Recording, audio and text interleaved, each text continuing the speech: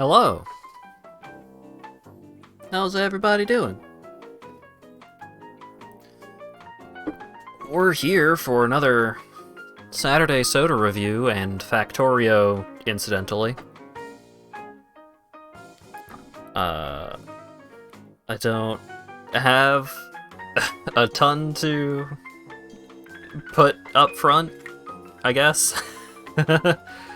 I really should have thought how I was going to open the stream before I started streaming, but you do what you gotta do sometimes.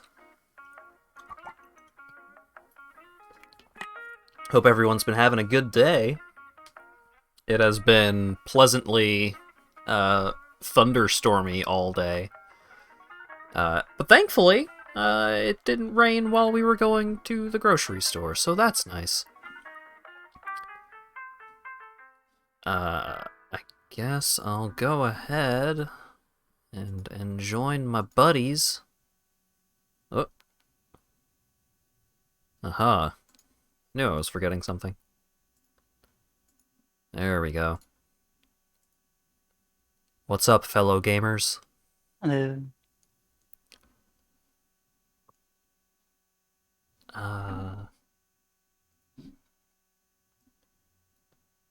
Feels like I'm forgetting something. Guess I could turn the audio on. Yeah, we've been having thunderstorms all day today. It's been crazy. Also, my Exciting. chair is crazy loud.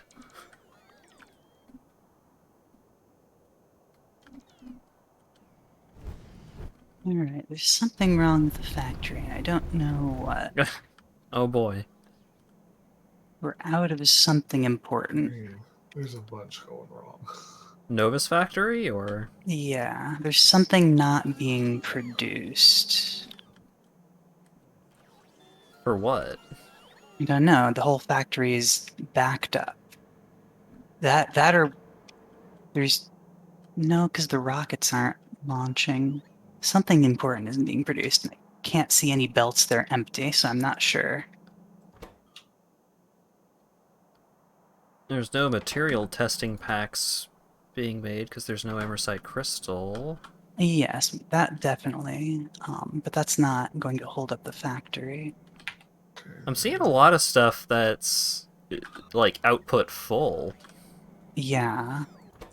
Oh, heat shielding is missing the iridium. Oh, heat shielding, yes.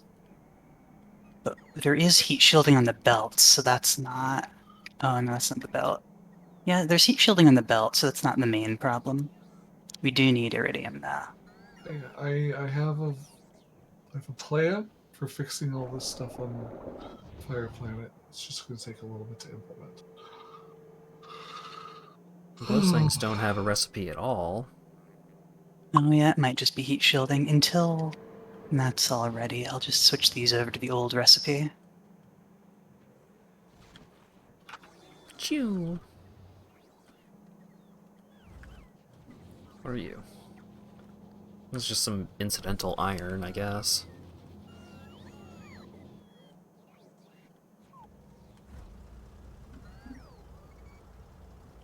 Hello, Dura.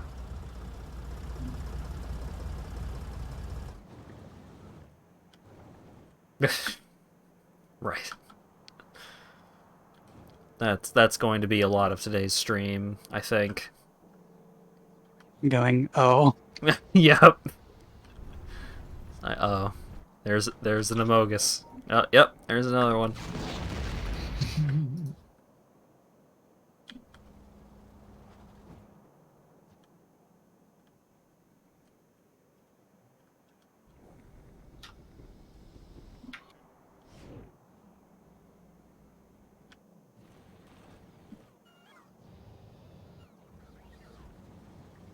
Things went a little wild last stream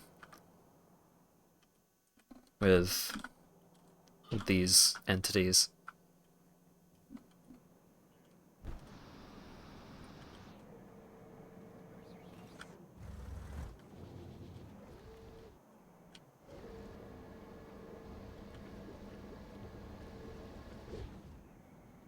Hmm.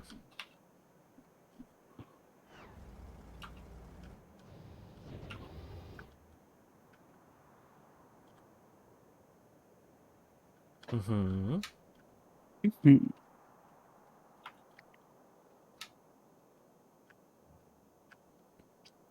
Soda review. I'm holding off on the soda review uh until a little bit in, so that we can have more people present. Gotta make you wait for it. What happened over here? What's all this? Superior transport belt and a bunch of pipes and a bunch of wreckage. I mean, that's just ruins. Is it? Yeah. Yeah. I figure we would have claimed We that stuff. no, all just ruins. There's some combinators and a speaker over here. You don't even have the tech for most of that. Huh. Electric lab. Some burner drills. Bunch of bugs.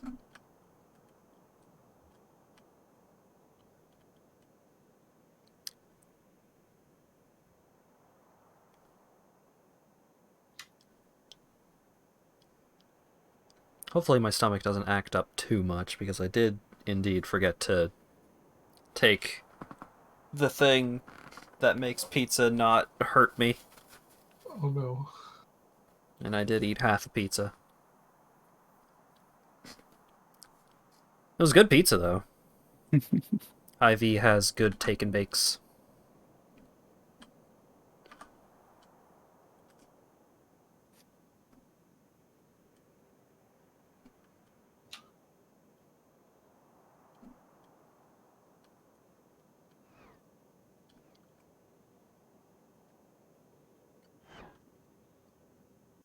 So what needs doing on the purple planet? I don't even know what was going on over here. What do you have? Let's see.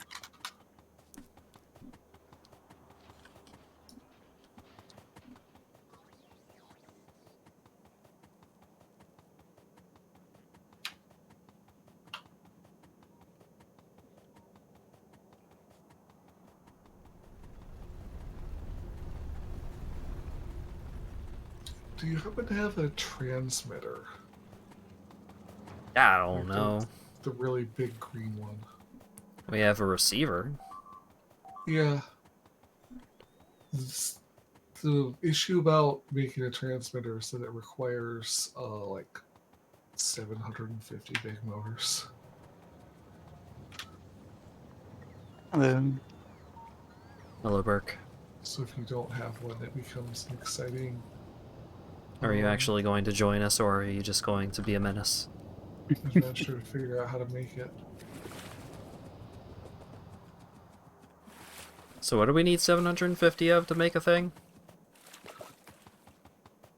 Okay, so the big electric motors, which are made with lubricant, Hmm. you need. Oh wait, never mind. I screwed up. No, you just need 10 of those to make a transmitter. Well, what other number was I looking at before? I Looks must like a be crazy. Muppet. Doesn't look that much like a Muppet. Okay, so it's pretty easy to make a signal transmitter. Never mind. You don't even have Factorio? I could get you Factorio. I can make that happen.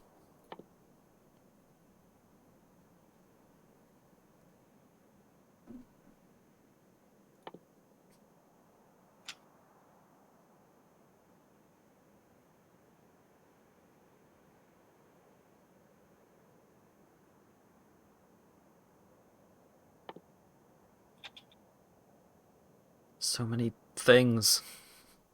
All right, I need to fix that pipe first. Microgravity wood growth. Wow. Microgravity fish growth.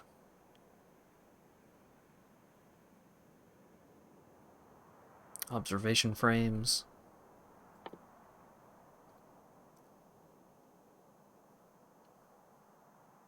Kind of want to get Factorio someday. Factorio's cool. Mhm. Big old time sink. So you got to keep that in mind.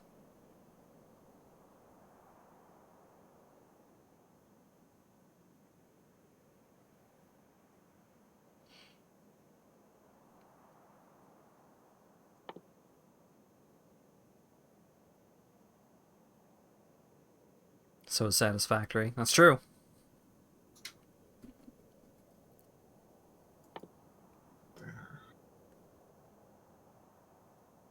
And Mountain Blade. Yeah, Mountain Blade also can be a pretty big time sink. Alright, transmitter. I just need 20 batteries. Do we have batteries around here?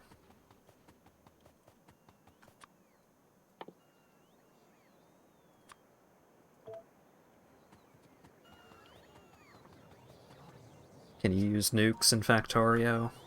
Yes. Yeah? I would rather you didn't use nukes, like, on our factories and stuff. But you literally can. Okay, so do I want to build a signal transmitter? Yeah. Soon you'll be able to use nukes in Satisfactory. Oh, that's true.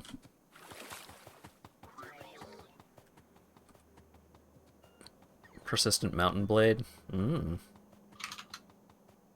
It'd be funny, though. I mean...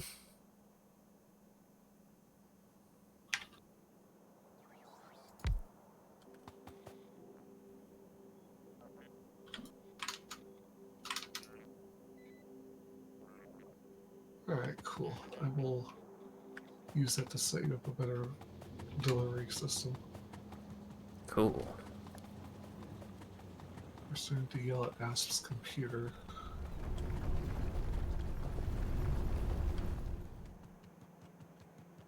I don't know if nukes actually remove concrete. So...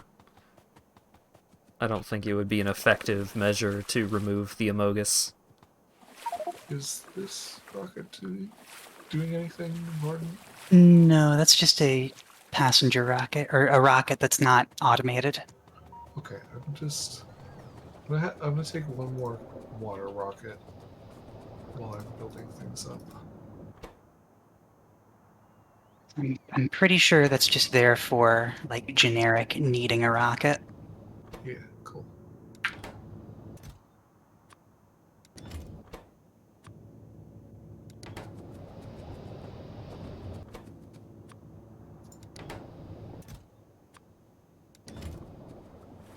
Hype train!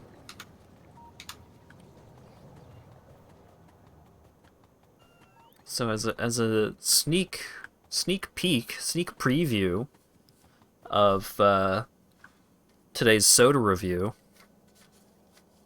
I'm gonna have a sip of it.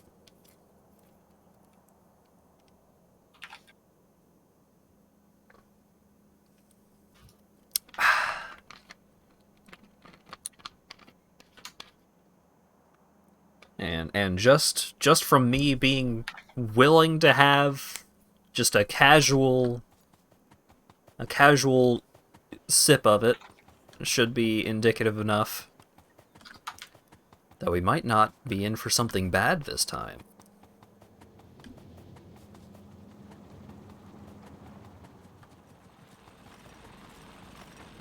Pilk review. Well, I mean, if you Yes. think that's what that's gonna work out like, then you go ahead and believe that. Is your crafting computer active? Unless it broke in between the last time I looked at it. There it goes. Okay, it's scanning some things. Oh yeah, I did trim the planet. Thank you. I'm trying to convince it to make me some combinators.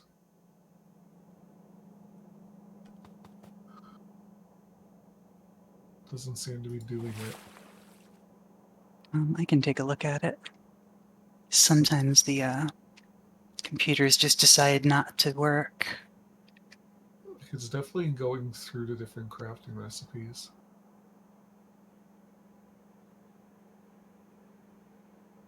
But it seems to be rejecting them all.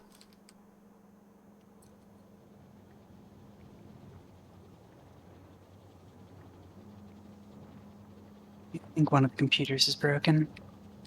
Okay. Oh no. They just like, have you encountered this in the multiplayer where they just sometimes decide not to work and need to be? A little bit, yeah. Though I was doing that in single player too, I think.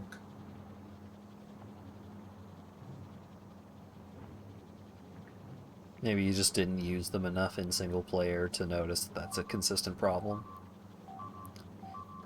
Oh god. The drones.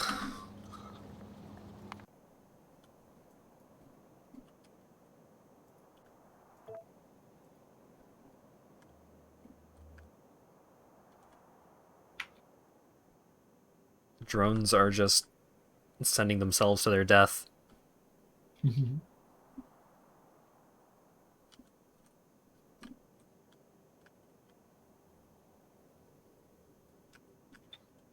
Should maybe be working now. Okay. Well, if it starts making combinators, then it's working.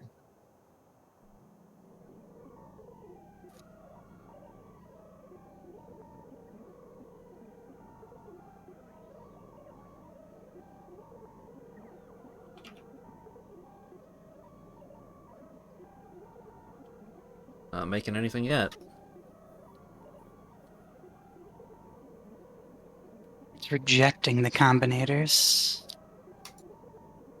Rejecting? Should have the ingredients to make combinators, I think. Yeah, something's not getting the signal it needs if that's the case.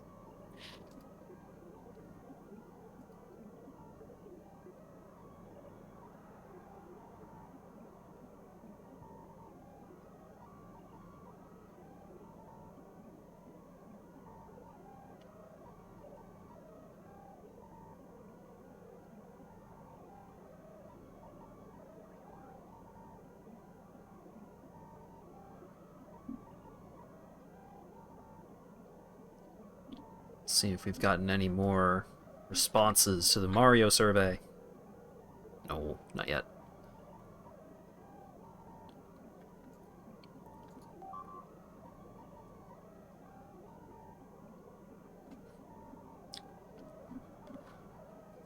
So far, aside from the names, the first two responses are exactly the same, which is a good thing. I couldn't figure out how to answer that survey, whether to answer it as having recently done most of it or I long mean, time ago done all of it. it depends on which you feel is more representative of your skill and contribution That's to the fair. team and all that. Hello, Fletcher.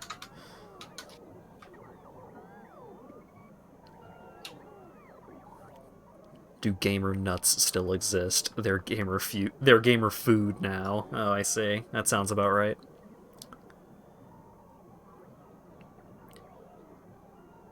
I do need to get some Mario 64 practice in myself, but I'll probably just do that after the stream tonight. Or maybe if Slinko shows up, I'll do it during the stream for funsies.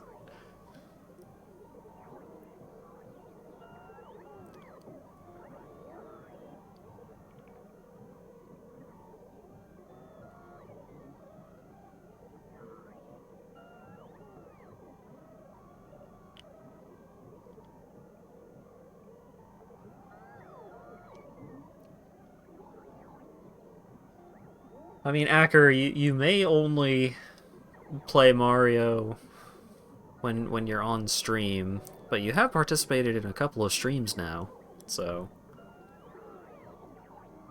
you know that's not nothing.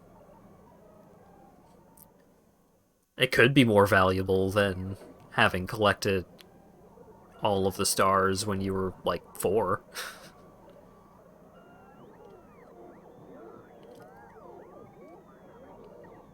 You got another survey answer.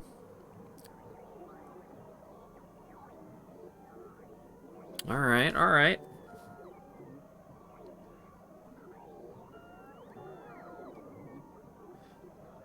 Yeah, I figured Burq would answer the survey almost exactly like this, which is not encouraging.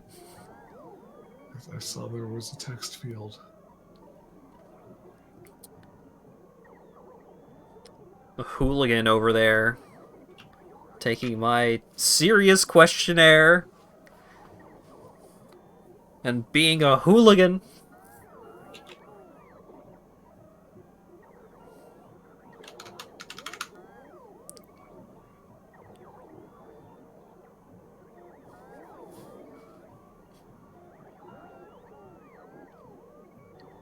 I added an important note explicitly to avoid this exact kind of answer, but here we are.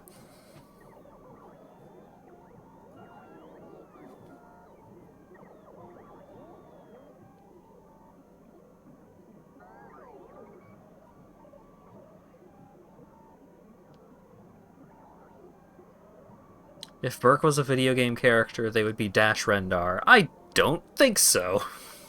I disagree with that. Dura did the thing. Cool.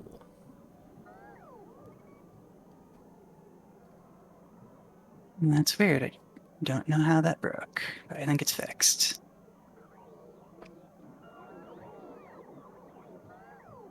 I think what's fixed. The machine, one of the computers just needed to be restarted for some reason because it wasn't working right. It had bad Literally, memory have or you tried something. turning it off and on again? Yeah, I had to like turn it off, clear the memory, and turn it back on. I mean, that's how computers work too, so accurate to real life.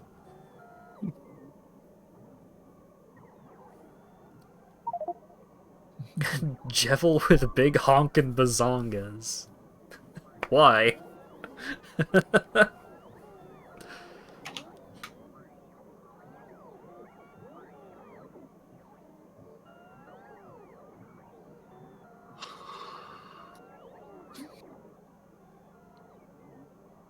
Okay. I think that'll keep the oil in balance for now. Can't leave well enough alone. Can't just be Jevil.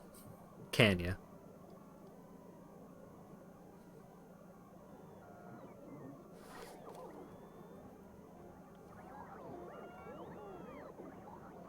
Hey, now you can draw asses too. You've got capabilities.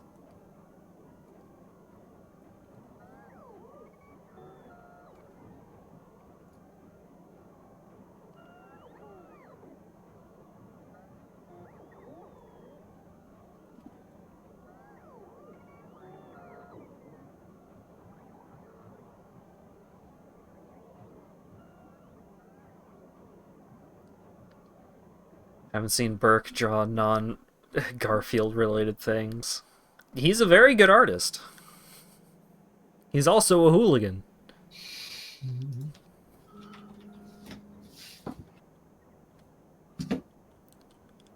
Yo, Garfitty. Get that crystal lasagna. I kind of want to go back and play 50 Cent Bulletproof again. I played that on the PS2 when it first came out, and it I remember it being a game I enjoyed playing. I certainly don't remember it being a good game.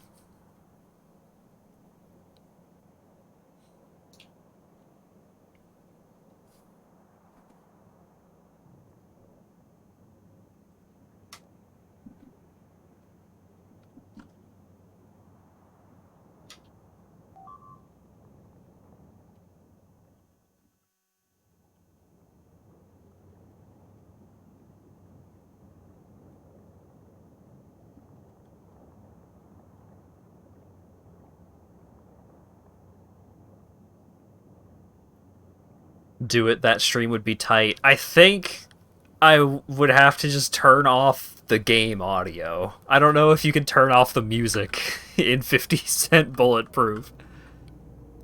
Because believe it or not, I think a 50 Cent video game would have some DMCA issues. Def Jam. Ah, Def Jam, Fight for New York. I love that game so much. A lot of DMCA worries with a lot of those games, but those are totally games that I would play. Those games are really fun. I only played Fight for New York. I did not play the original or Icon. I played a little bit of Icon, and it wasn't very good.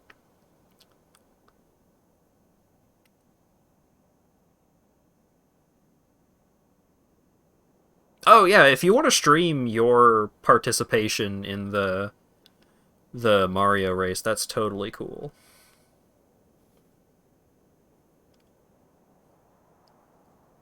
Can be an extra perspective.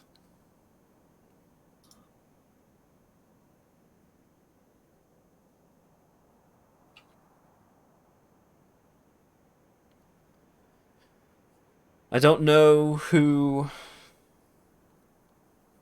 we're gonna have hosting the games, because the thing, it's gonna be a bit awkward doing the Mario co-op thing, because the team captains, whoever's hosting the game has to be the person that like invites people to the game, I think. Maybe not, but I don't exactly remember how the multiplayer aspects work and how the Discord joining works in detail.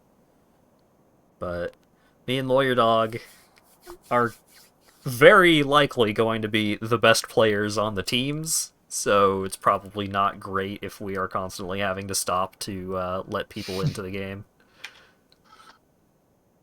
So we'll figure out stuff like that once we have a better idea of who all is going to be on each team and so on.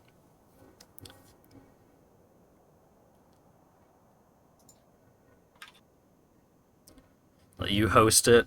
I don't know about that.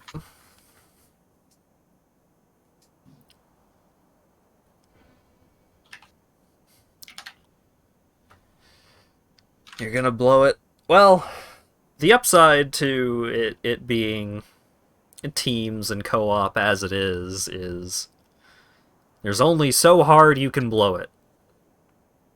Unless you are, like, actively going out of your way to be in the way. Sabotage. Which is discouraged. I know it's content, but I would rather not. I want people to do their best.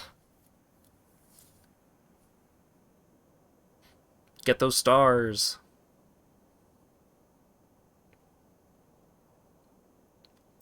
I'm trying to learn some of the techniques that I've used in some of my streams. Yeah, it's there's a lot going on when you start getting into some of the more technical stars and techniques and stuff. Hat, you're a star. Oh, thank you.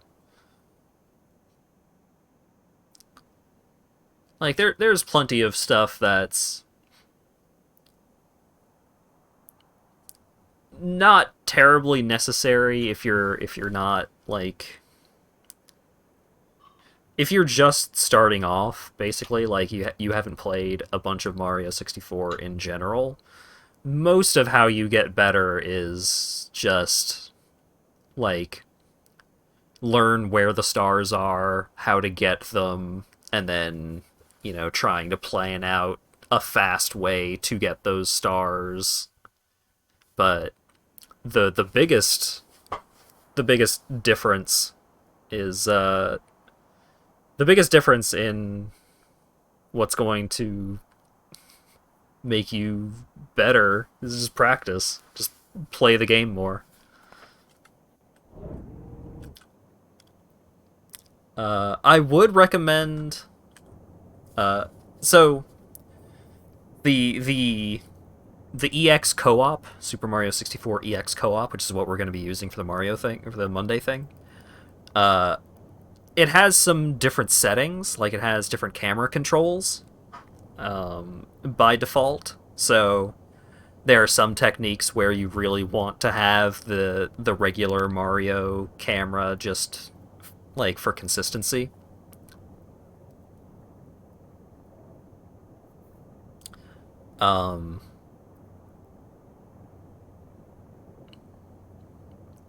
But also the game feels different playing at a high frame rate, so getting used to that could be handy. If you enable the character-specific movesets, which we have had enabled the last couple of multiplayer Mario things, then the different characters will have different attributes. Like Toad is bad at jumping, but has but is really fast comparatively. The penguin kicked your arse. Yeah, the penguin race is tough. Because it rubber bands, so even if you start to get better and go faster, then so will the penguin.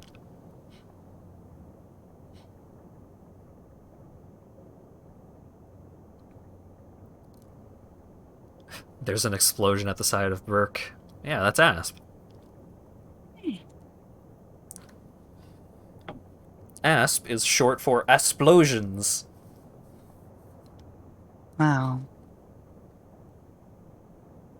It is, You don't though. have to say that. But it is.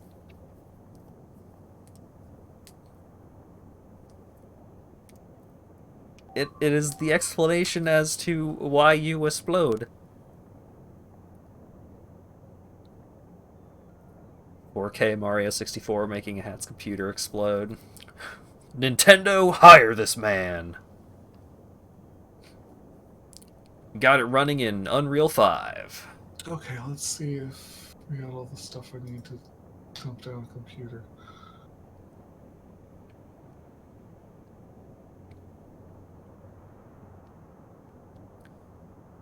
Howdy, Rand. How's it going? Cool art you've been posting recently? There's a point in the track that you can jump off, and exactly at the end cave for the race so the penguin can't catch up. Yeah. There's a couple of different ways that you can save a lot of time.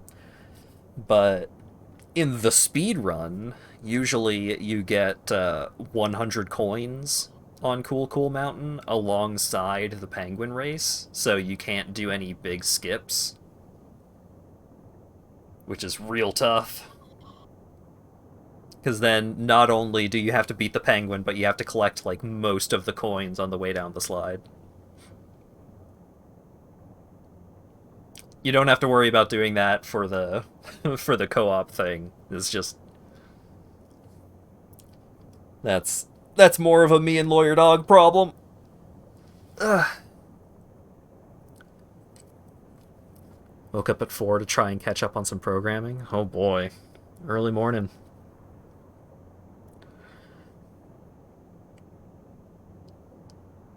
Commission for a certain person, I can probably guess by the subject matter. I mean, when you do commissions, I can usually guess who the commission is for just based off of the fact that you're actually doing a commission.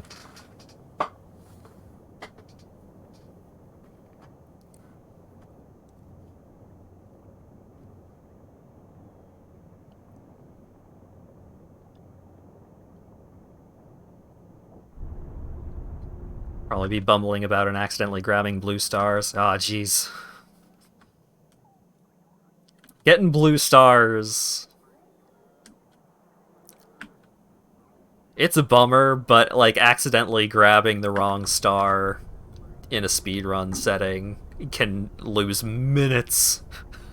It can be very rough. I wonder if there's a good way to coordinate, like, who's getting what stars. Lawyer Dog was doing a real great job at coordinating him and myself, but in general, there's the in-game text chat. I'm gonna have the voice, or I'm gonna have the chat open, or I'm gonna have the voice channel open to everyone, but I think I'm going to have voice privileges on a case-by-case basis, so that way everyone can get real-time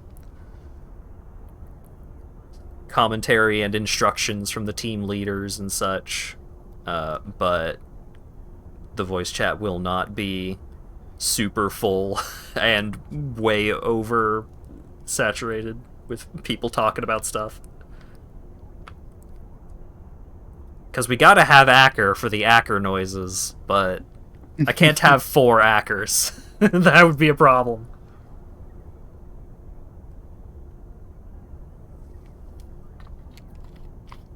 Hacker noises. Hey, how's it going, Acker?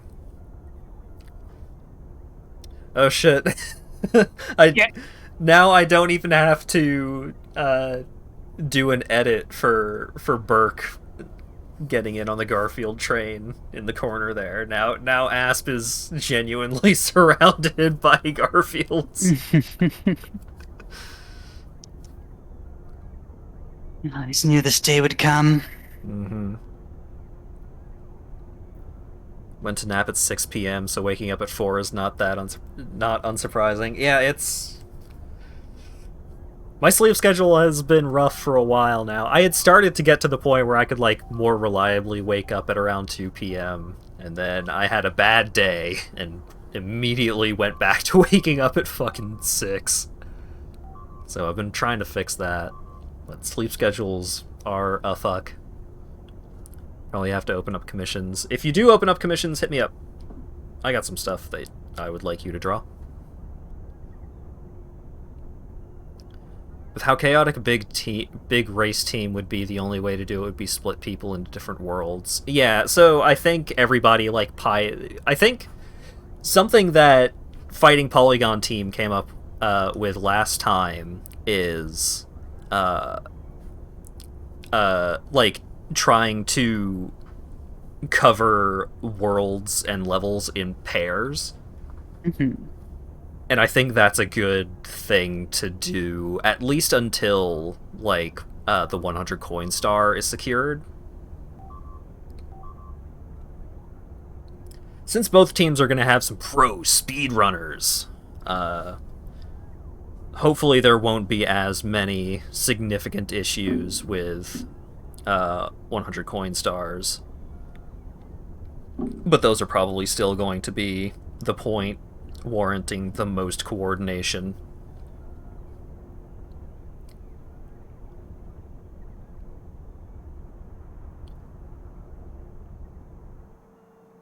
There's an Acker on the screen. Acker just hangs out sometimes. He's cool.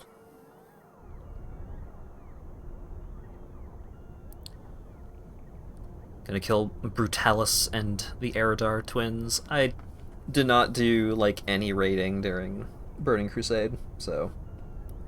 I did a teeny tiny bit of raiding during Wrath, and that was pretty much it. I'm not cool. I'm a war crime. What? Oh no. Since when? Sus. Oh no. Want to commission more art, but it feels weird not commissioning a friend. He's done pretty much all your art. Yeah, I understand that feeling. I have trouble branching out and commissioning folks that I don't already know. Like, I know a lot of artists, so it's not that big a problem, but sometimes it's like, oh man, I would really like to get something from that artist.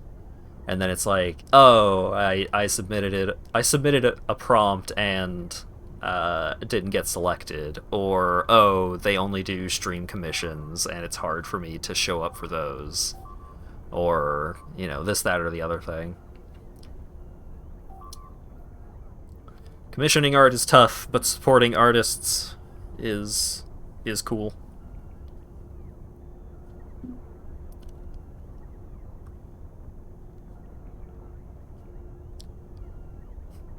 Hey, I want to commission you. What do you want? Yeah. I generally have, like, a basic idea of stuff that I want, but then it's like, do you have any pose references? Oh, hell nah. Not in a million years do I have a pose reference. I think I managed to have a pose reference, like, once. It was like, you do whatever feels right. I believe you. It's tough.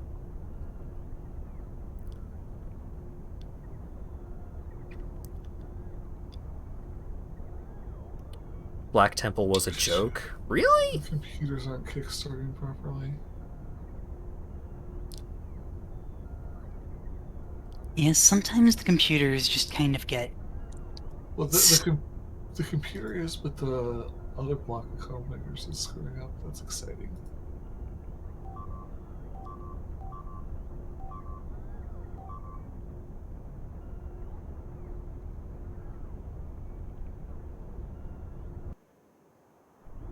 Oh god. Jumping in Magic Poser and slamming 3D dolls together has worked wonders for you. Yeah, but part of the problem is that I don't have a specific pose in my mind's eye. So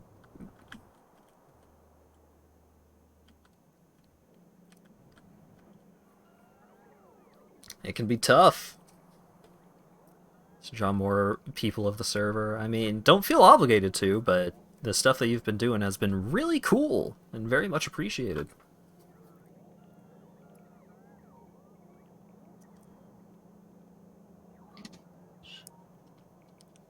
I thought I had heard about, like, regarding raiding in Burning Crusade and Black Temple and stuff. I recall hearing that Illidan was, like, really tough at the time. Gotta do a logo for, like, are you setting yourself up as a independent company kind of thing? Or just for general use?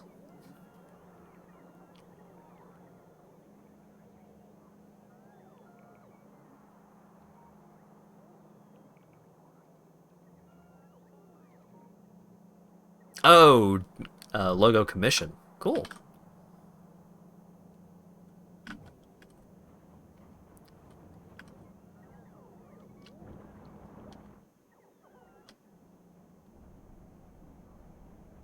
I think my mom tried to get me to design a website for her one time, and I had, like, some of the technical aspects down.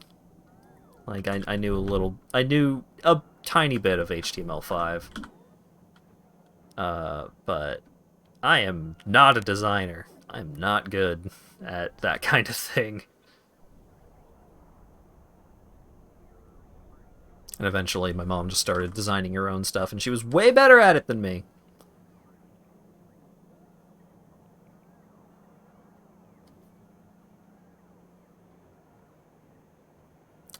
Wow, Burq. Damn. Illidan's a cool fight, but not very hard.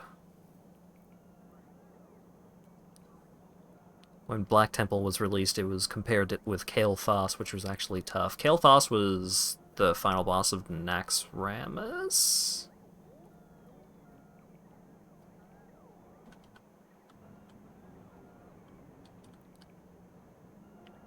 I mean, if you do want to have more stuff than just profile pictures, sometimes people do have, like, reference material and stuff that they would be happy to give you. That's weird. My game's lagging. Oh no. Kel'Thuzad was Naxxramas. Kael'thas. Oh, Kael'thas. Yeah, Tempest Keep, Sunwell Plateau. Yeah. Okay, got it. Hey, Hat, what kind of frame rate are you getting? 50. It is less than 60. That's true. I'm getting. I think if I go back to, Something. I think it might have been 50. Oh wait, no, it's pretty consistently 50. I'm not exactly sure why. So let's try and remember how you get the figure out what's causing the lag.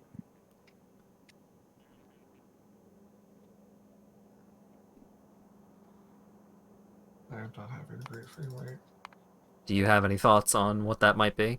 There's a tool in the game that lets you see the breaks it down by source. Oh.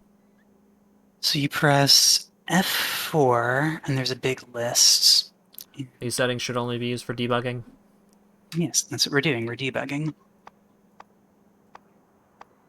Which one? So I'm checking. Not show detailed time usage, I think. Where's that? There's detail info and there's time usage. Yeah. Yeah, time usage, sorry. Whoa. Entity updates taking 4. Script update. And there's some of it underneath that menu on the left. Oh. Wowie.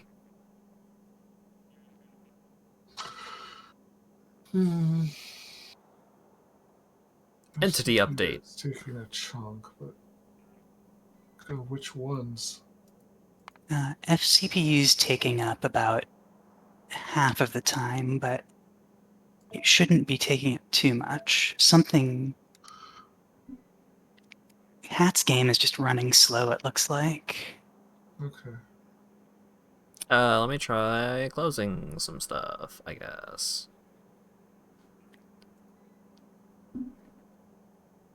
I don't have a ton open, but worth a try.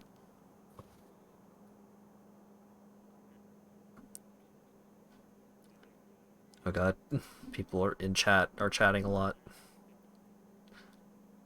Something under Hat's face is taking up time, probably. Script update. Yeah. The number 'Cause on the you've got far left something is 5.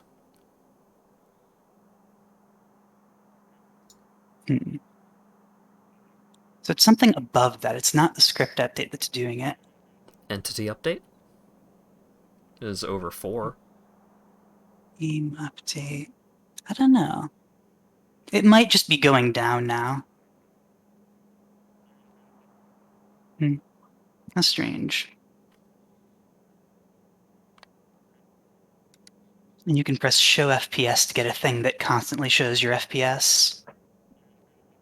Well, I have the Steam Oh, you do? FPS Okay. indicator, and it's gone back up to 60, so something I had open was making Factorio unhappy, I guess.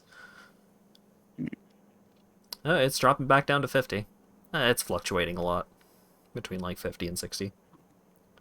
It's just somewhat miserable to play when the host is getting less than full frame rate, because it makes our games kind of stutter, because we're waiting for you to catch up. I'm having worse frame rate issues, I think, because I'm looking at a different planet.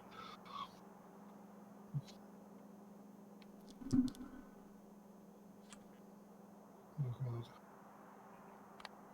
god. From that, it looks like the FCPU is non-trivial, but not so much that it would be the cause. I don't know what to do to make it use less. All the CPUs sleep a lot.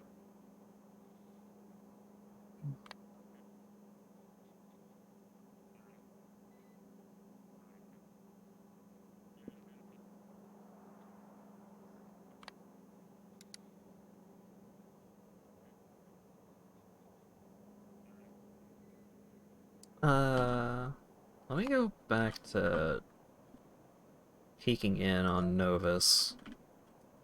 So I think that's when I was having the worst performance. Well, it wouldn't be from, it's not from rendering, it's from physically like updating the game, so it won't matter what you're looking at. I mean, it does though, because I was getting like 60, and then I pop over here to look at like the main area of the factory, and it drops by like 4 to 5 frames per second. Bring up the show time usage again. Ah, damn it.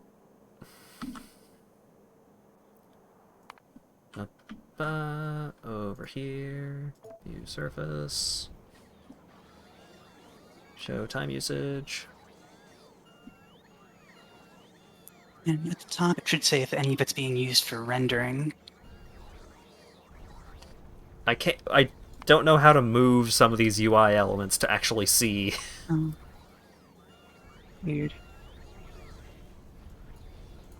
You pin the current view and then you can maybe close it.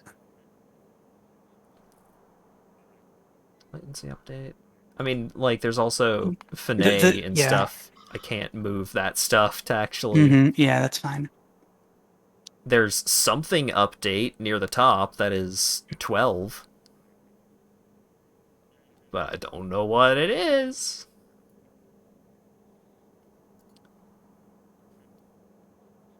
Making the game window bigger did not help.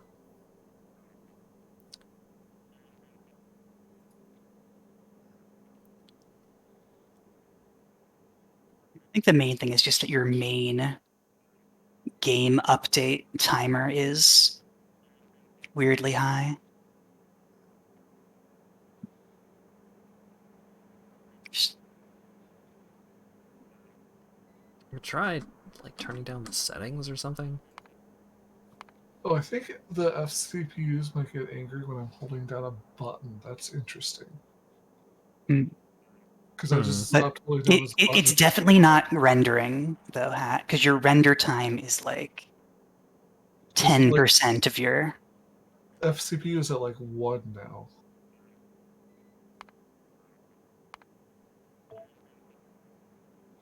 It could just be that we have a lot of game going on. Yeah. On multiple planets.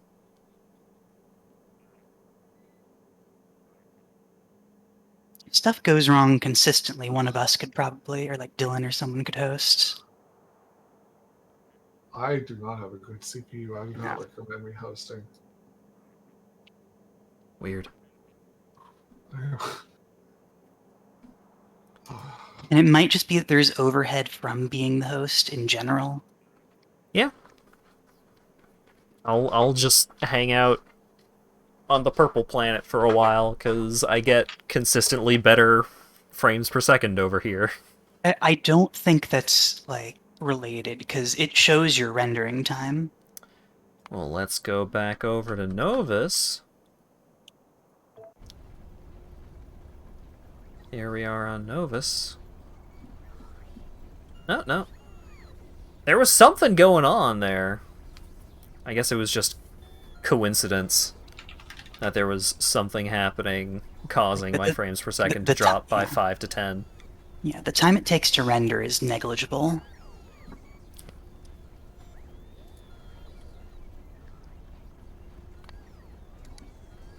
Alright. Okay, I'm gonna catch up on chat.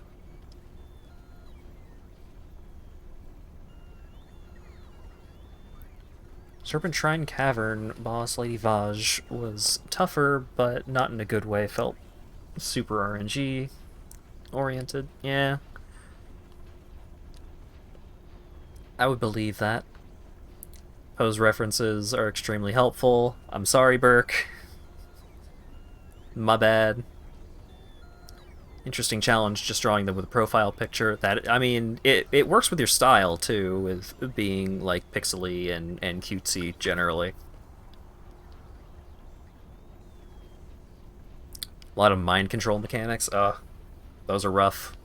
This is just like, oh, one of our healers got mind controlled. Time to die.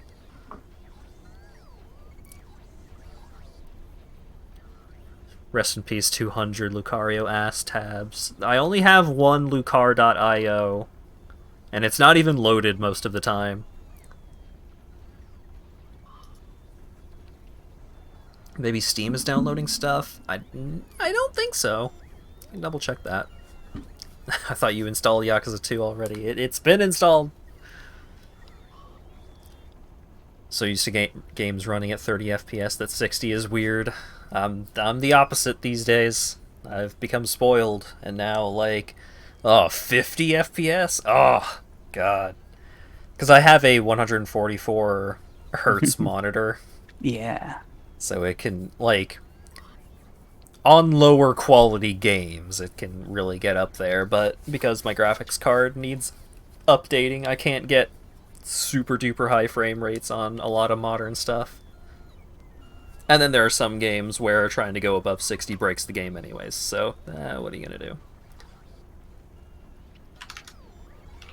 Local man factory's too hard. It happens. Too much factory. That's what happened in Satisfactory. We factoried too much, and then the game wouldn't let me play anymore.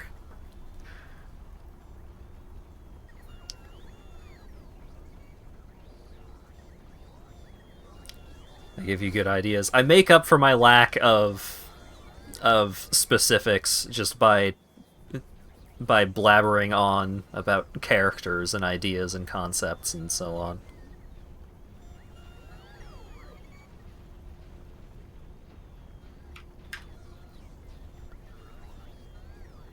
Completely random mind control that couldn't even be crowd controlled. You could taunt the mind controlled character, but otherwise, damn. Not even the worst designed fight in that thing. Jeez.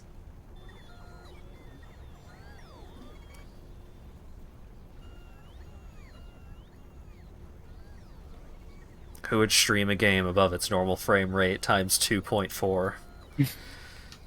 Man, that was so hard. Oh my god.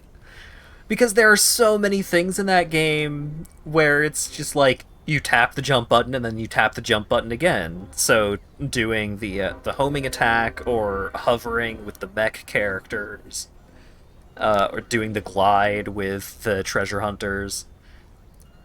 And like the game was running so fast that you'd have to like double tap real fast in order to get it to work properly in a lot of situations. And then anything that required, like, multiple homing attacks, like Bio-Lizard, that one blue orb fella during Final Canon, Sonic's section of Final Canon.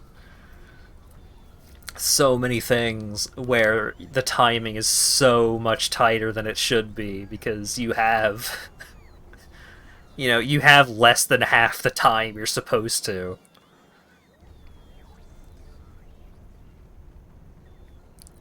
Anything that you're supposed to react to is just absolutely terrible.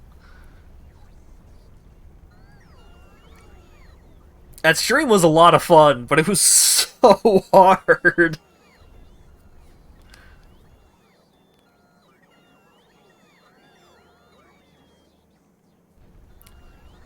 The Chow racing minigame would have been hilarious. If I actually had a good Chow, I think that would have been pretty fun to watch, but because all of the Chow, like, I hadn't raised any Chow, so they were all babies, so they go super slow anyways.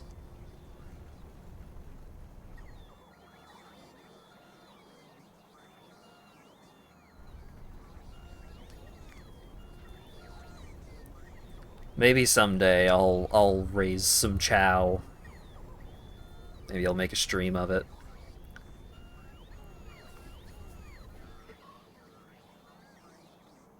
It's a dangerous proposition because raising Chow is not exciting. it's not particularly fun to watch because it's just like, oh, I'm gonna quickly run through this stage so I can get 10 skeleton dogs, and then I'm gonna go back and feed them to a Chow, and then I'm gonna leave and do it again. We have to raise KO. No.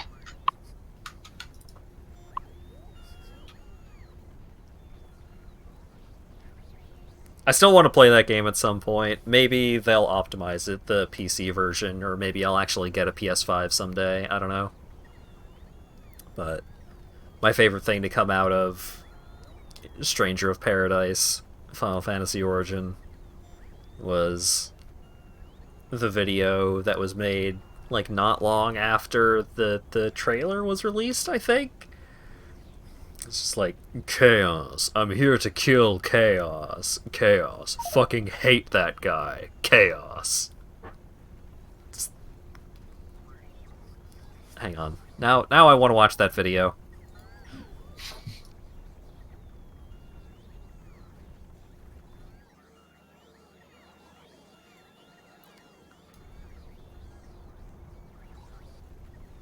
There's another response.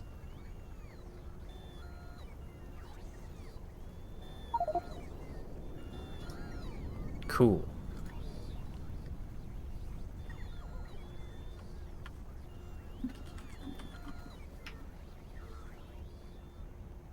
Is this the one?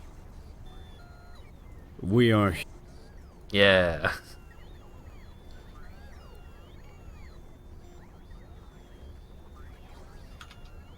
Which of these window captures is the one that I want?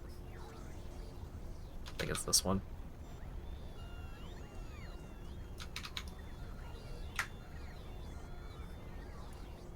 We are here to kill Chaos.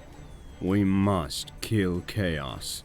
My quest is to kill Chaos. Chaos will die. I can't fucking stand Chaos. He pisses me off. Chaos won't escape. Chaos killed my wife and fucked my dog and recorded it. Chaos. I have the MP4 on my MacBook. Chaos is a loser nerd with no friends. Chaos. This is the shrine of Chaos. Chaos. We're here. Mom said it's my turn to kill Chaos. We are here to kill Chaos. Chaos. That's my mission. I hate Chaos so much, it's unreal. Chaos will be waiting. I only know one thing. Chaos. I want to kill Chaos. I can smell Chaos, so I think he's around. This is the shrine to Chaos. I just shit my pants. He's here. Chaos. Chaos pissed on my doormat. Chaos. He was trying to draw his own face with his piss. Chaos is the speed-eating champion in Scranton, Pennsylvania, Chalupa Division. Chaos. I won't rest until Chaos is defeated. Chaos hates capitalism, and yet he participates in it.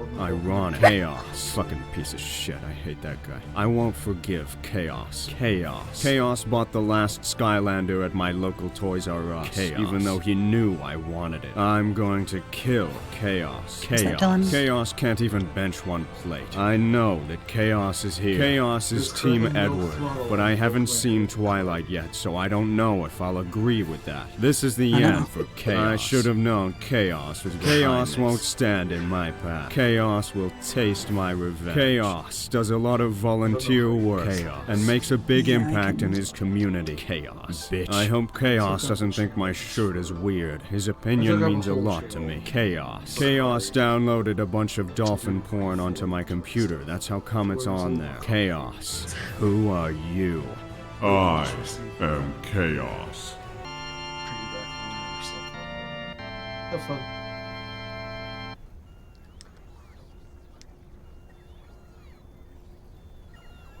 Chaos says he hates capitalism, yet participates in it. Ironic. Love that video so much.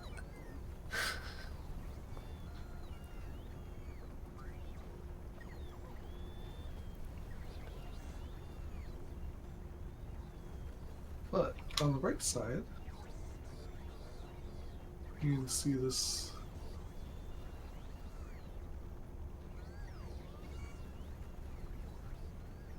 Chaos contributes to the community.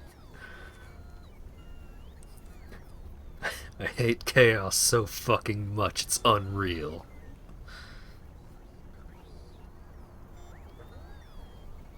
Oh my god. Oh yeah, soda review. I guess it's been long enough. So, I got my hands on this hot pink bitch of a Mountain Dew. I got some Major Melon Dew charged with watermelon flavor with other natural flavors. Contains 0% juice, 270 calories for one bottle, 73 total carbohydrates, 73 grams total sugars, 146% of your daily value of added sugars. 0 grams of protein, 85 milligrams of sodium. Contains carbonated water and high fructose corn syrup. It's got everything you could possibly want out of a soda. And I like this soda a lot. I think this is by far my favorite Mountain Dew flavor, and actually, I just really like it as a soda.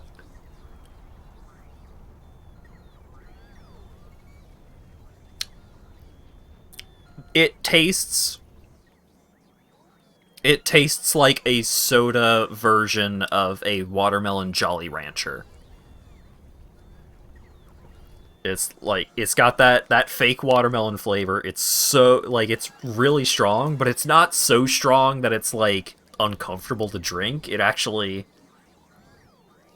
like, mixes with the fizziness and the Mountain Dewiness.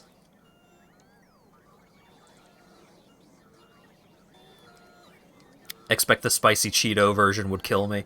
I still have that bottle of the spicy Mountain Dew in the fridge, because nobody wanted to drink any more of it after the first sip, except for me. And I got through like half the bottle before I quit out.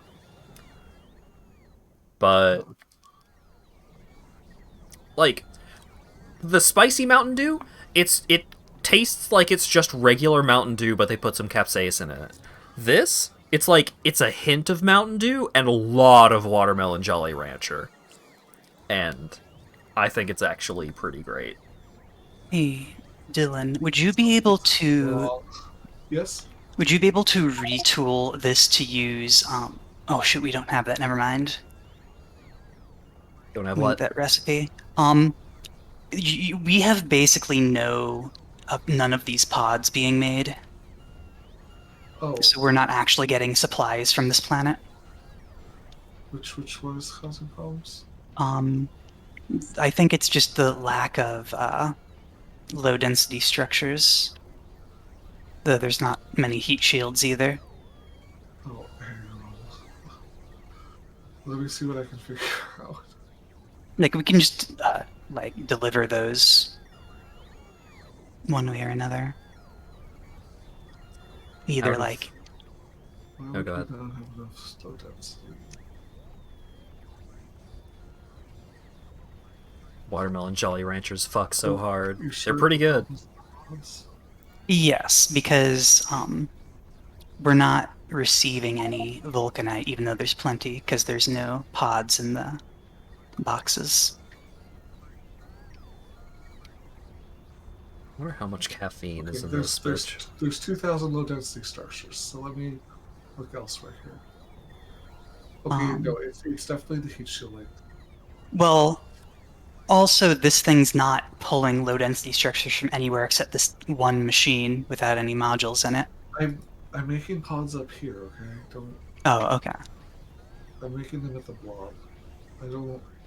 I haven't looked at all of Sicko's machinery already. Okay. Sorry. I didn't know there were two. Like this Slicko left behind a lot of stuff and I have to work on a lot of it and I haven't done all of that yet. Okay, sorry. There's a lot. Okay, problem. Not enough sulfur. Because not enough water. Okay. Water and water and water. Right. Out of all 3 Saturday soda reviews there have been so far, Major Melon, Mountain Dew, easily first place, not even close. I think I liked the Nitro Pepsi less than the Spicy Mountain Dew.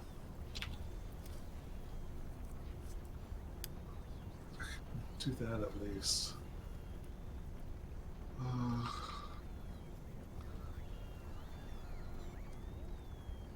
But like, Major Melon, I'm totally happy just buying a bottle of this and drinking this. It's just good. It's not particularly a drink I would want to have with a meal. This is a sippin' soda.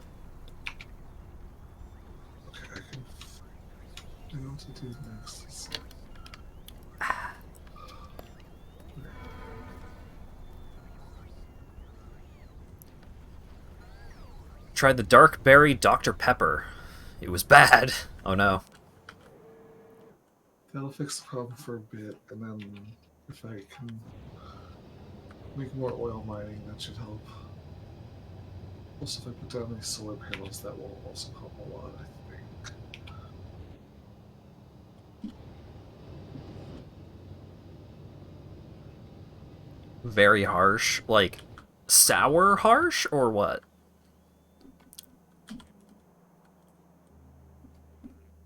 Just like too much berry.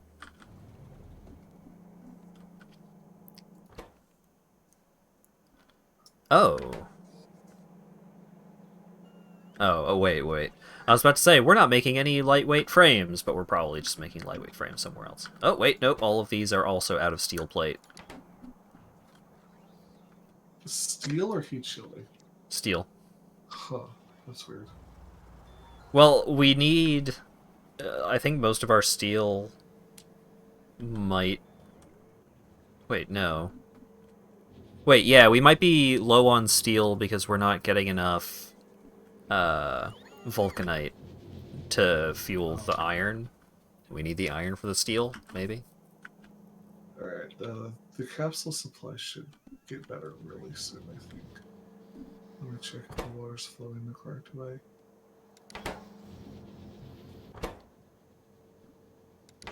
Yeah, all like most of our steel industrial furnaces are not getting the iron they need.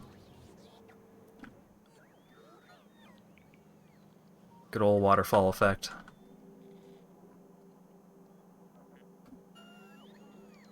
Imagine snorting Smarties. Oh, like elementary school. And middle school if you were dumb.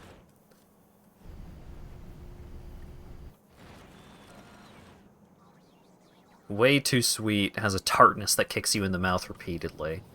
I feel like that would be the perfect soda for some people, but I would not be that some people, so... I believe you. I believe in your judgment that it's not very good.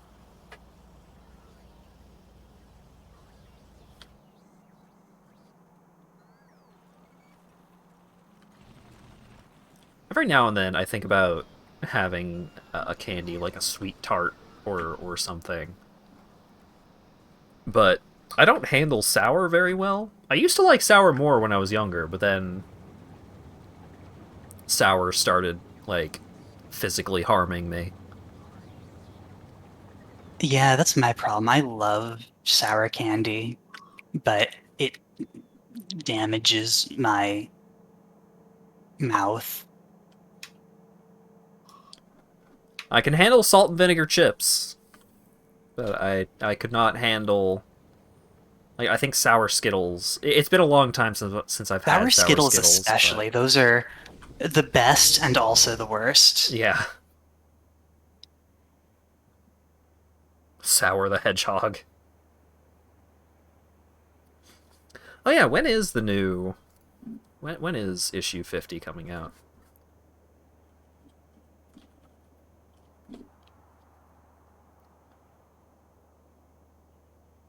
Release date, June 22nd. Oh boy, oh boy.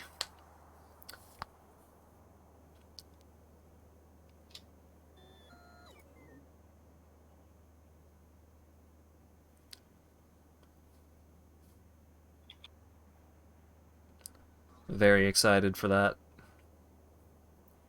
I'm kind of tempted to, like, try and get a physical copy of IDW Sonic issue 50.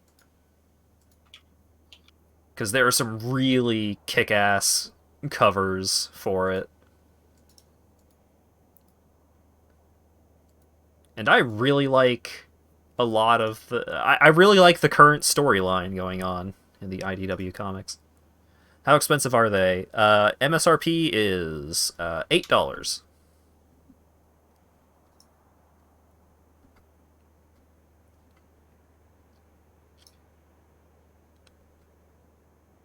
But I don't know.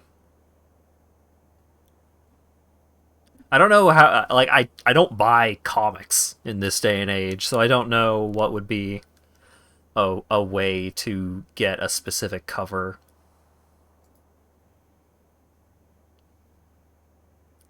But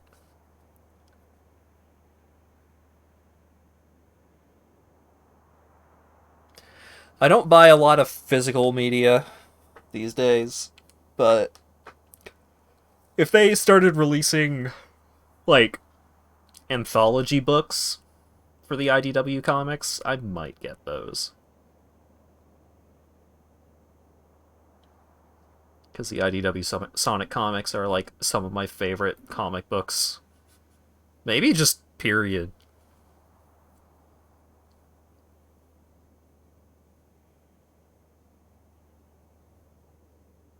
I don't know if I have a Garfield anthology anywhere, but I have a bunch of Calvin and Hobbes anthologies. But, you know, those are comic strips and not like a serialized... Not something with an ongoing story like the IDW Sonics are.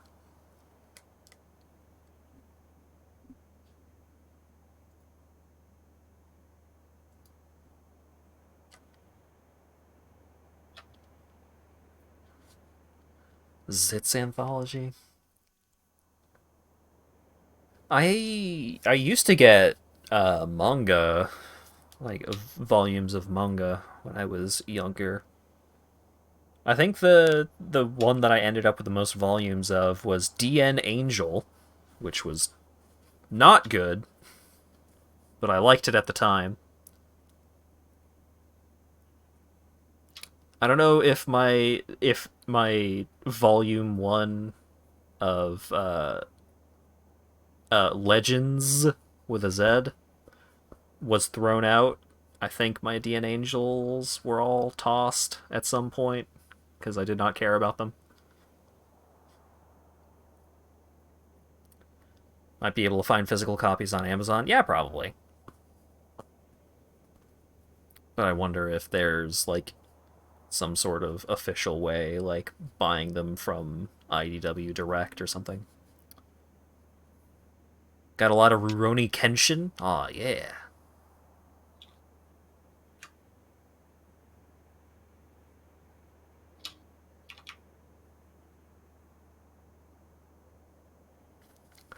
We had... Lawyer Dog got a couple of volumes of the official Beastars translation.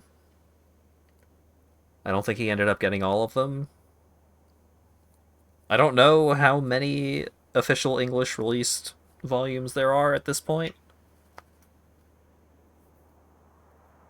I don't know how particularly interested he is in getting the rest of them anyways, because that series did not end great, but, I mean, still good. Most of Spice and Wolf? Aw, hell yeah. Check out this cute wolf girl. Aw, gotcha. It's about economics. Get owned, nerd. I mean, if they're a nerd, surely they'd be happier to see that it's about economics. Wrong kind of nerd. Oh no. Maybe I'm just projecting. Yeah, you are. That was this quick.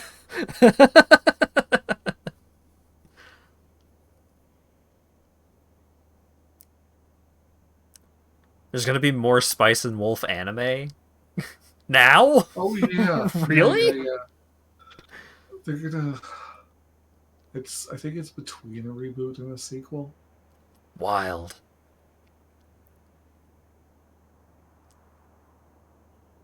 I think at some point, speaking of, like, comics, my little brother really liked the Yu-Gi-Oh show when we were kids, and it decided to get the first book of that.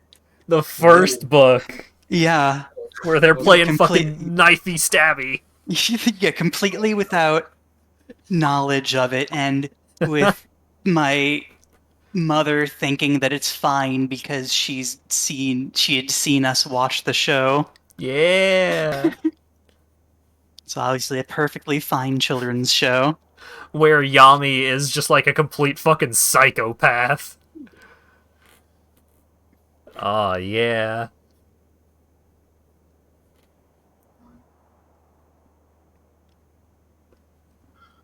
Your sister has all of Demon Slayer up to date on One Piece and most volumes of My Hero. Damn. Does your sister also get My Hero Vigilante? Vigilantes? Nah.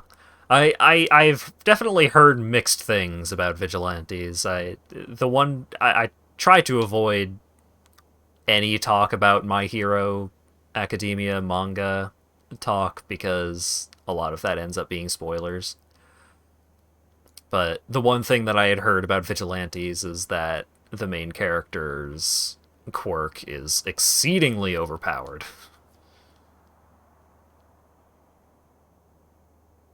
Compared to the normal story? Yeah.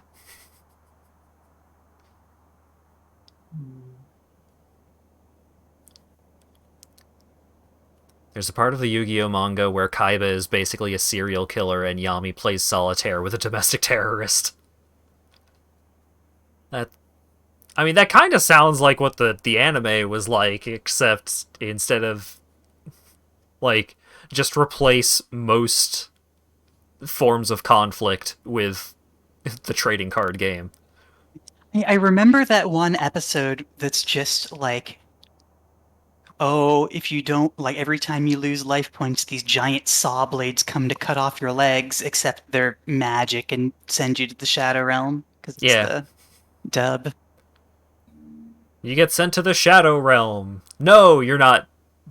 No, you're not literally dying. You're just functionally dying. Don't worry about it.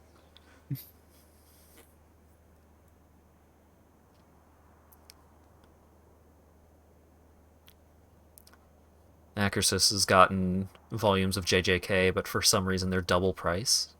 They know they've got the good stuff. Premium product, premium prices. 4Kids messed up calling dying being sent to the Shadow Realm because then a real Shadow Realm existed later. Oh no. Wow. I got the idea somewhere, didn't I? Okay, there we go. I have stabilized the stupid. Nice. Here. Main character of Vigilante's quirk is overpowered as fuck, but he lacks everything else. He has the heart and the power, but not much else. Okay, so unique from Deku, then. It's one of Deku's big things is that he's really good at studying powers and opponents and stuff like that. So he's actually just really smart when it comes to hero stuff.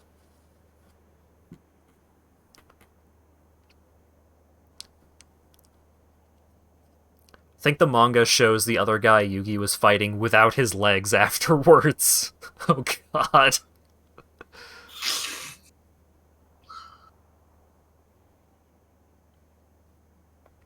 Never processed that the Shadow Realm was a euphemism for death. Yeah. Yeah. But it was a kids show. It was on 4Kids. You couldn't say you're gonna fucking die if you lose this card game. Okay, there. The resupply system for Kari is now fully operational. Sanji isn't smoking, he's having a lollipop. Very aggressively. That that Navy dude isn't holding a gun up to the kid's head. He's holding a contraption with a big hammer on a weird spring with a trigger that he holds like a gun. Seen that? It's so bad. The 4Kids version of One Piece is so bad. It is incredible.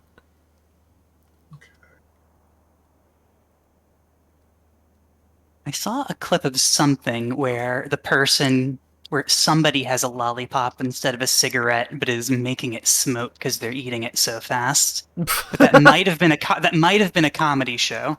Yes, that was the. I need to watch that show. Is that Cromartie? Yeah, I think so. That sounds like a thing that would be in Cromartie. Gintama? No.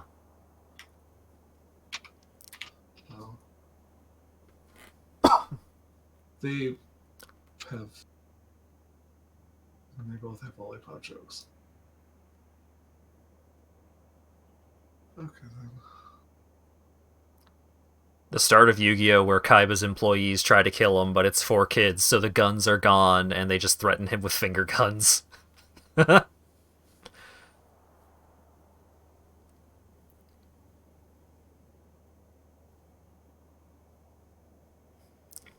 then there's... I don't know if it was like a different version of the Yu-Gi-Oh! Anime, or if it was just later on where they were allowed to show guns.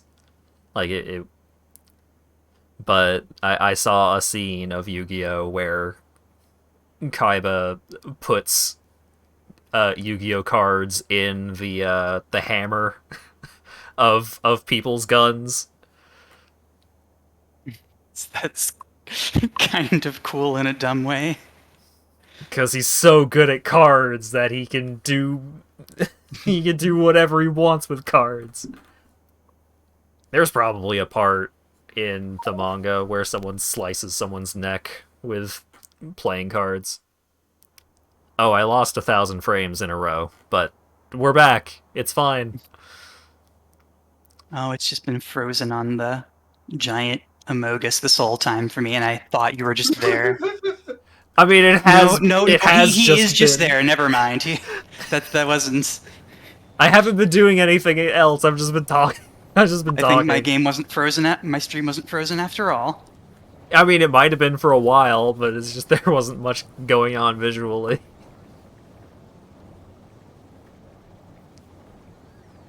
The kids next door, wood guns. Alright. Take a flashlight and a magnifying glass, and then you've got a laser.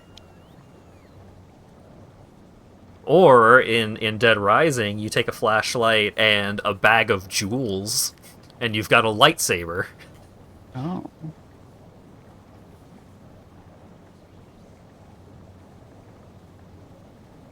Okay. Right. Gotta process this giant tank of iridium holmium water. Mm-hmm. And then all the water can go back into the system. Nice. I saw a video that was like, what if Yami had access to Exodia the whole show? And he just turns 0 kills every single person in the entire series.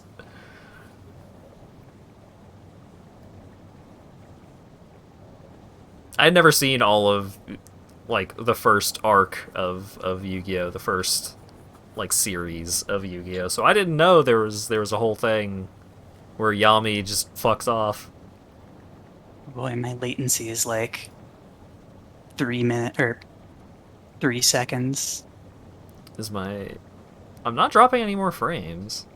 Yeah, something just spiked in the latency, and I don't know why. Weird. My frames, my FPS is fine right now. So, is there a thing for like network performance in the debug settings? I don't think so. Probably.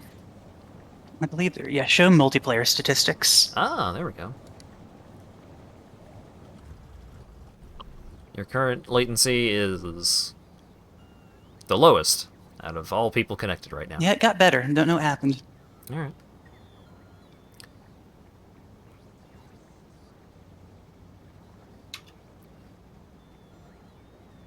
Another Yu-Gi-Oh! Thing in the manga, Evil Merrick uses Millennium Power to make people explode. That sounds like something they would do.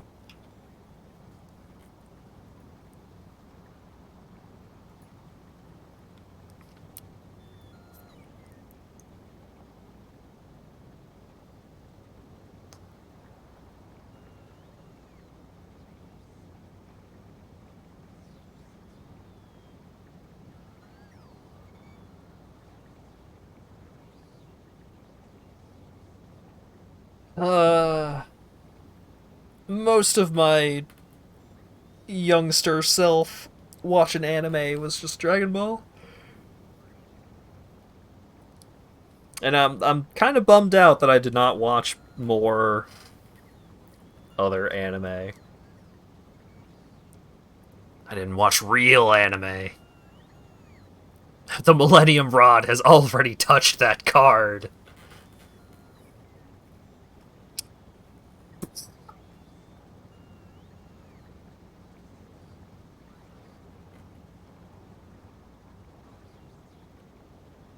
In the manga, Joey was a much more competent player and beat people up physically. Yeah! Joey Wheeler. I could totally see him doing that stuff. Hey, Yug!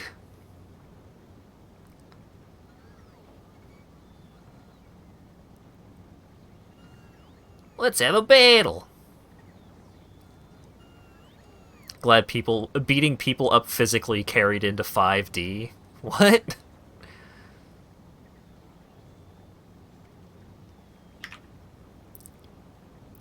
He kicked Bandit Keith's ass in card games and out of it. Did Bandit Keith have the... Bandit Keith was the dude with the American flag bandana, right? Did he have that in the manga? Because if so, that's awesome. Good old American representation. Yeah. I'm still bummed out that I'm pretty sure the version the entry into the oh god, the other Pokemon series, the totally not Pokemon. It's not Yu Yu Hakusho, but that like Yu Yu Hakusho overwrote the name Yokai Watch. There we go. There was a Yokai Watch game that takes place in America, and it's just like Burger Cowboy Hat Freedom Land.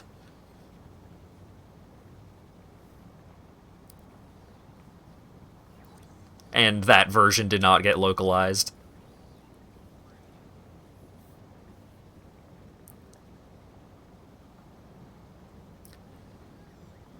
I watched some Yu Yu Hakusho when I was younger, but I don't know if I just didn't watch it often enough, or if they only ever aired the like the first arc, the first season, whatever you want to refer to it as. But I just remember so much, like, I remember seeing the first like the first while of that show of just like, I don't remember ever seeing anything past him getting the spirit shotgun. And I don't think that was I think that was still pretty early.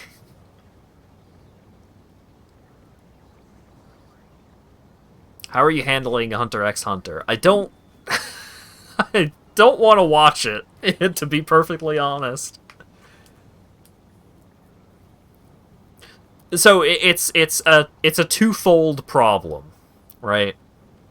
So the current part of Hunter x Hunter that I'm at has bugs in it. And like the bugs are a very main thing of the part that I'm at. And that sucks cuz I am terribly phobic of bugs. Bugs are very bad for me.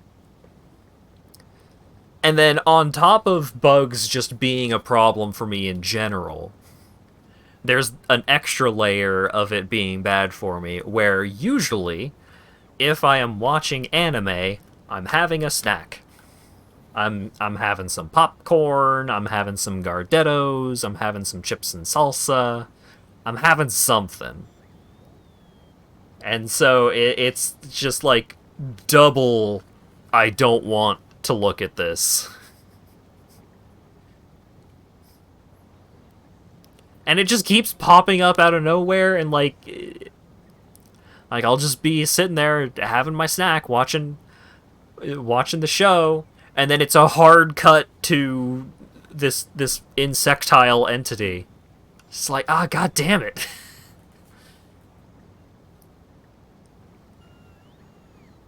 I don't want to look at them. I hate it.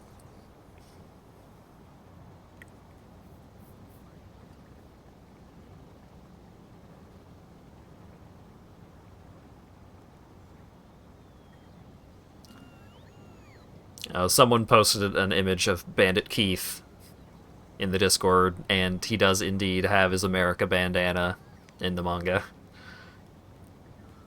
The payoff is worth it.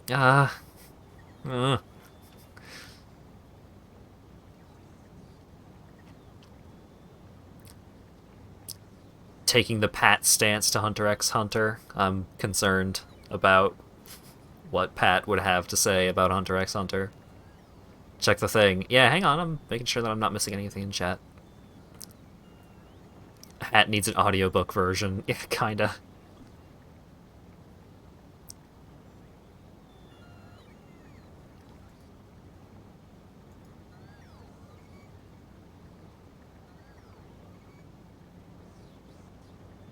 It's Joey Wheeler just beating the shit out of Bandit Keith. Nice.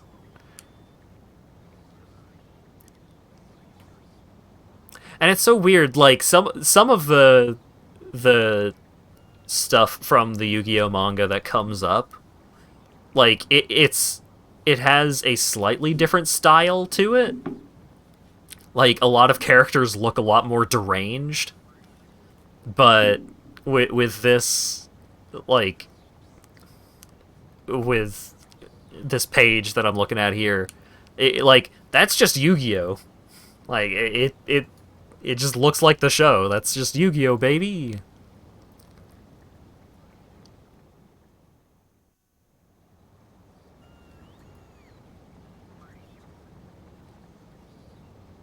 Instead of getting him flung off a cliff, Pegasus makes Keith shoot himself in the head in the manga. Oh my god.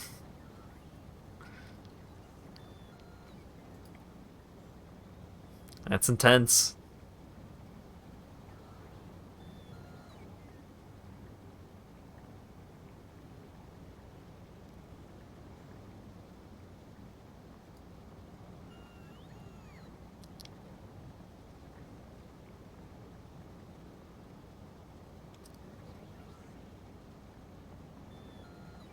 Finland has a high concentration of furries because of that shitty Jinga Nagarebenchi Jin dub. I am unfamiliar. Nagaroboshi. Oh my god. There we It's go. got dogs. Dogs, you say? Oh boy. Oh, wow. Yeah, Pegasus doesn't just make Keith shoot himself in the head. He makes, like, he turns Keith's hand into a gun. And it's like a body horror thing. Good lord. Oh. Neat.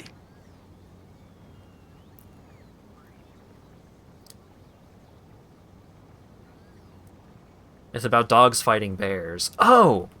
I might have actually seen that then. I just had no idea what it was called.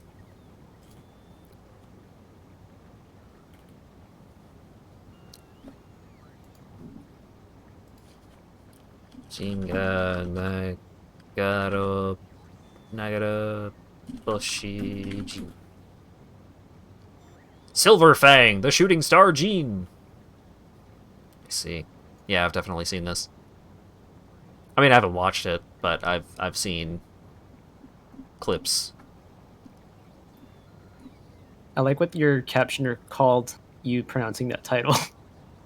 Oh, what did it say? I didn't catch it. Bingo Knight got up. I mean, that's an anime name right there. Or a manga name. That's just a Yakuza spinoff.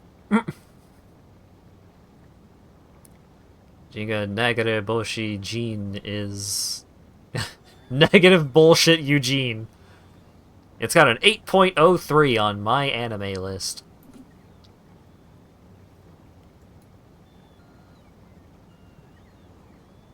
Oh, Chip and Ironic has talked about it. That's probably where I know most of it from, then.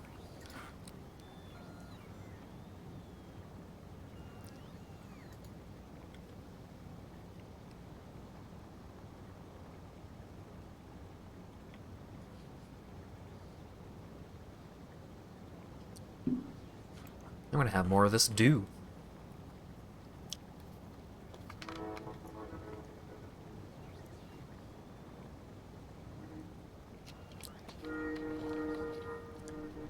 Ah, 9 p.m.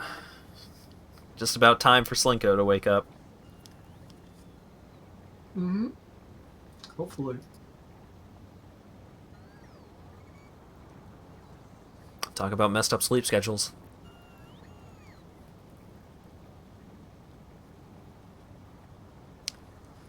Negative bullshit Eugene is a superhero name.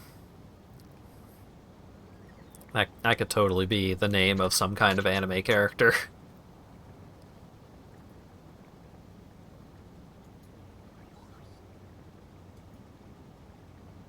I was gonna say that could be a Hunter x Hunter character, but a lot of Hunter x Hunter characters actually just have, like, just names.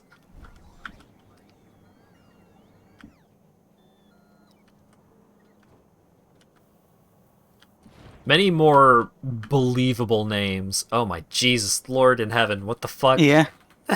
I didn't Yeah, notice. that's what I was making noises at earlier. Yes. Oh. I did not notice that. Woo! Yes. That's new.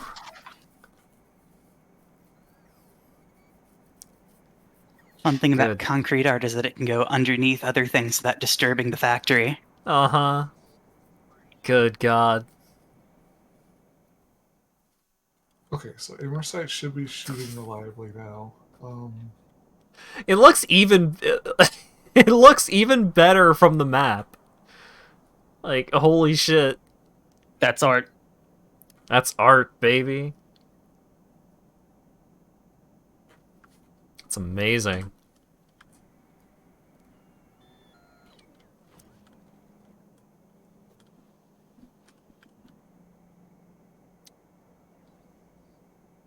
Time to read Mashal. I need to... Oh no. What is... You look at it on the map. Yeah. Oh my God. Wow. Are you using like a tool to import images or something, or did you just do this yourself? Because that's crazy. You're making very valuable allies with Burq Asp. That's not Asp. That's definitely what. That's 100% a what. Someone's making good allies with Burq.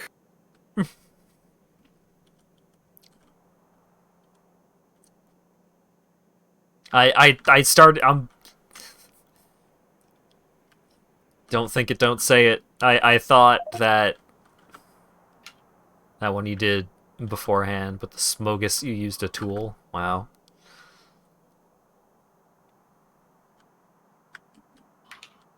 That's spectacular.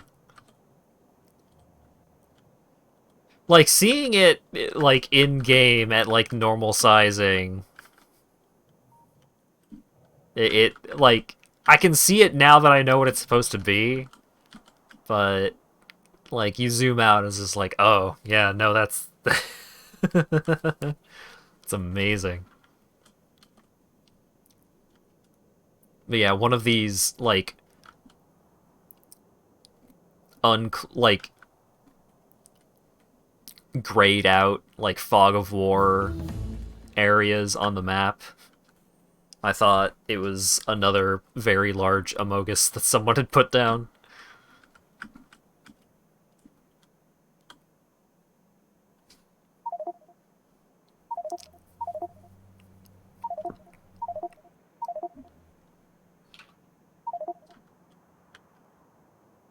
You sure do have a lot of factory. It's not a lot of Bum, usability bum, there. Mhm.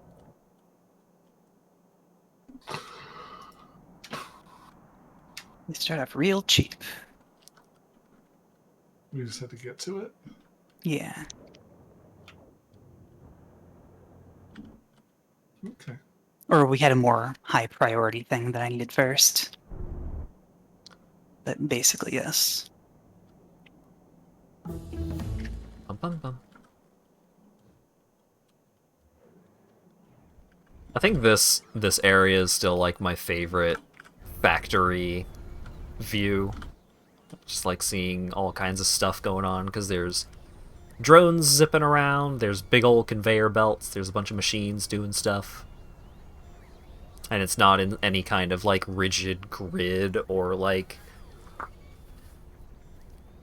a specific formatting or anything. It's kind of stuff going all over the place.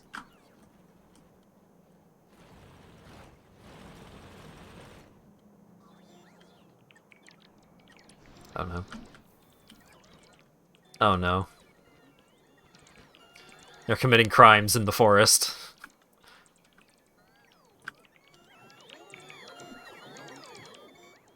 Times where they can't be seen under cover of night. Or a tree.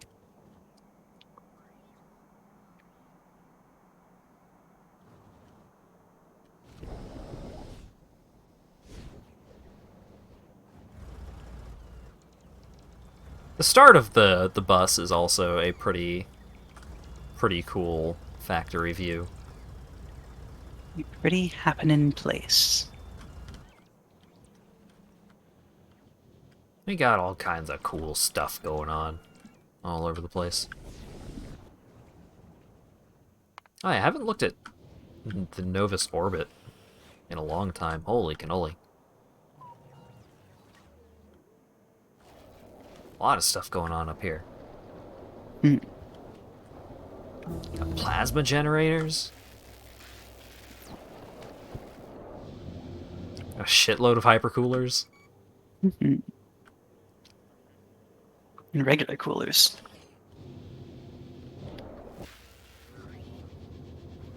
Thermodynamics facility, mechanics facility.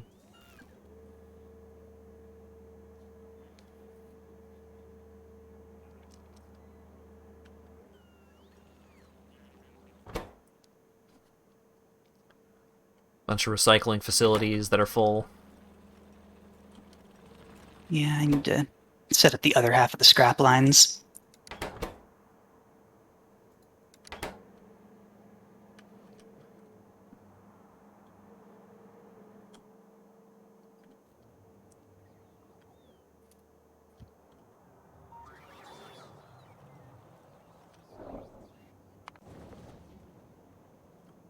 Alright. Another one. Being concealed in the forest. Even bigger this time.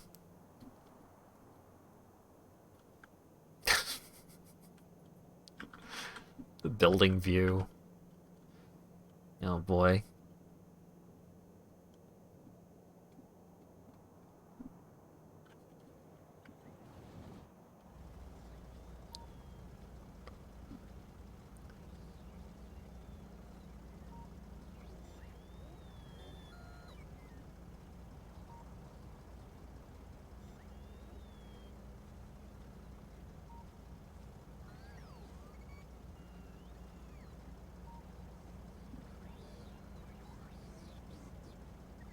Concealed hither and yon.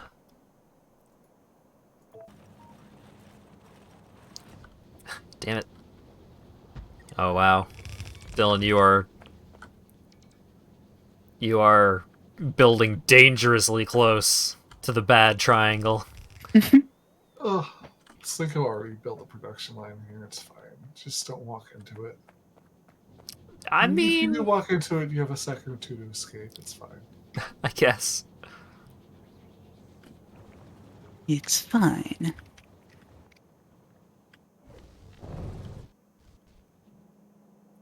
Grannis, there's so much going on around here.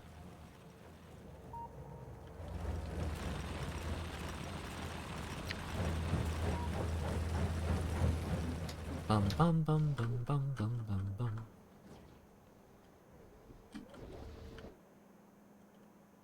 Okay, hopefully that's enough furnaces. That's a whole lot of burner turbines. Yeah, a lot of them are wasted now, but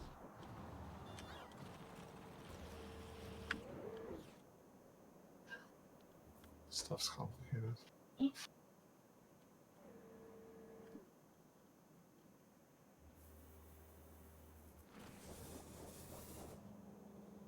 Materials science up very soon. Oh boy.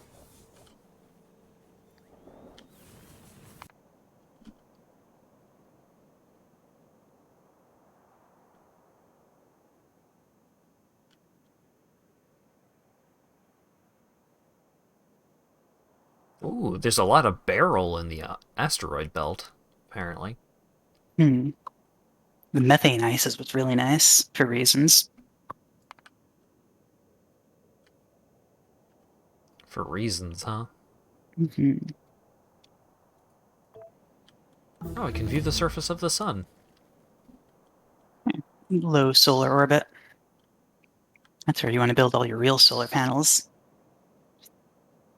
Start building your Dyson sphere. Hmm. I was about to say, as opposed to our fake solar panels, but I guess we would need more powerful Mhm. solar panels. We would also need ways to transfer power from location to location. We're getting there.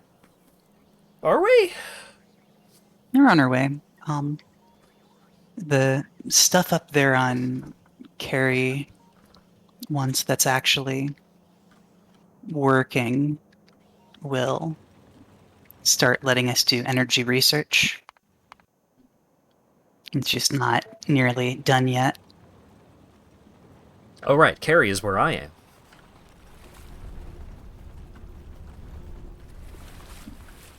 So one thing that needs to be done is getting these guys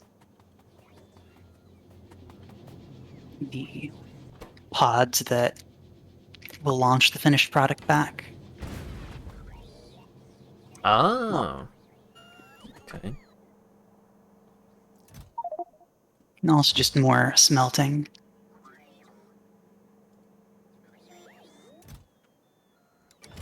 How do you copy recipe again? Shift right click. Ah, shift. I was doing control.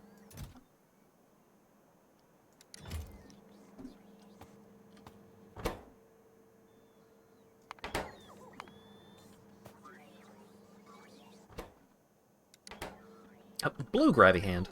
Oh, right. I mean, hey, Hat, do you have any blue undergrounds? Blue undergrounds? Yes. Yeah.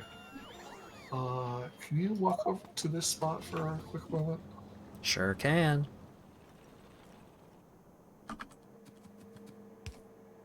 Boink. Should be able to get this. There we go. Now we're making components. What do we need electronic components for over here?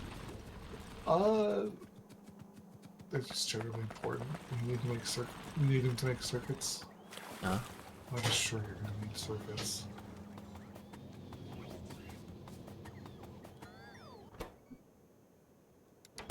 Also, it means I can plop down that circuit production blueprint I have that I made on Fire Planet. I feel like you guys are doing a lot more production on planets than I did in my game. I think I just kind of delivered stuff in stockpiles to planets. Let's see. This. Probably good for self-sufficiency.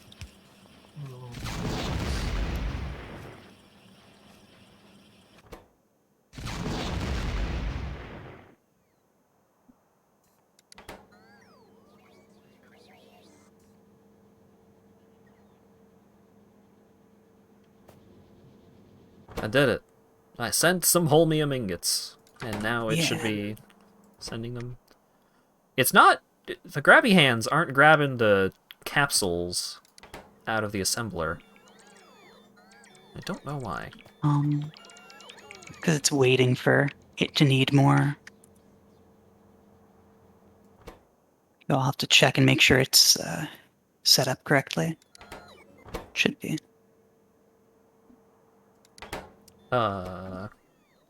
Connected to network. 11th K. Enable or disable. As long as anything is greater than 0. Disabled by control behavior. I'm looking at the...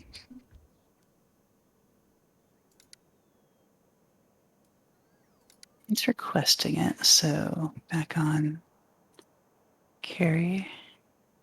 It should be.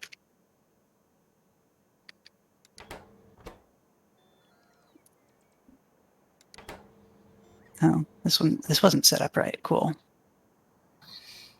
That happens a lot. The input signal meets the condition. Multiplexer is wrong.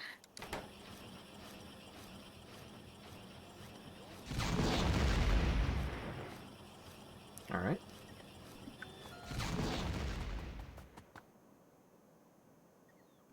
Oh, good. We have some lube over here. Or, no, wait, never mind. That's water shoot. Yeah, this. Was there? I think I saw there was an oil thing on Kari. Okay, yeah. There it is.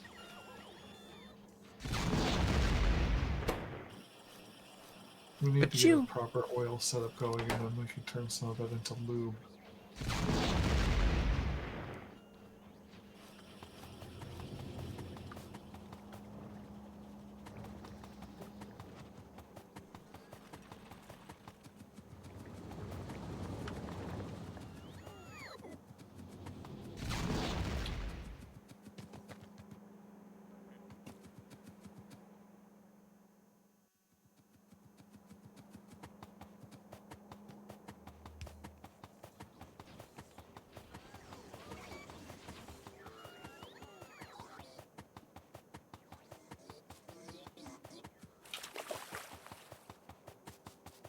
Still can't believe Slinko brought a bunch of wooden electric bowls.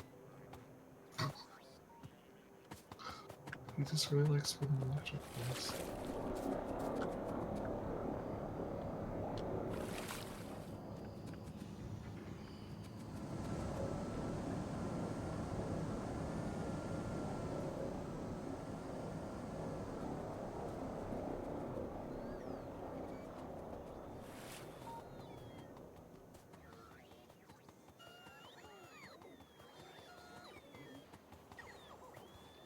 I call you the hooligan. I do.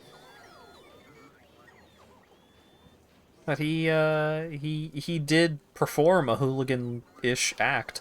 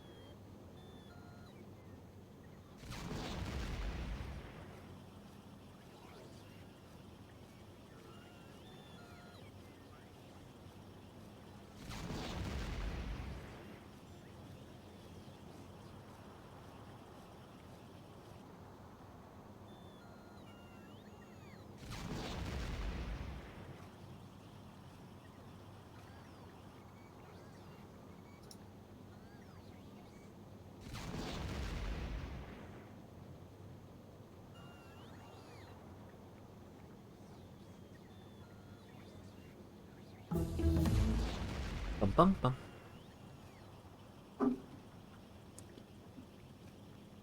Longus?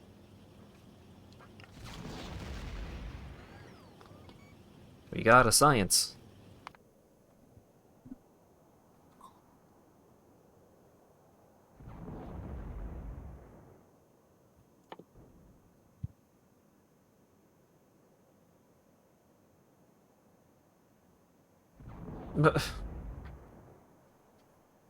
So, when I mouse over the optimization tech card item, it's like, okay, base mod, Crastorio 2, space exploration post-process required, obtained by processing space research data.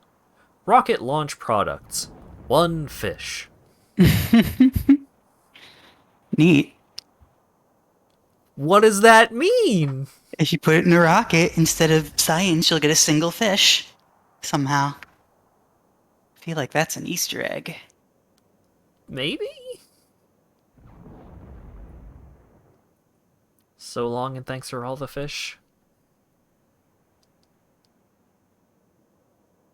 Who even knows? The utility tech card doesn't get a fish. Salmon.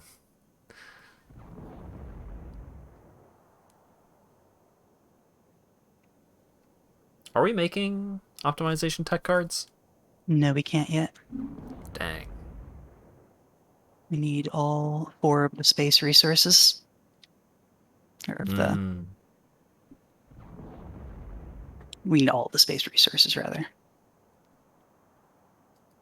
I believe there's more than 4 now. Dang.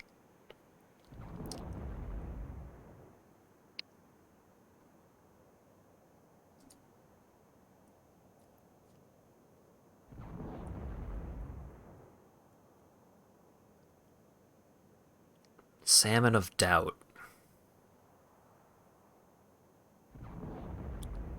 Oh god. Sounds familiar, but I can't call the source to mind. Is that also a Douglas Adams thing? Yeah.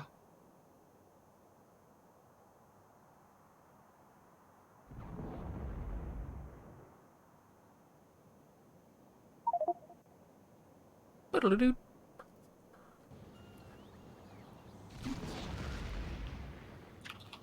What? Was dropped from the game. Rip in peace.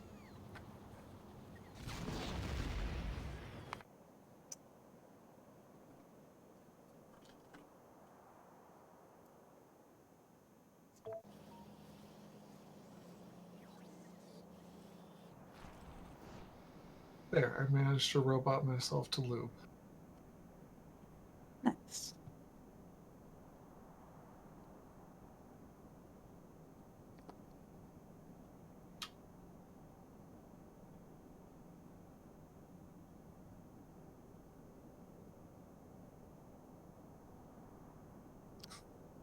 So many different shapes and sizes.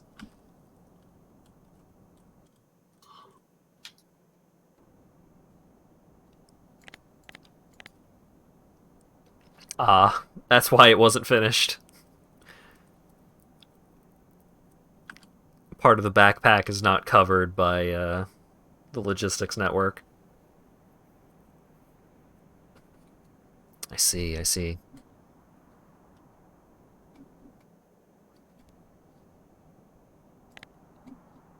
Hey, let's check pollution. Yeah. Keep that red to a minimum. What are you? Why is there pollution over here?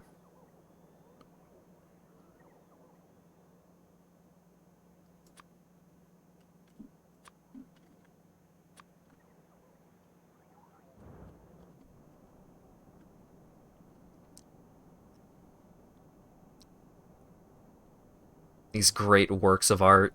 Yeah. Folks have been busy around here.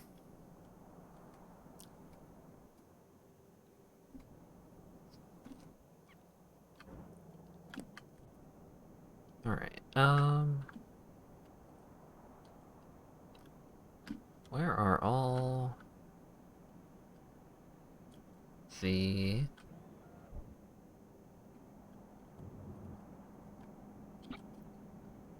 Alright. You.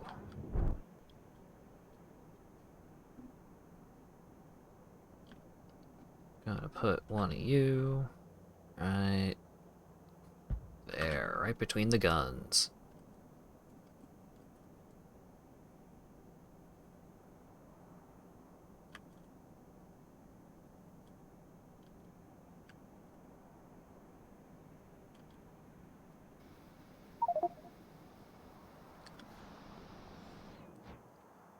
Cancelled rocket reusability. The more urgent.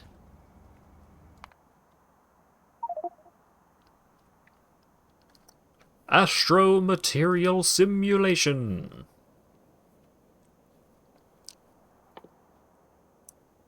That gets us matter distribution simulation. Takes astronomic insight, material insight, and super cooled thermofluid. Yeah, basically the way it works is that the more kinds of space science you have going on at once, the more efficient they all are. Huh. So you unlock efficient processing recipes that use several of them at once. Interesting.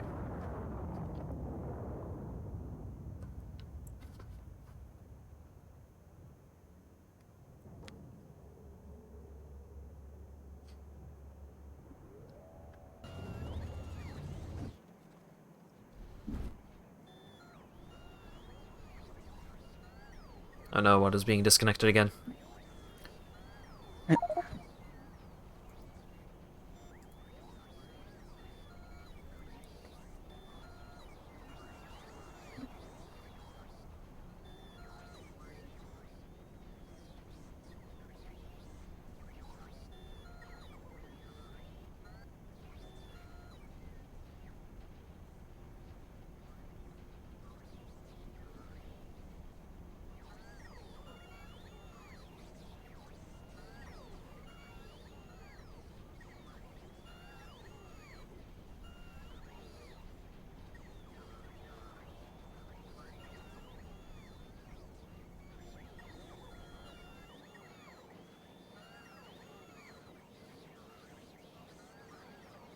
Ugh.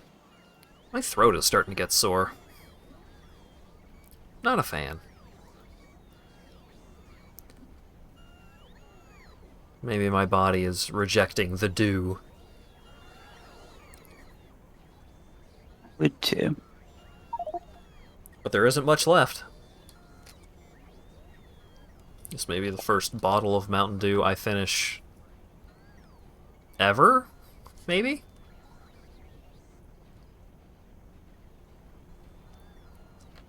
Oh.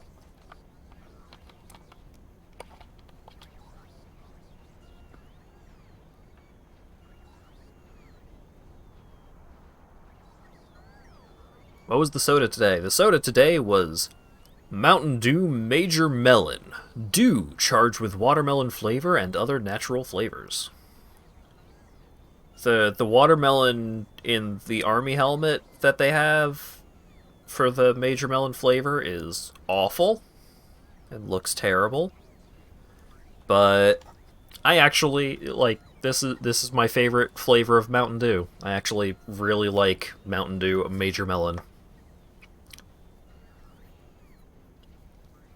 Not just surprisingly good, but just genuinely a good soda. If you like watermelon Jolly Ranchers, because that's what it tastes like.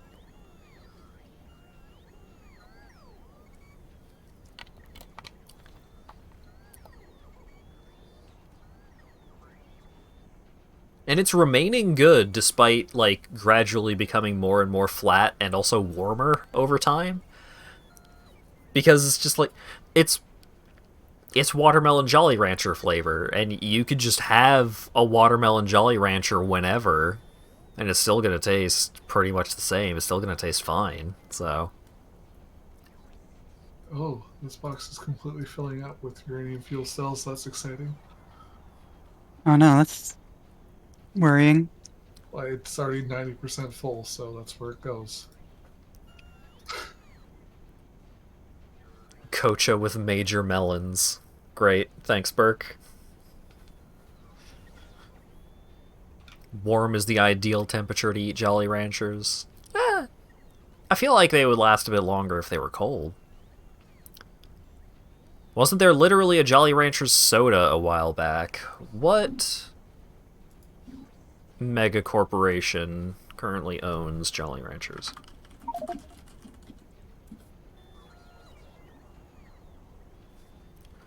The Hershey Company.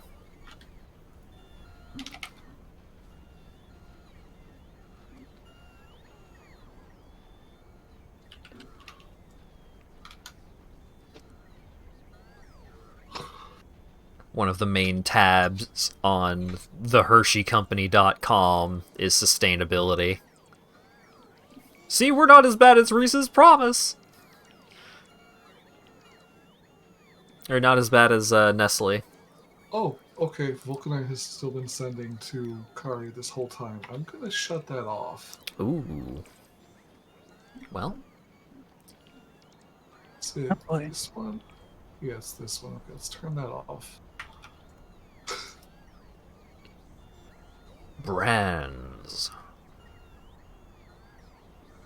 Hey, Hat, if you're there on Kari, can you make a delivery cannon chest? I can't. I tried to do that earlier, but I do not have the materials. I need...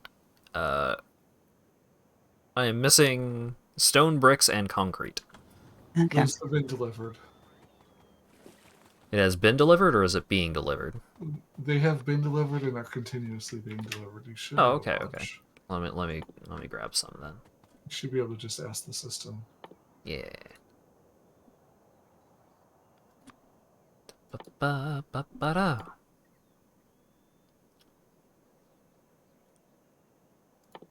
Alright. Stone bricks are in a weird spot because you can place them.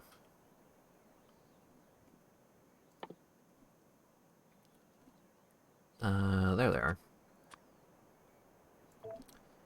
Yeah, give me just 200 of each. Yeah, no big deal. Just 200 each. The poor robots are. Oh boy. I hope they can manage to make more logistic robots before they run out. Jolly Rancher Pops. Hot Jolly Rancher.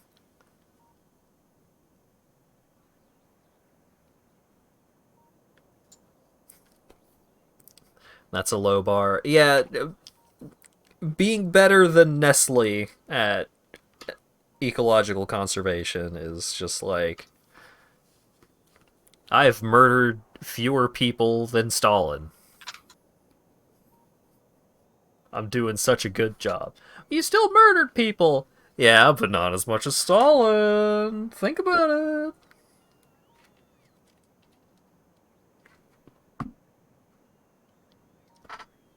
Stalin for time. Alright, is that enough? That is enough to make the thing. Alright, where was the ghost of the thing? Up a bit.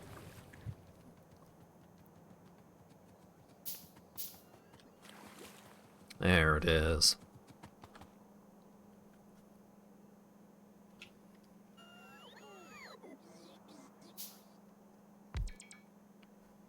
There we go. Oh wait, this power pole isn't connected to anything. Boop.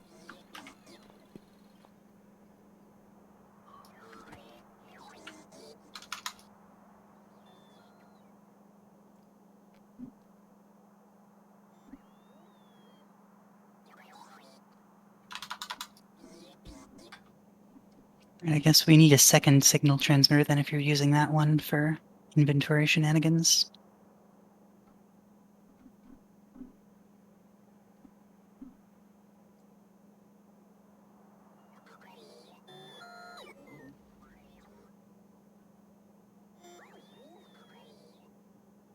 Maybe not necessarily. Hershey Company sodas. Specialty beverages. Oh, there's some power issues there. That should be better.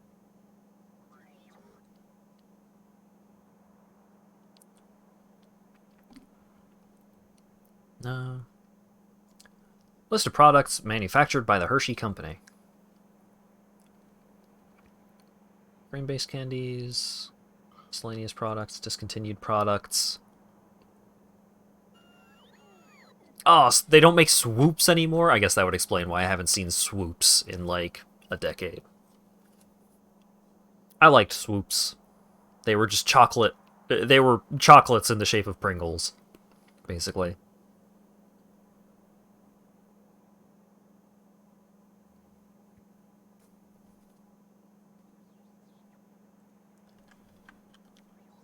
Drink. Beverage. No. Soda.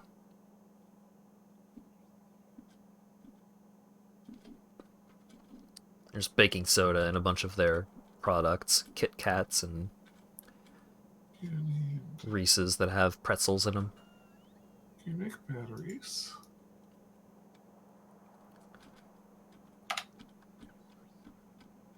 Reese's snack products. Yeah, I'm not finding Jolly Rancher Hard Candy Sour Surge. Jolly Rancher Soda.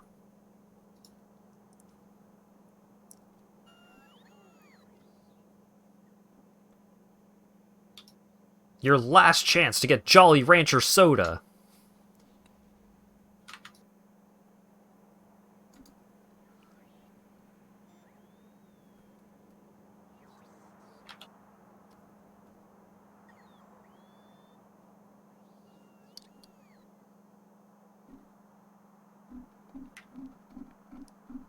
Amazon just tries to give me Faygo if I try to buy Jolly Rancher Soda on there.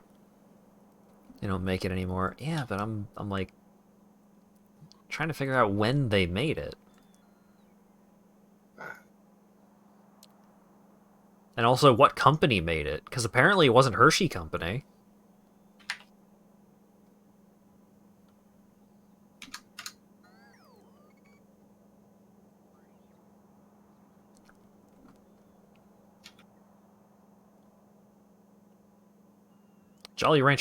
Jolly Rancher Soda Wiki.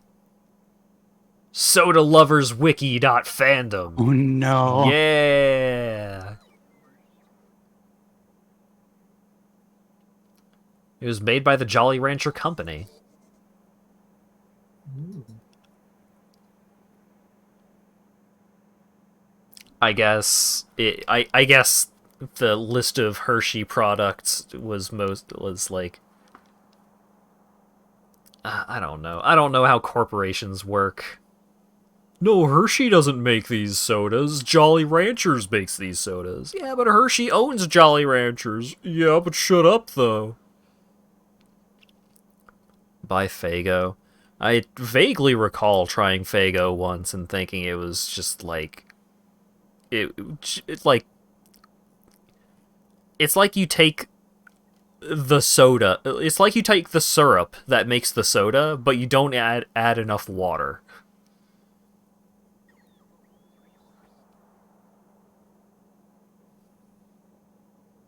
Alright, well, Kari seems to be doing okay. Let's see if anything is bottlenecked horribly on this planet. I do need to rebuild some stuff. Ugh.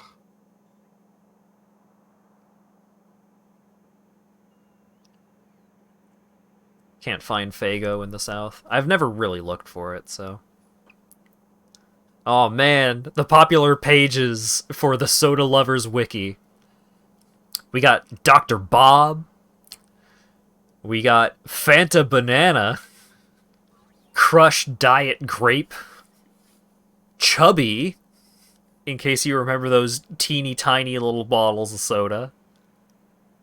And Cock Cola.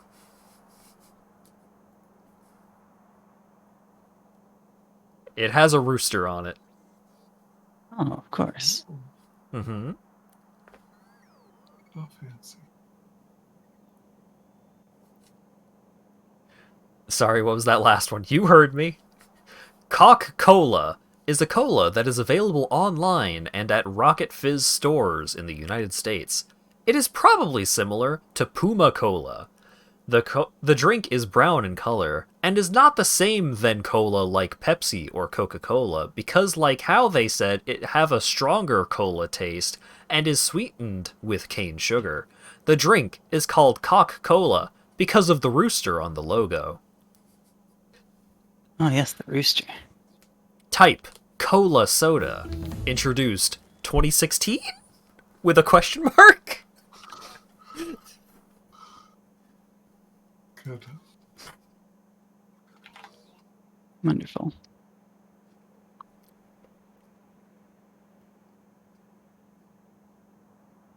You missed Mr. Pibb. What company was Mr. Pibb again? Yeah, the Soda Lovers wiki probably knows. Mr. Pibb.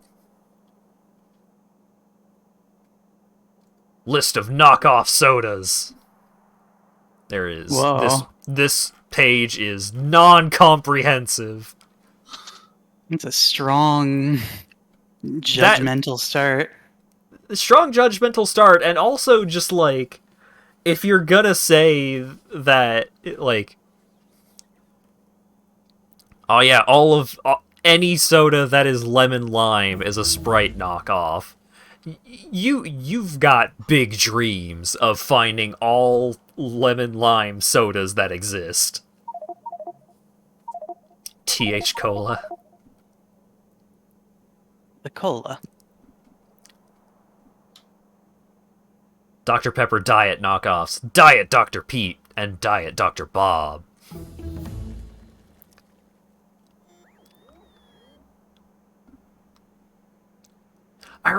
Me and Lawyer Dog we went on a bit of a Mr. Pibb adventure at one point somewhat recently. Right.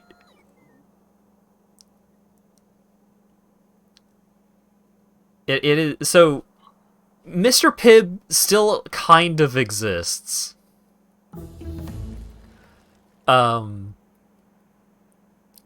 It is now called Pibb Extra. Oh man, all of these pages have quite the writing to them.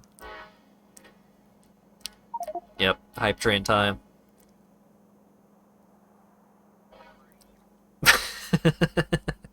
Last honk. Oh, no, never mind. Nope. No, it is not done. It's going. Coca-Cola. It was not Coca-Cola. It was just Coca-Cola. Alright, hang on.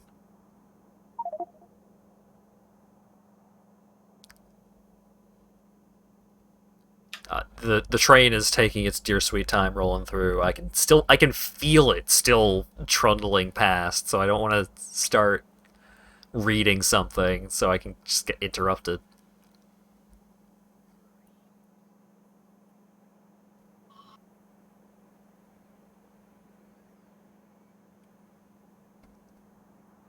Alright.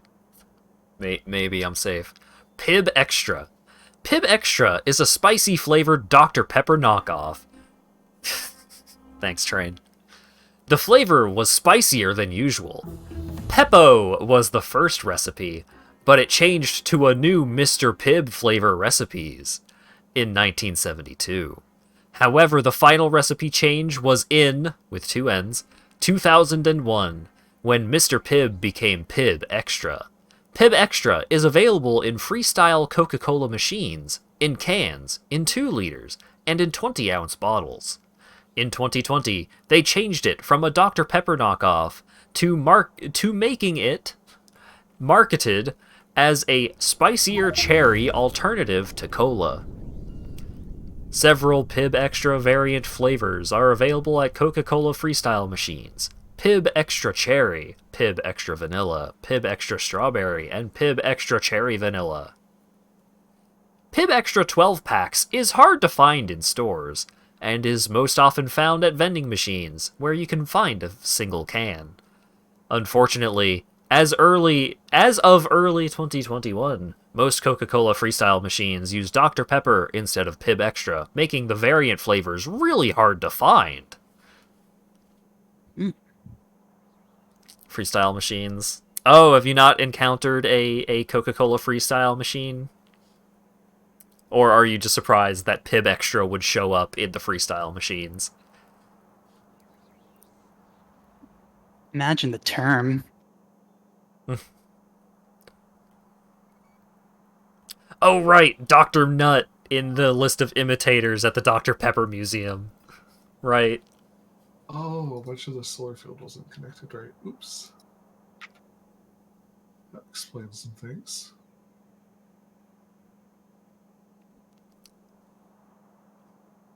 Yeah, the Coca-Cola Freestyle machines, they have like a fancy user interface on like a screen, and the screen is always super sticky because people are using it while handling soda. But there's like a bunch of different categories. It's like you can get Coke, and then you tap on Coke on the screen, and then there's like 18 different flavors of Coke, and you can select which flavor you want. It's weird. Dr. Pepper barbecue sauce was really good. I would believe that. I think it might be a little too sweet, but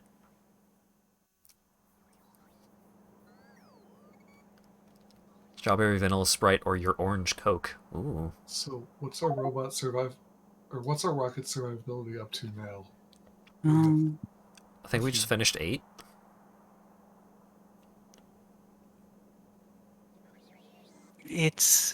We've got 5 of them total for survivability. So it's reduced from whatever its base was by 10% to the power of 5. Okay. I wonder So if that's not the amount of cargo sections you were. Oh no. So Chance for of crashing entirely. the The chance of each section crashing. I'm not sure how it works. chance of something getting damaged or missing the landing pad. Yeah, the chance of it missing the landing pad. Is that per section or per rocket? Per rocket. Okay. So it's plausible to have a whole rocket miss. Yes. Exciting. Let me click on the rocket. Our our landing chance is currently 99.42%. Pretty good. Blue cream soda? I've never been a big cream soda fan, so I don't know a whole lot about reusability. It's 20% time or plus 4% for each one, and we've got 8. So that's 52%. Oh, okay. Oh, iridium capsules! Yay! Yeah. Yeah. Make everything much easier. I'm just having a good time reading the Soda Lovers Wiki now, because it is poorly written. Peppo was a Dr. Pepper knockoff that was made by Coca-Cola. The Coca-Cola Company released Peppo, a pepper-type soda, after their last failed Dr. Pepper knockoff from the 1960s. Peppo was sold in cans and glass bottles, and the soda retained medium status. What does that mean? Plus episode. Should I stream my game and be a substitute Slinko? I guess. Because even if I was trying to run around and do stuff, I don't know what to do right now. One thing, if you wanted to do stuff, would be to expand the production of the Holomite there. Yeah, I might tinker around with that after I'm done looking at Soda Lovers Thought Wiki. Might have used the wrong name. Holmium. I think I said the thing from Deep Rock or something.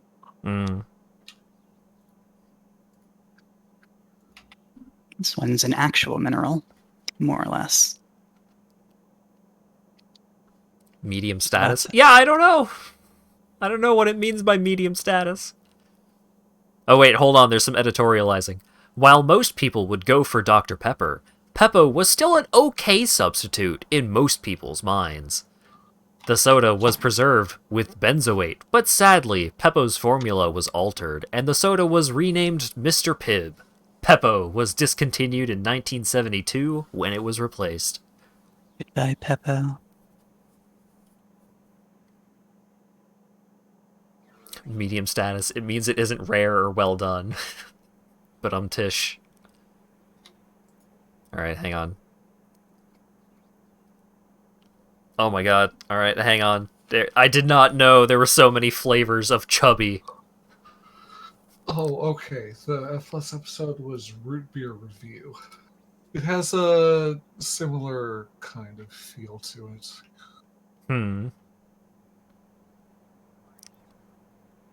This goof should rename this wiki Dr. Pepper Fan Wiki. Damn. Chubby is a brand of soda made by SM Jaleel and Company. It was launched in 1993 and was only available in Trinidad and Tobago and several other Caribbean countries, but is now available in several countries such as Canada, and it can even be found in the United States at Walmart. During some time, Chubby contained 25% less sugar, but it was later brought back with the original amount of sugar, citation needed.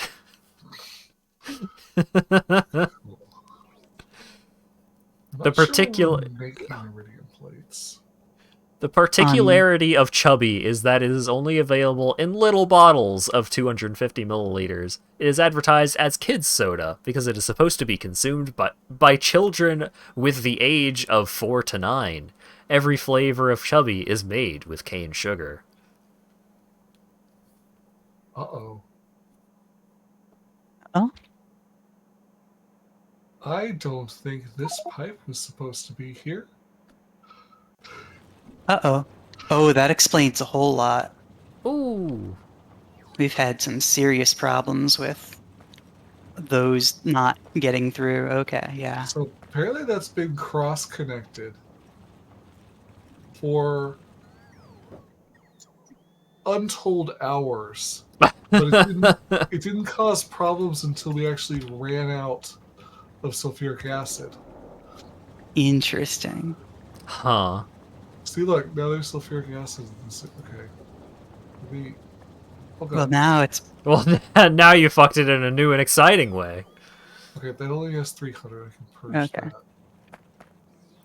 Okay, Children's that's soda definitely implies the supposed to be- existence of adult soda. I mean, yeah. Okay. Well, nowadays, all soda is generally considered adult soda because you're not supposed to advertise super sugary drinks to kids anymore. Now, okay, the nitric acid supply kind of sucks. It was like 2 machines. I did improve it a little bit, but I think that's our bottleneck at this point. Okay. So let's go for a novice and see where it is. Yeah, ciders, I guess, could be considered adult sodas in a way. This is it. Yeah, this needs work. Sparkling water. Yeah. Can I Wine get you to- coolers, now we're talking. Can I get you to go over here and like set up some modules? I'm not on Novice either. Oh, cool. Neither am That's I. exciting. All right, I will have to cry and pretend I know how to set up modules. Without that one mod, I don't really know what to do. Let me... I can fuck with a wine cooler. I've never been a huge fan of cider, though.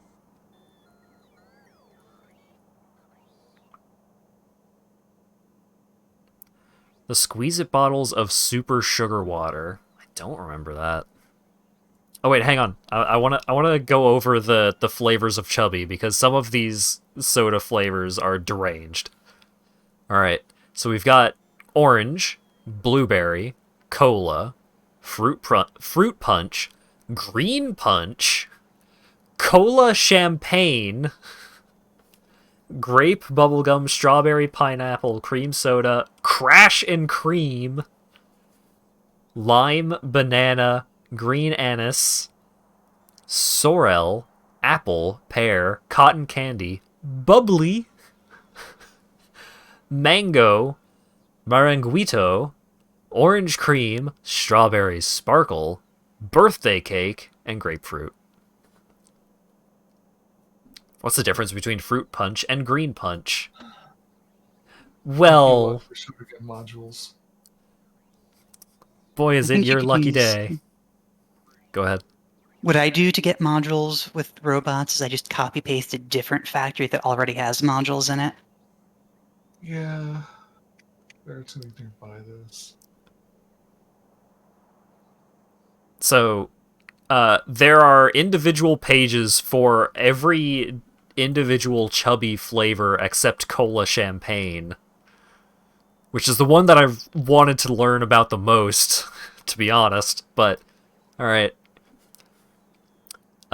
Chubby Green Punch, previously known as Chubby Green Crush, is a green fruits flavored variant of Chubby, which is green in color. Yeah? Chubby Green Punch is similar to Chubby Fruit Punch, but it is flavored with various green fruits. Chubby Green Punch does not have a little slogan like most chubby flavors. However, it says Groen Punch Make, which means green punch in Dutch language. The bottle features the mascot doing archery.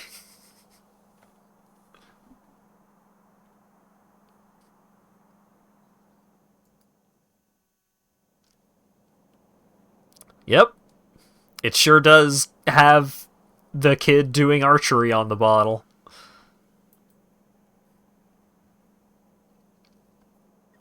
Have to be careful. There's a link going around on Discord that's a 90-minute video. That's all of the movie Morbius. Don't get morbed and stay safe. I watched some of that. It looks bad. What resolution is it? Bad. The resolution is bad. Oh, I'm sure. It's not quite as bad as the SpongeBob movie one that went around for a while. But it is rough, especially with the kinds of effects that they like to do in that movie, where they just make everything super fucking blurry for no good reason. But I watched a scene where Mr. Morbius, John Morbius, was hanging out in a subway, and Doctor Who was there. And Doctor Who turned into a vampire and bit a bunch of dudes. And then Doctor Who vampire does the fucking Monty Python and the Holy Grail bit of Sir Lancelot running at the castle gates like 18 different times. Like, that happens, but it's supposed to be a serious scene. And, so it's not intentional. They fucked up the editing. They did a bad job.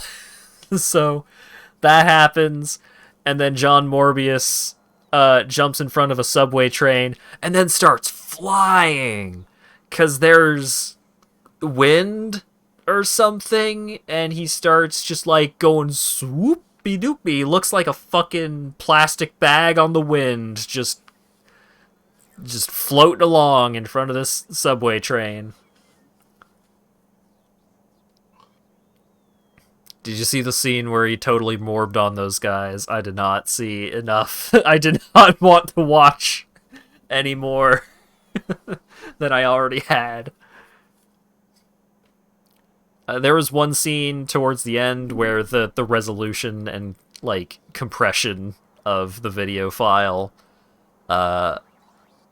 like, the scene is just like John Morbius and Doctor Who are standing in a room, and there's just rocks just flying fucking everywhere, and there's just a million rocks flying all over the place, and it's impossible to see what's going on. But I think John Morbius stabs Doctor Who with a sonic screwdriver, and then he dies or something. I don't know. It seems bad. Don't watch it. What is this? Morbius is a dark and edgy Marvel movie about a vampire man. It's got But he's technically not a vampire. He's That's not a very important. vampire, he's a Morbius. When they wrote him, like, they were not allowed to have vampires. Mm-hmm. Mhm. And what's this about, Doc? So Doctor Who is there because it's David Tennant. Oh, okay. And they didn't try particularly hard to make his character not seem pretty Doctor Who like when he's not in vampire mode, and then when he's in vampire mode it doesn't look very good. You sound like you're describing a cryptid of some kind. I mean I didn't watch the whole thing because what I saw looked bad. I would like Lesbius, yeah. Or Lesbius, perhaps? I'm more worried about the implications of that pun than interested.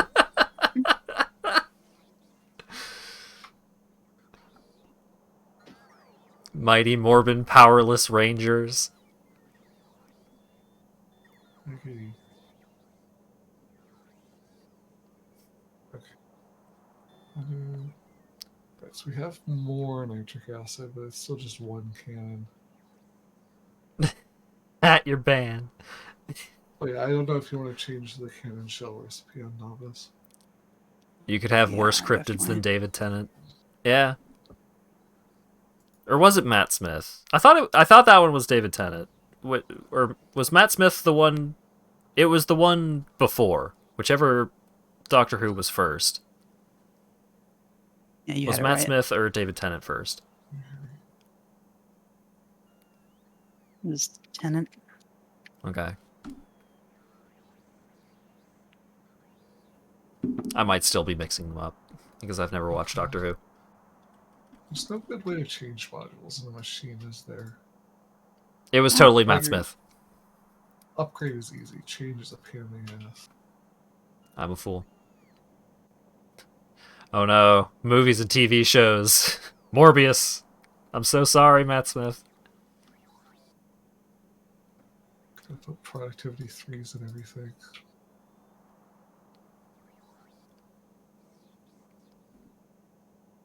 This one of the first Google image results for Matt Smith.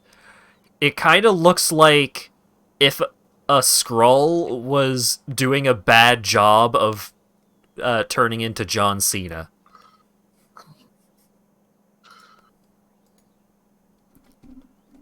Hang on.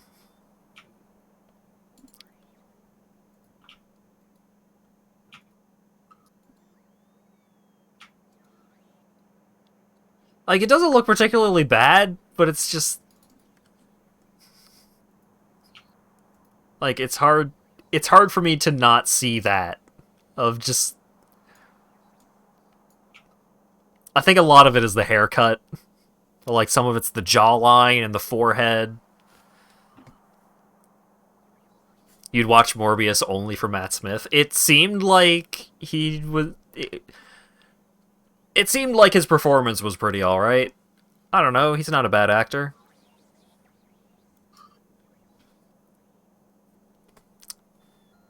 David Tennant was in Jessica Jones.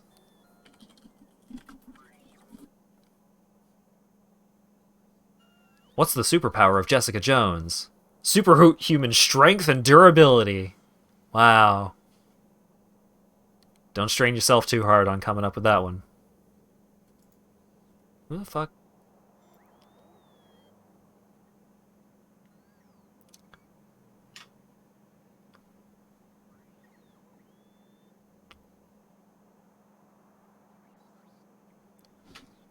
Okay, get out of here, Matt Smith.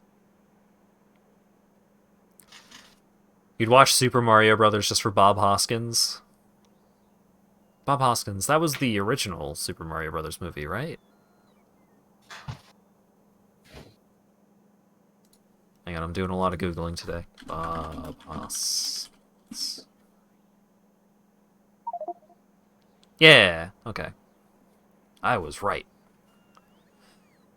So much of my knowledge of pop culture things are just from cultural osmosis. So it's just like, I recognize that, but I don't know for sure.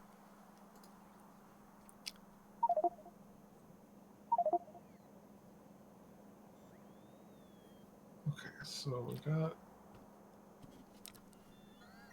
I kind of want to see the new Mario Brothers movie with Chris Pratt, aka Chris Son, who's so cool. I just want to see that for Jack Black being Bowser, because I am 100% sure that Jack Black is going to have a lot of fun with that.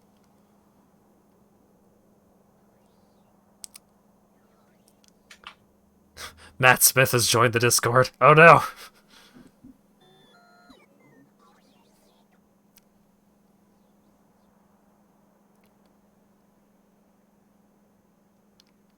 Oh, Jessica Jones is Luke Cage's wife.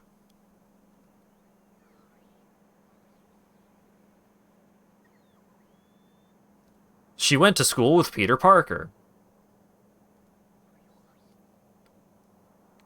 Her father got tickets to Disney World from Tony Stark. Okay. Good to know. Uh-huh.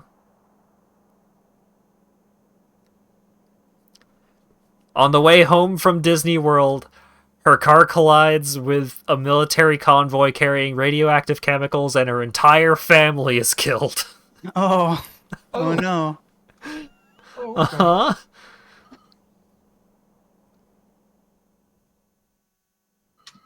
That's yeah. She watches Spider-Man fight Sandman, and then she has superpowers, I guess. Okay.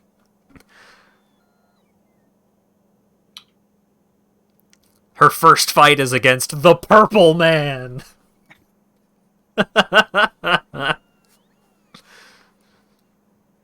You really know how to name him, huh? Well, let's keep looking. Let's read some more. What else do we got?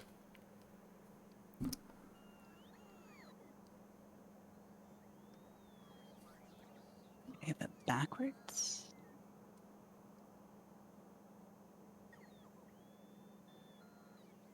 Yeah, some of these things are rigged up with speed modules for some reason.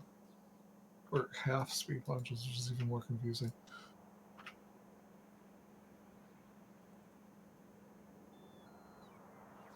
She is seen hugging Hulkling in the final panel when the team is declared full-fledged Avengers by Captain America.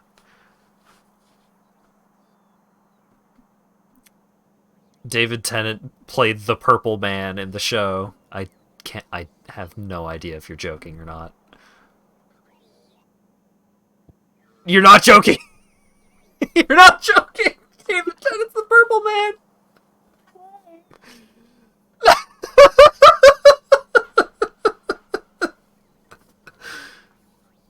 David Tennant as the Purple Man was one of the best parts of that show. I believe it. I mean, he's a very well-liked actor. I'm He's sure a he good did a good actor. job at whatever they made him do.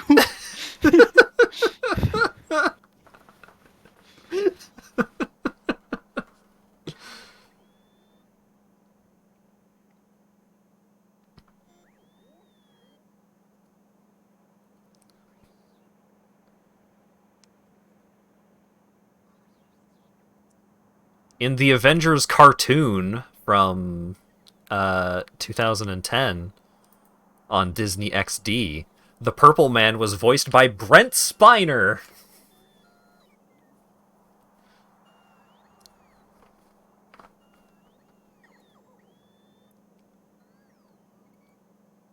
They got Data to voice the Purple Man.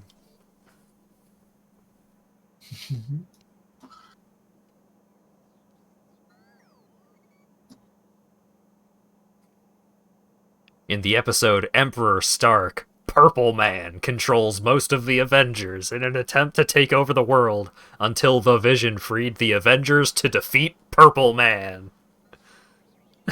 Yay.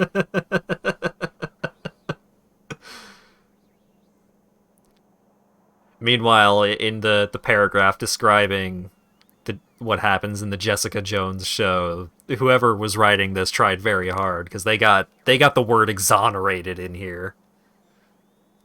They put the effort in on this one. In the comics, Doctor Doom has a really good moment with the Purple Man. I'm glad the Purple Man gets to have his moment.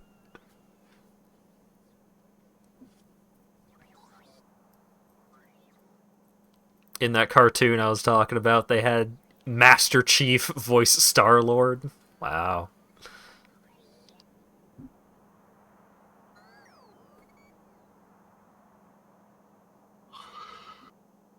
Okay.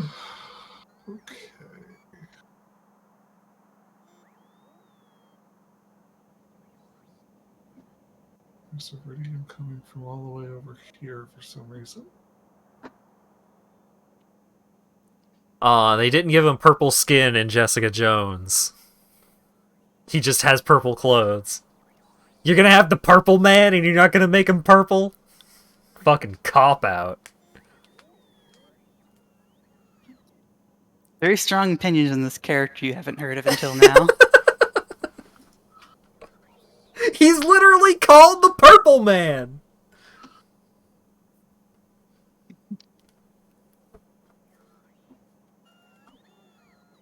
Check the page you sent. Oh god.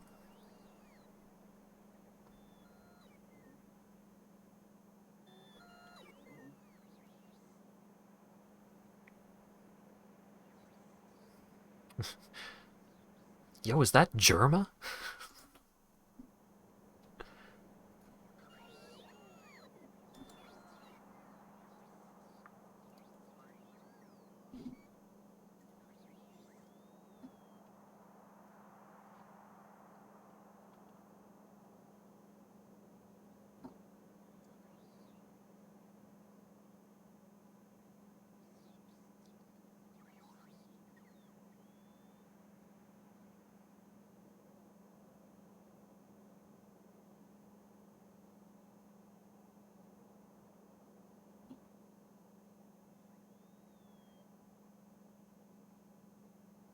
So the Purple Man's ability is that he has mind control powers. Wow. But all I really care about is that this one panel. The hair and a bit of the jawline kind of makes him look a little bit like Germa. So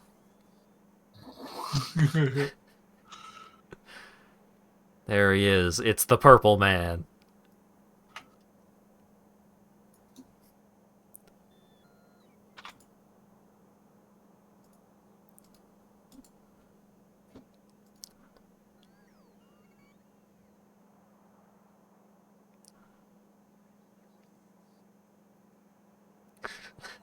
Oh my god, he does look like Jerma.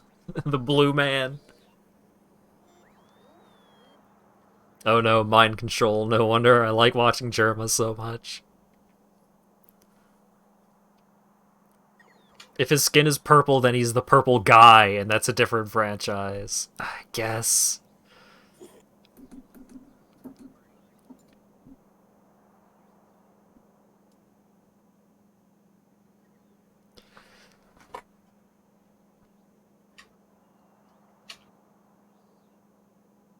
Comic books are something else.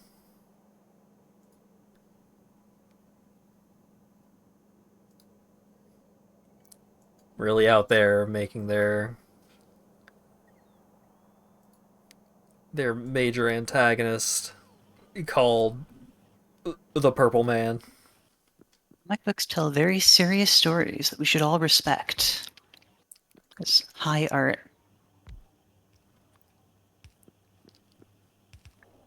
I mean, sometimes comic books are cool, but sometimes comic books make the Purple Man.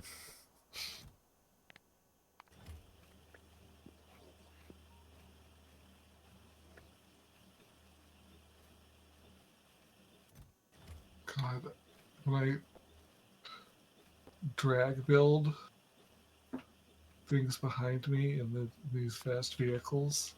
And then because of network lag, they like try to make it too late, but it doesn't build. Oh no. It just tries to make it every frame. It makes this very interesting noise.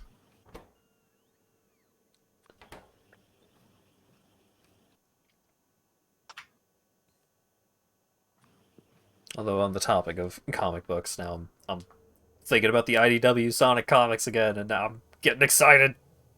I want to see issue 50. Surge is a really cool character.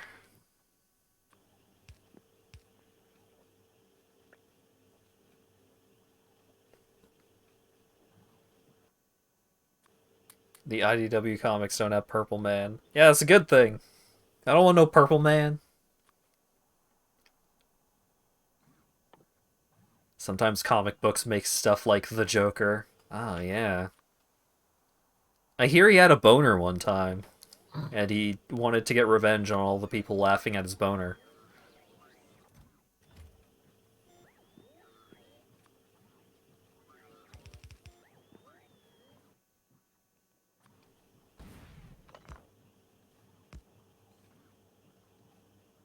Beta Ray Bill. I've heard of Beta Ray Bill, but I don't remember anything about him. That meteor just basically landed on me, huh? Nice.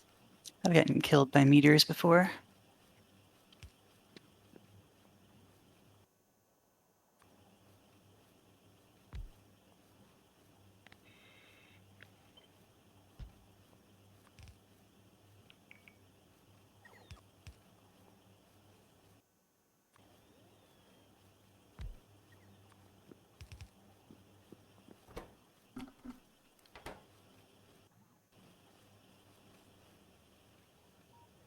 Alright, here. Beta Ray Bill.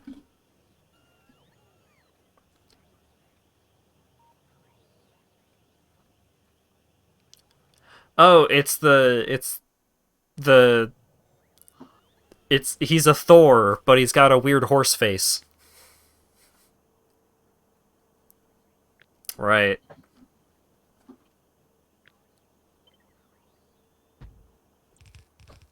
Okay. Thor Love and Thunder trailer secretly sets up MCU's Beta Ray Bill. Gotta love the Marvel Cinematic Universe rumor mill. You got that thing I sent you?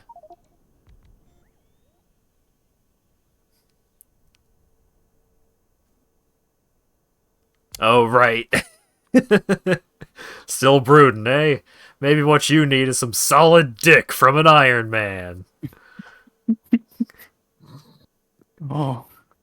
Because at the time, solid dick was slang for straight talk. Like some time travelers pulling a conspiracy.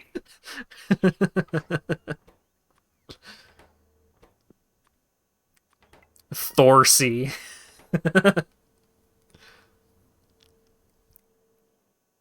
Beta Ray Bill can 1v1 Thor. Yeah. Don't want him in live action, they'll ruin it. Yeah, probably.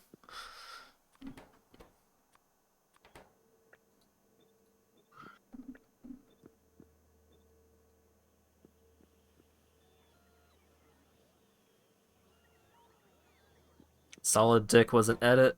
No fun. No fun allowed.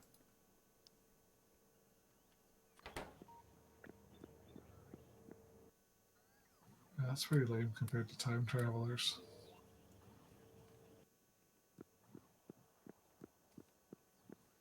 Boring kind of time traveler. They edit the record of history instead of actually history.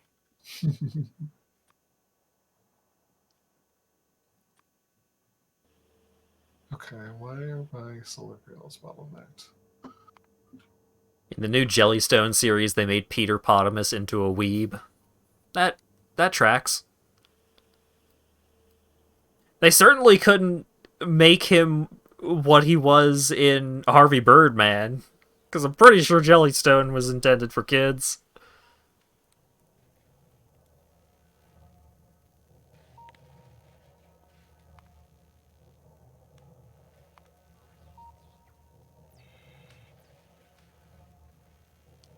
Should rewatch Harvey Birdman. I think all of Harvey Birdman is still available to watch on the Cartoon Network site. Okay. That's how I rewatched the series recently, or a couple of years ago. It was now. So I suspect the answer is that nothing is making iridium plates, which is exciting. Oh, wait. Iridium's going somewhere. Okay. I will follow it. Beta Ray Bill had Mjolnir, not Mjolnir. It's going into the rocket. Which was a cool axe.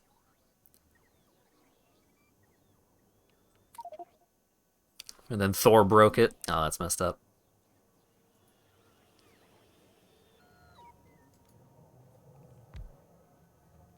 Holes in space.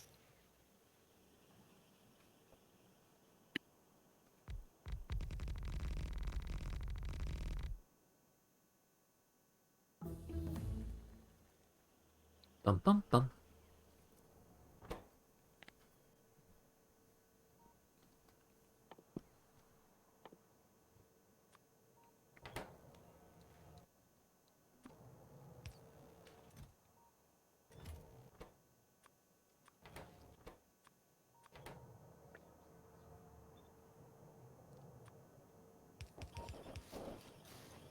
Oh god. So someone Ash said they were gonna post some Jellystone screenshots to the Discord. So I was checking the Discord, and hang on, I'll bring this up because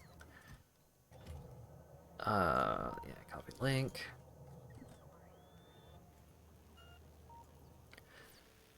So Squeeze-Its. So I never had these, but I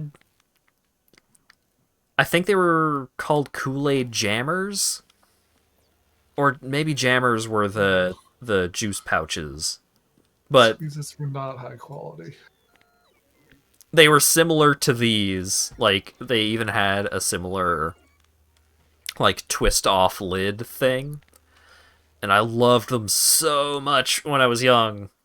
And then, while I was in university, we saw them at Walmart, and I was like, oh shit, we gotta get some, it's been so long. And I had one, and it sucked. No, no. It was so bad. Cool. I haven't had one lately, but I didn't think Squeeze-Its were high quality at the time, so... Yeah, Jammers were the juice pouches. Kool-Aid. Oh no, I've made a mistake. I've made a Jammers big bottoms? mistake. Oh wait, no, they were still Kool-Aid Jammers. It's just they were in little plastic bottles instead. No, Much apparently they're that called cost? Kool-Aid Bursts these days.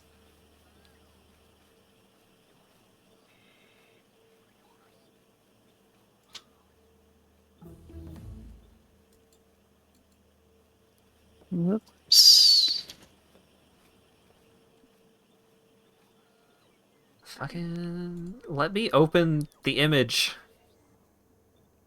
I hate these fucking websites. Just let me open the image.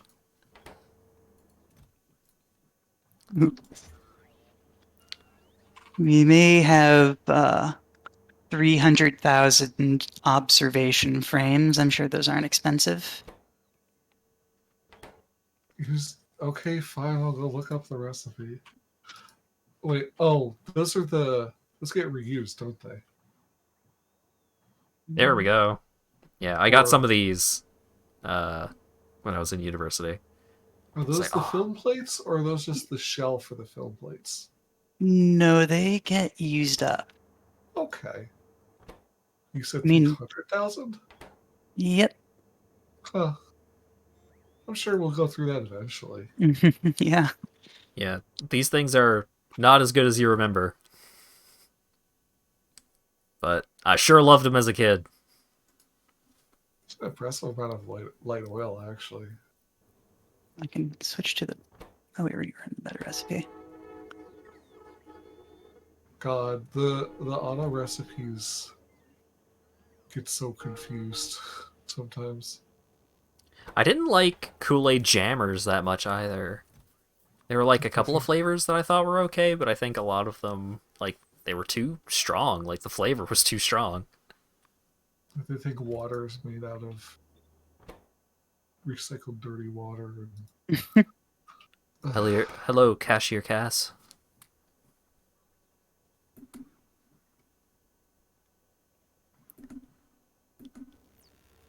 Currently, we're looking at Asp's gameplay of Factorio while I look at Kool-Aid.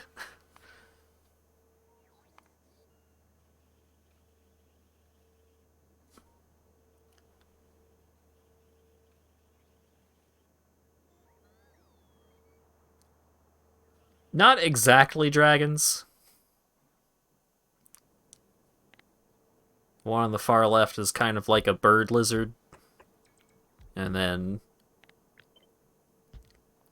the third one in that row of 4 is a ram chimera kind of dealio. I bet I got so many microplastics from those bottles. Ah, yeah. And also, there was some kind of horrible Garfieldification incident recently. And Asp wouldn't join in on the fun. Some kind of dork.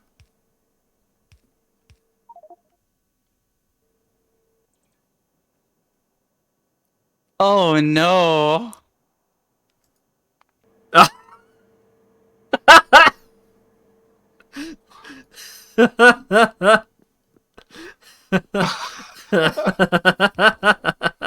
It's perfect. Here, let me hide Asp's gameplay for a moment here so I can. Which one is Asp? There we go.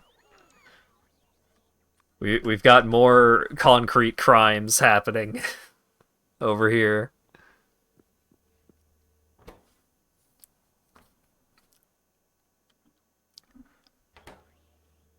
So we've got we've got that. Burq, why? This isn't Burq, it's what? What has been committing crimes all over the factory.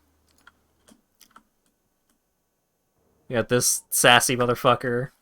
You got this situation.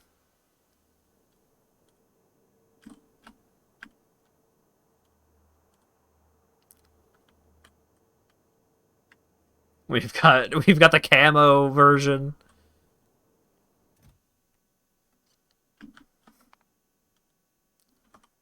Or change. Oh god.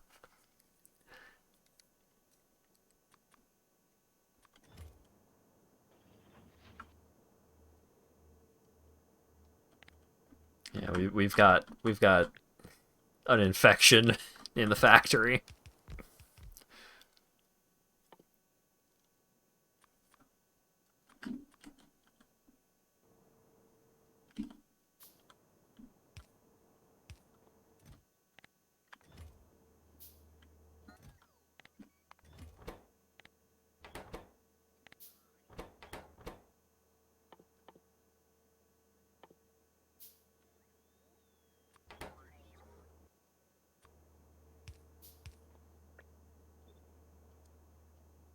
All over the goddamn place.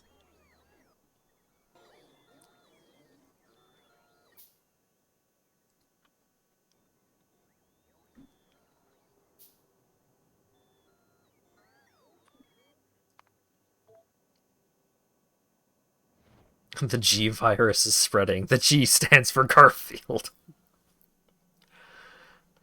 Yeah. The leader's note: the G stands for Garfield.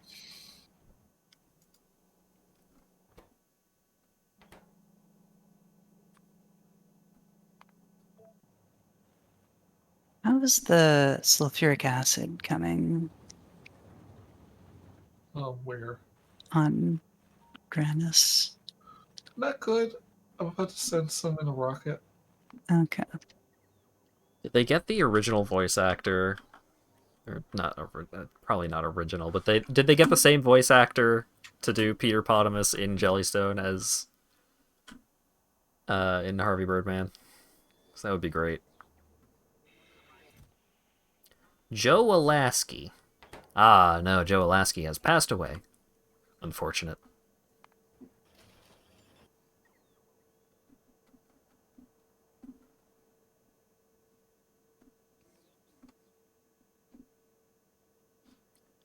But, yeah, these are some good screenshots.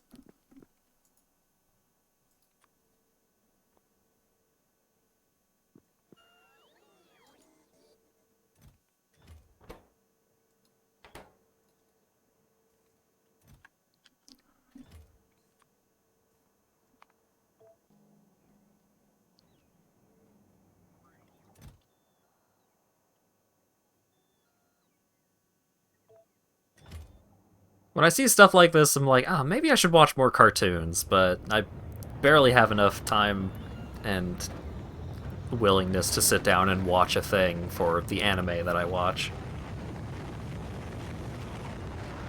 It's pretty good.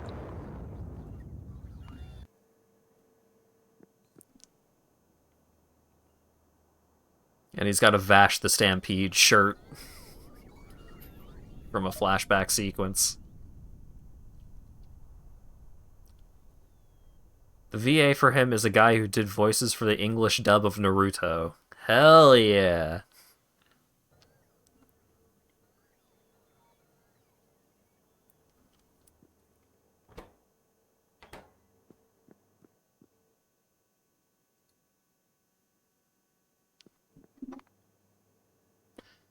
Burq, you gotta draw the line somewhere. I think I'll be able to shut off the nuclear power entirely. So that'll help. Bone. Oh. Hang on, let me move my dot.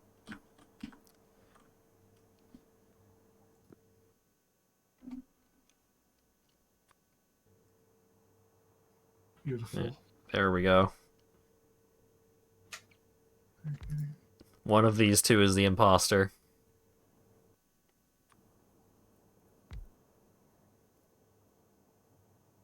I don't want a morb. I don't want to be legally not a vampire.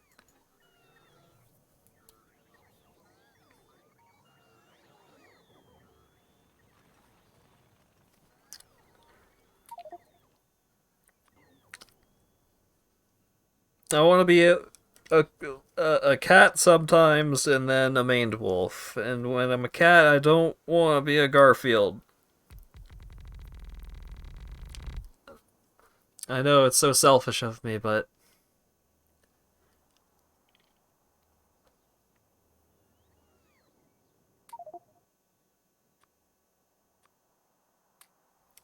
you're so good at sucking. Damn, harsh.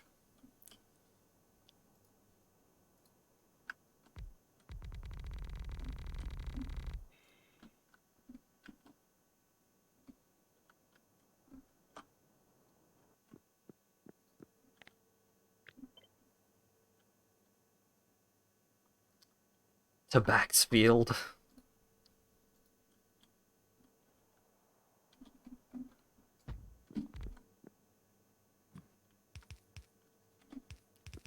Can't believe Hat isn't a squirrel. Can you not believe that? I ain't never been a squirrel.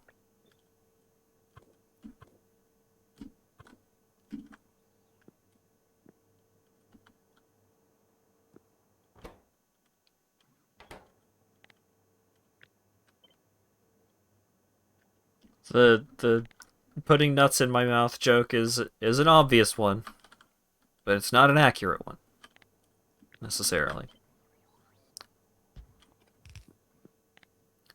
When are you gonna play Morbius Survivors?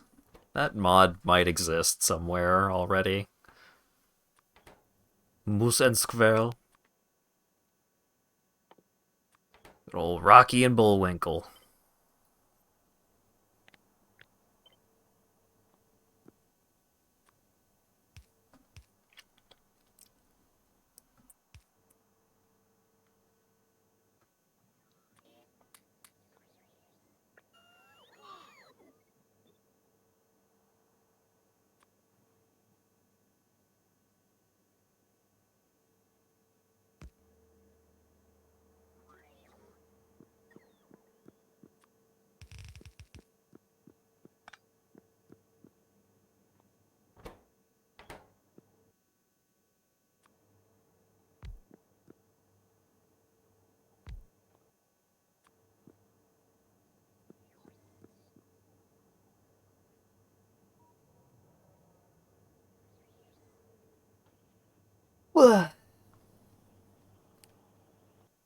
Replace Lady Dimitrescu in Resident Evil 8 with Morbius. No.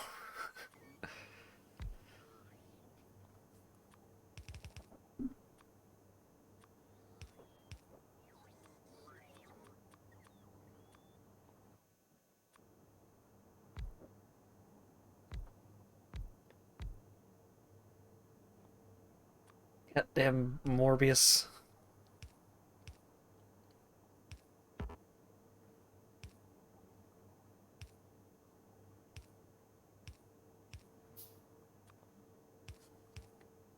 Lady Dimitrescu. What's the current Rotten Tomatoes score for Morbius?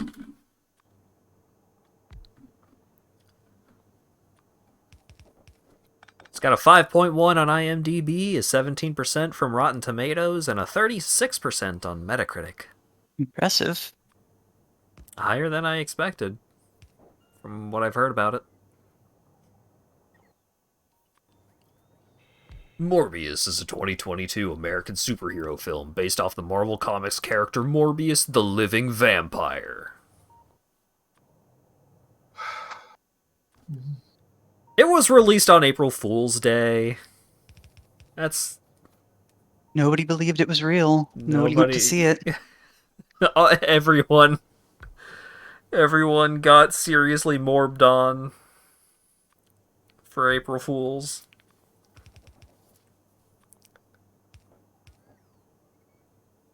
I mean, it, like, the box office was twice the budget, so I don't know.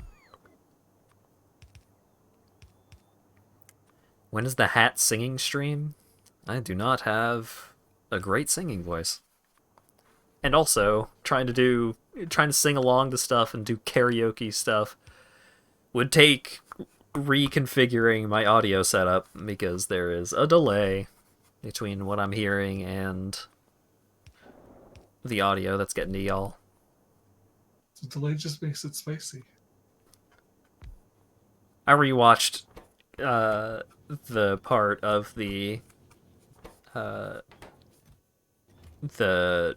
proper Sonic Adventure 2 stream, the recent one, the 2022 Sonic Adventure 2 normal stream, and the part where I was singing along to Eggman's theme is rough because I was way off. I was very desynced.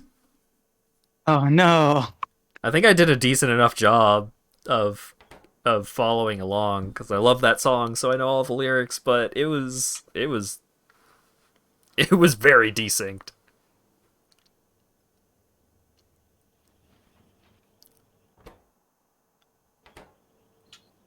No, this cannot be adequate.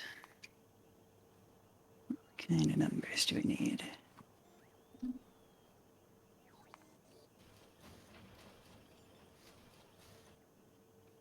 20.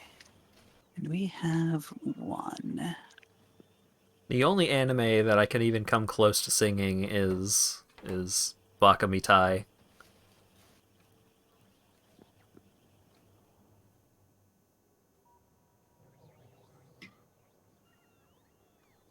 What are you looking at as? We need 20 of 20 what? times the decontamination facilities than we currently do. Oh. Exciting. Dracula 2. Dracula's dead. I mean, that's the sequel of Simon's Quest, isn't it? Or that's the plot of Castlevania 2.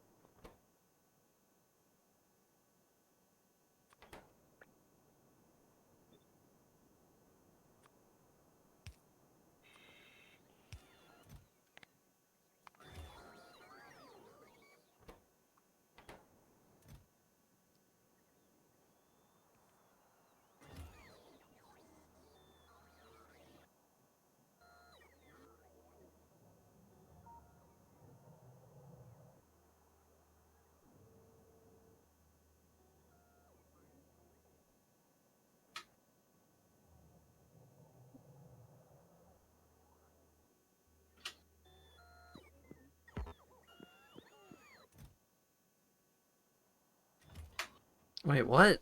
The first sentence of the plot of the Morbius film, it takes one sentence for me to be like, what? At a hospital in Greece, 10-year-old Michael Morbius. Oh my god. He really is John Morbius. Yeah, you're nearly there. Welcomes his surrogate brother Lucian, who he renames to Milo. What? What?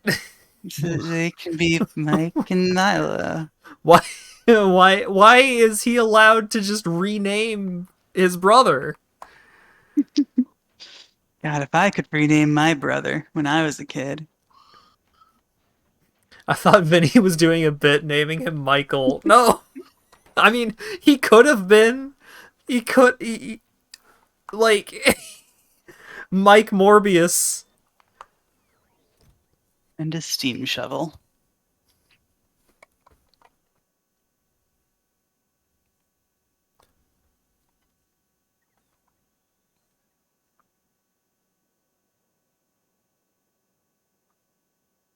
That's his power.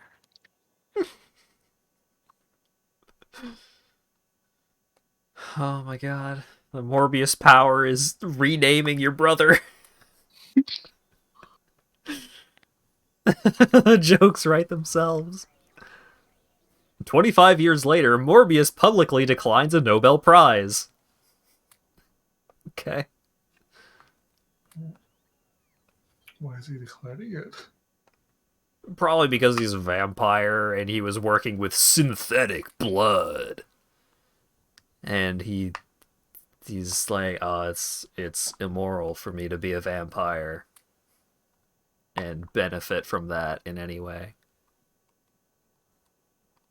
Oh, he's edgy and never asked for this, I see. His surrogate younger brother and his mom went, Milo actually sounds better than Lucian. Yeah, so it's like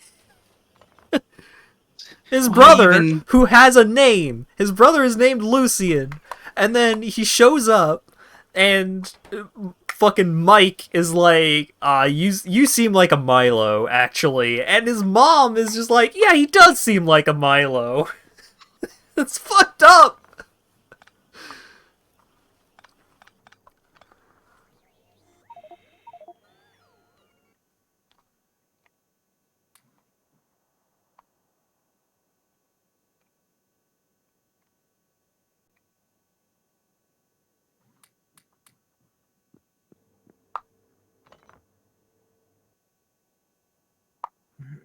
Oh wait, hang on. He wasn't a vampire yet.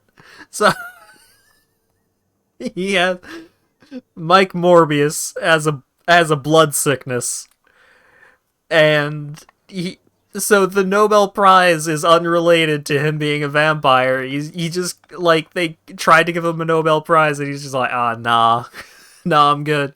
So he starts experimenting on vampire bats in hopes of curing his blood sickness. And in his experiments with vampire bats, he turns into a vampire.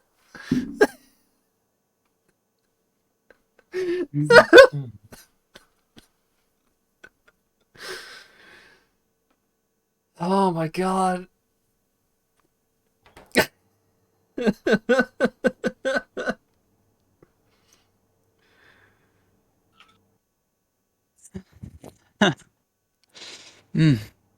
So, so Matt Smith, his brother, who he renamed, gives him a bunch of money to do the vampire bat experiments in international waters because it's illegal to fuck with vampire bats. And so when he turns into a vampire, he just kills everyone. And it was in international waters.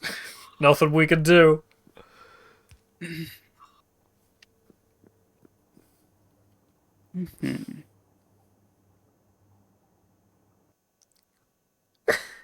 Morbius returns to New York and discovers he now has superhuman strength speed, reflexes, and echolocation, with his vampire bats treating him as a bat. Okay, now I want to see this now. That sold me.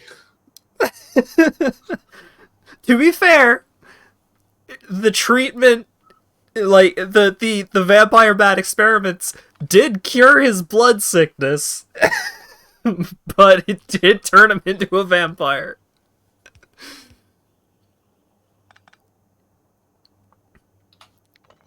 I don't think that's how the law works.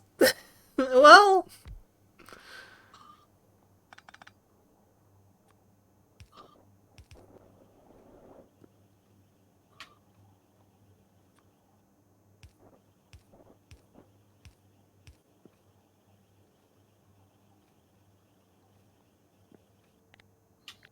so Morbius finds a nurse and she's dead and she got vampirized, and so he gets arrested. And then Milo shows up and was just like, "Ah, nah, you're not in jail anymore." And so he's not in jail anymore because that's nice. it's explained that Milo uses his wealth to get him out of prison. Oh, okay. Cool. Just the most basic.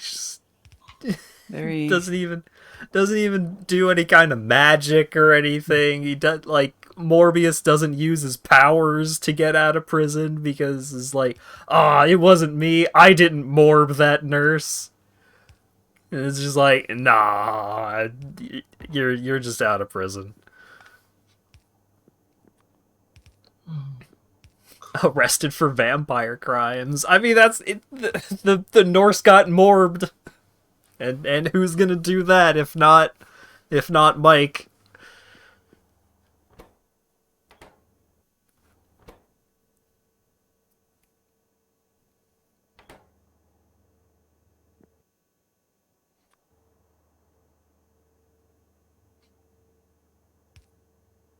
Wait, who's...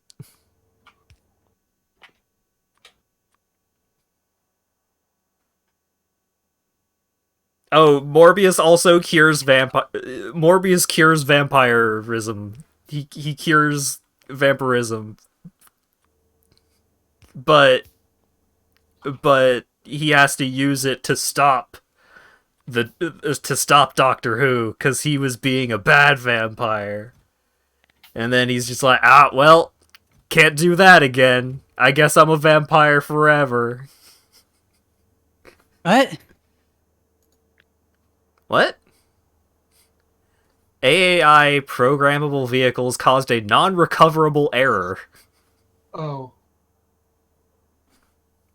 Yeah, that I was stuck in a vehicle. I would assume that's what crashed. Well, Yep. here, let me...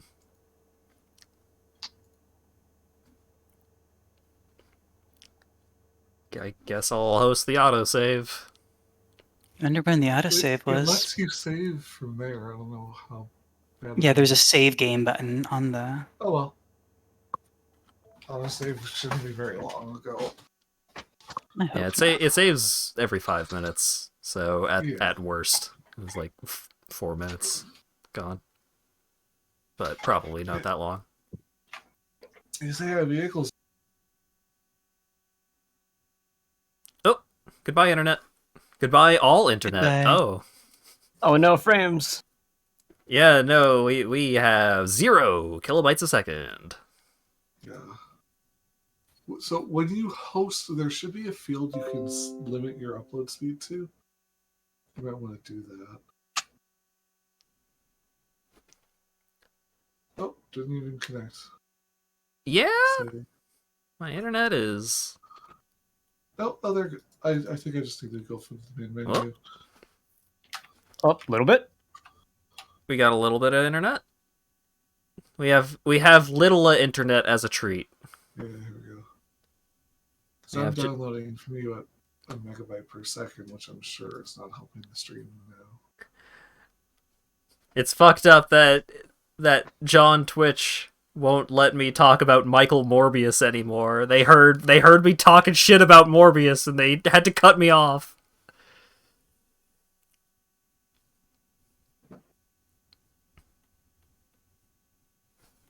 I can still see chat, so I'm like... Oh, here we are. We're back.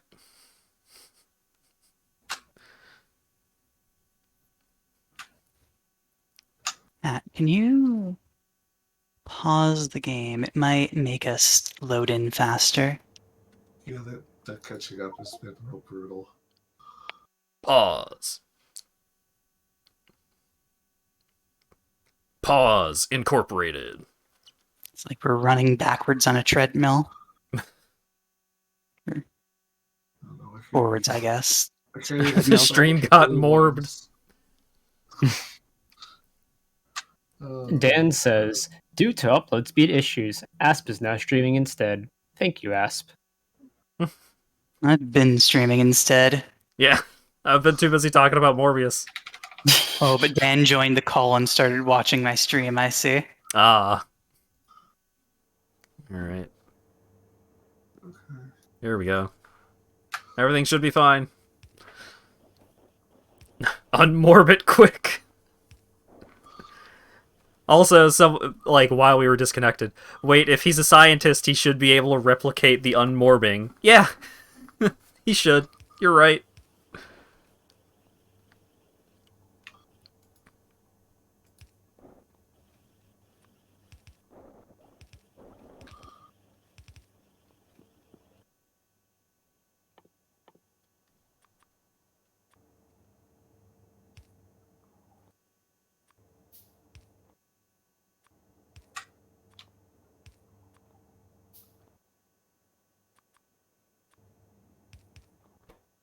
I got morbed and all I got was this lousy t-shirt and movie. Oh yeah, if anyone actually gives a shit about Morbius, I'm sorry. I'm sorry that you give a shit about Morbius. More than I am sorry about spoiling Morbius. But here's some more spoilers.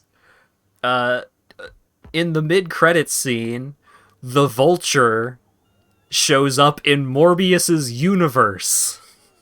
Oh, whoa! What? Because apparently Morbius takes place in the multiverse. Ooh. Everyone remember the Vulture? Michael Keaton being a Spider-Man villain? I Wait, mean, ha- that movie was pretty good, but I don't think the Vulture was a good enough villain to warrant bringing back. What is this Morbiverse? The Morbiverse. The MCU is gonna get a Morbin.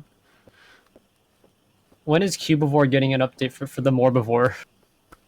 No, don't. No, don't. Cubivore. Cubivore stream when? What a spoiler, everything is in the multiverse. It's just like... And I like how the wiki page, it doesn't even call the character the Vulture. It's just like, in a mid-credits scene, Adrian Toombs finds himself transported to Morbius's universe. Having deduced that his transportation involved Spider-Man, Toombs approaches Morbius and suggests they form a team. What? How do you do that? That's a good question.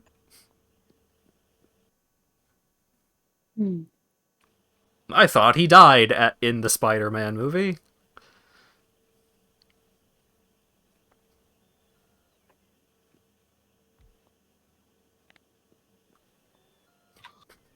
I'm just like cherry picking choice sentences. It's good. Morbius returns to Bancroft, but she dies in his arms, and he drinks her blood. Good. Oh, that scene that I saw where I thought it was just like a shitload of rocks flying around the room. No, it was bats. The bats helped him fight Matt Smith. he defeated Doctor Who with the power of bats, and then cured his vampirism, so he died. So I guess the cure for vampirism is lethal. Maybe. I don't know. It seems like a bad cure. I guess that's why he didn't use it himself. Vulture is an old man doing crime because he's old and has cancer. Yeah, like, I thought the Vulture was fine in that movie, but I don't know why you would bring him back.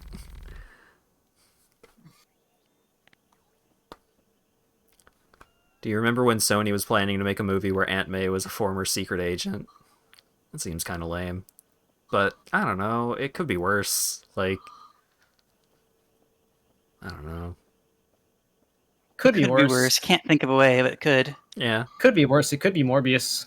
Yeah.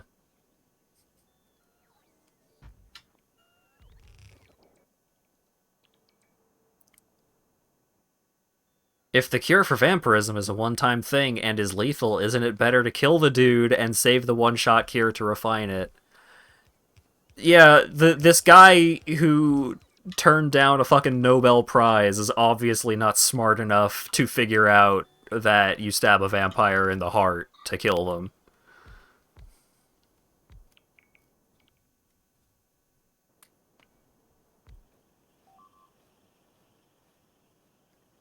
Oh, neat. Something exploded over there.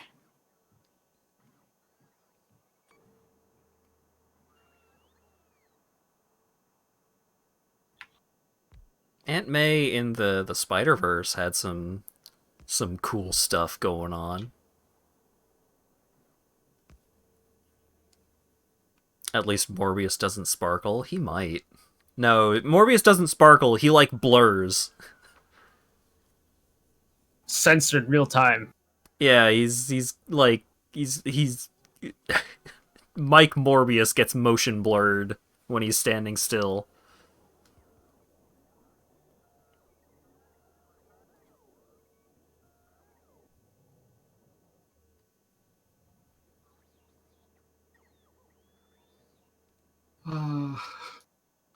So many exploding robots on this planet.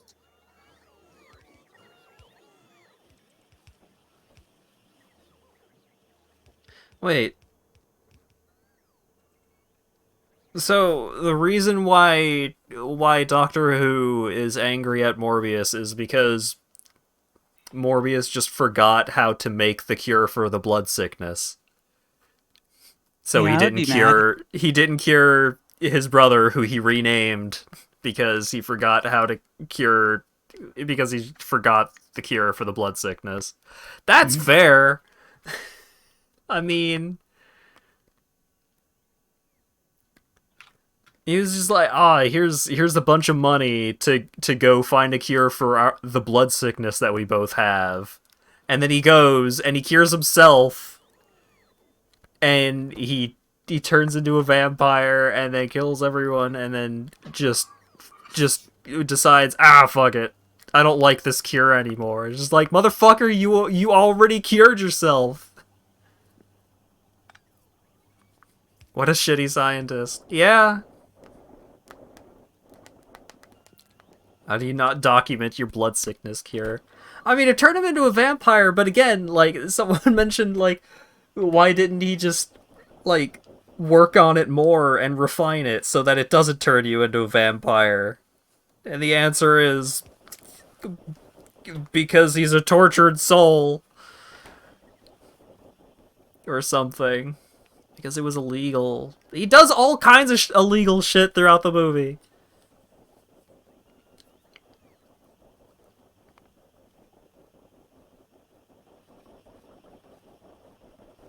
Like Morbin. Illegal morbing. I knew it.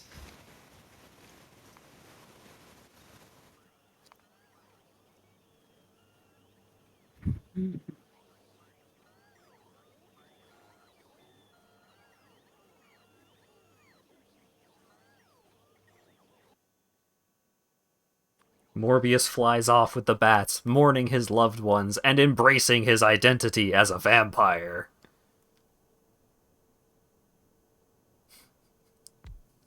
And also, the lady that died in his arms also got turned into a vampire. Ooh, sequel bait!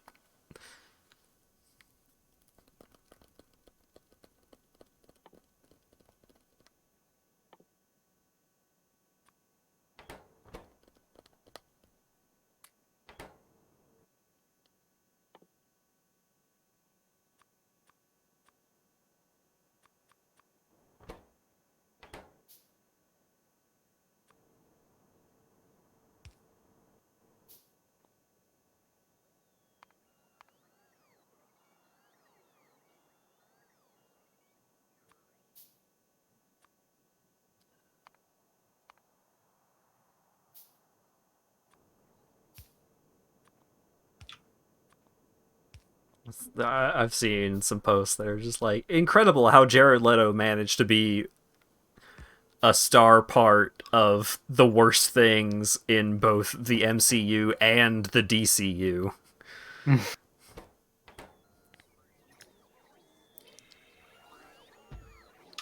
Hey, Hat. Mm-hmm. I've sent you a horrifying nightmare scenario. Oh no.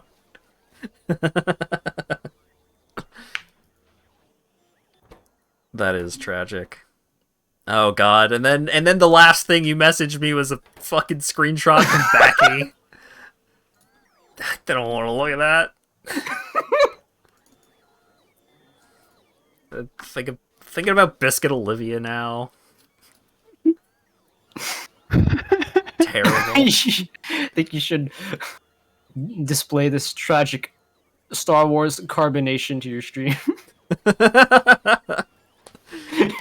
put the dang blahage in carbonite. IKEA's shark plushie tragically flattened to demonstrate usefulness of vacuum bags. It's Flat Shark Saturday. You can alter DNA with your super cure. You could cure blood cancer with that tech. I don't want to cure blood cancer. I want to become a vampire. He didn't want to become a vampire, and he didn't like being a vampire. But then at the end, he's just like, I guess I'm a vampire. Never asked for this. But it doesn't even, like, it doesn't really set from what is described in the plot. Him being a vampire is completely inconsequential to everything that happens. Except for the part where he drank some people's blood because of his bloodlust.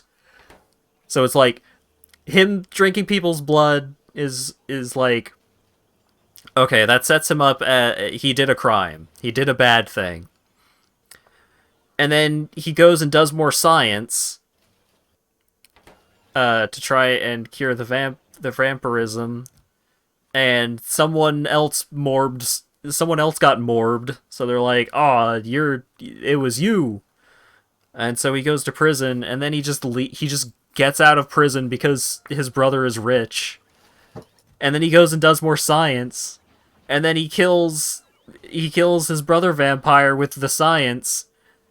And then he's just like, I guess I'm a vampire now. Like, he doesn't do anything with his vampire powers except he summons some bats to hold down a guy so he could stab him with a needle. He doesn't kill the guy with the vampire powers. From what I can see, he doesn't even fight anyone using his vampire powers. When his brother tries to get him to fight using his vampire powers, he runs away.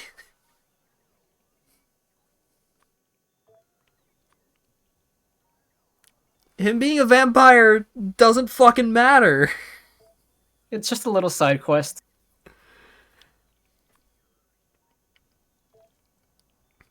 He floats like a plastic bag in the subway. Yeah, he uses his vampire powers to run away, but that's not solving a problem. That's just leaving.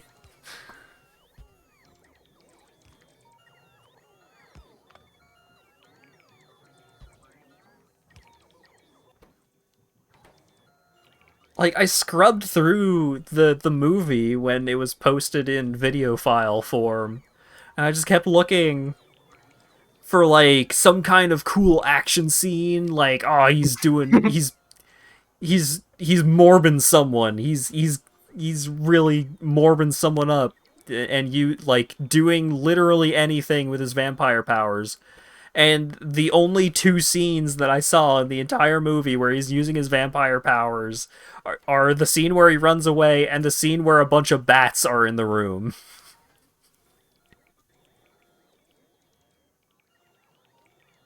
Peak cinema. And so, like, every other scene that I looked at throughout the movie, it's just like someone sitting down. And the color palette is really muted.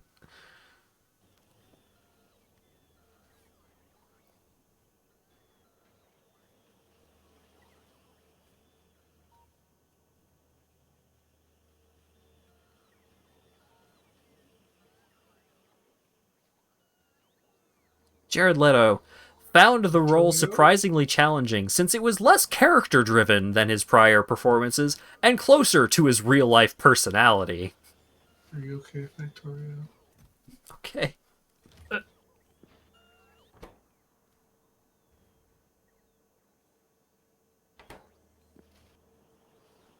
Hollywood loves a muted color palette.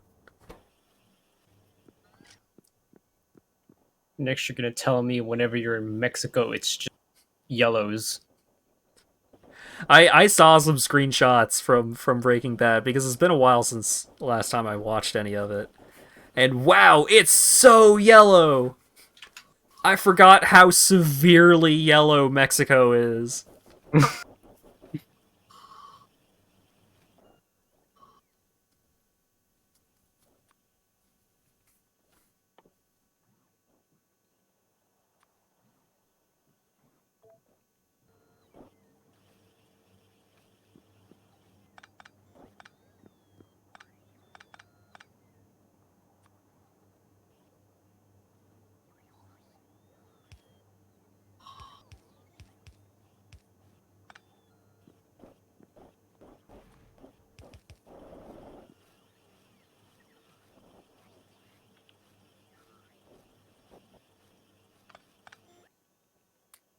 When you went to Mexico City, all the smog actually gave the place a yellow tint. Oh my god, Breaking Bad was right all along. Oh no. Wasn't there a period in time when New York in movies was overwhelmingly tinted blue? Yeah. I mean, New York is kinda bluish. I went there in person. It has a blue vibe to it.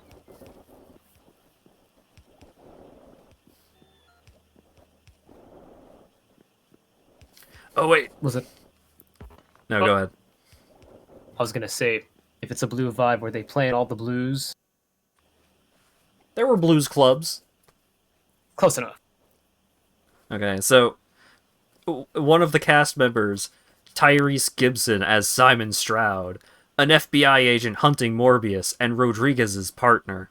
Gibson noted that the character is white in the comic books, and the producers made him black to cast Gibson.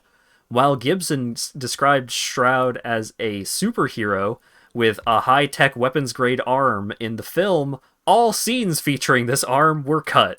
Gibson signed a 3-picture deal when he joined the film. Oh. Tyrese, I don't think that's gonna work out for you, buddy.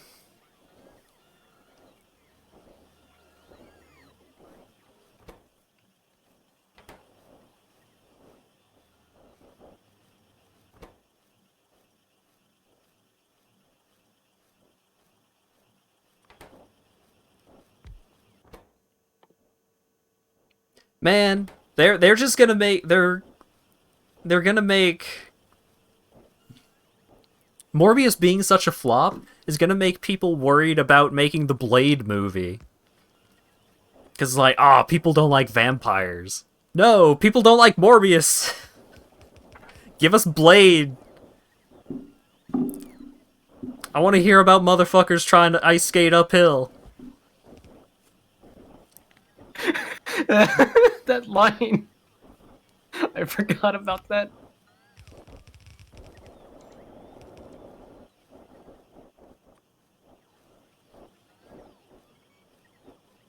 Watched Willy's Wonderland recently, and it was extremely fun. I vaguely recall the main character, Nick Cage, his character. Nick Cage was just like, hey, what if this guy just doesn't talk at all? And the director was like, yeah, actually, that seems cool. Because originally that character did have lines. They were just, but Nick Cage was just like, I don't know, none of these lines really mean anything. What if he's just quiet the whole time? And my understanding is that Nick Cage is like the best part about that movie. I kind of want to see that that new Nick Cage movie, The Overwhelming Weight of Massive Talent, or whatever it's called.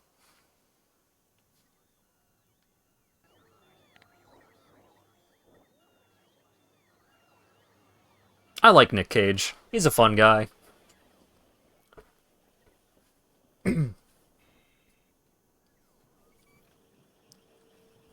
Like, he in my mind, he generally falls into the same kind of, like, actor-person role as Keanu Reeves. Of just, like, generally kinda quiet. But, like, kinda quiet, nice guy kind of person.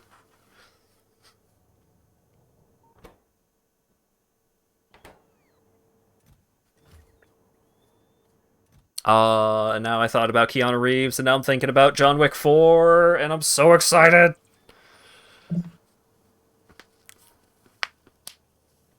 The John Wick movies are so fucking good! They made a whole actor out of that guy from Cyberpunk? Yeah.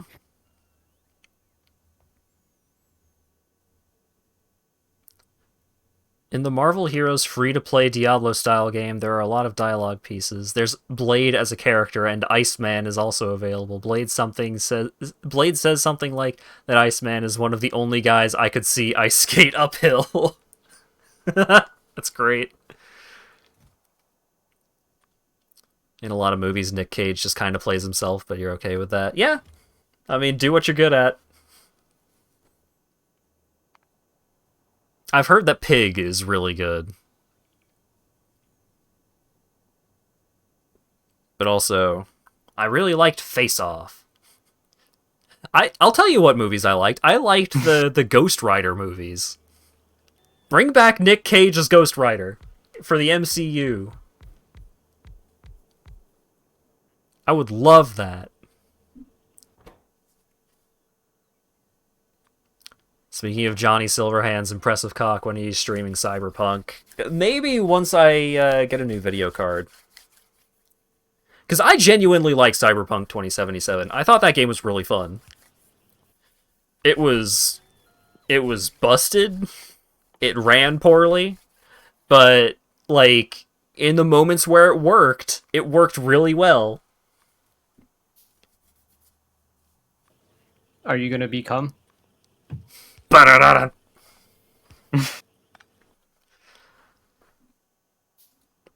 Maybe.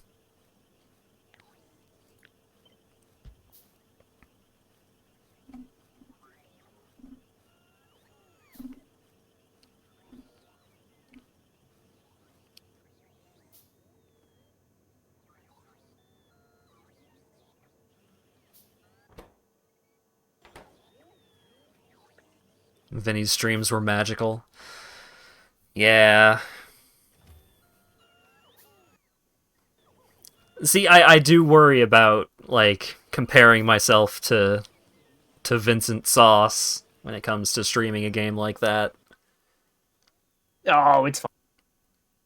I can't compare to his level of fuckery. I can't compare to his love of Shrimp Lady. Who, Vine Sauce. He's got a trillion different names.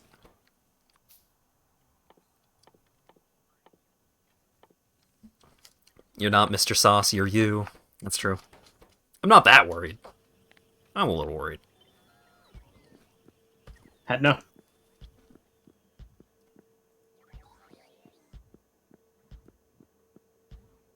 Don't worry, I'm gonna morb all over you. Oh no. No! Don't!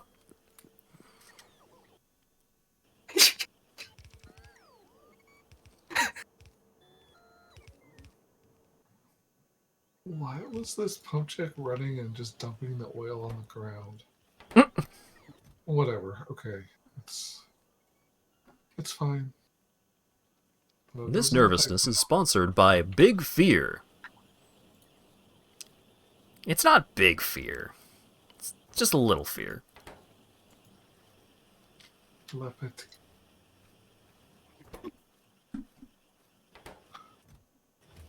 Little of fear as a treat.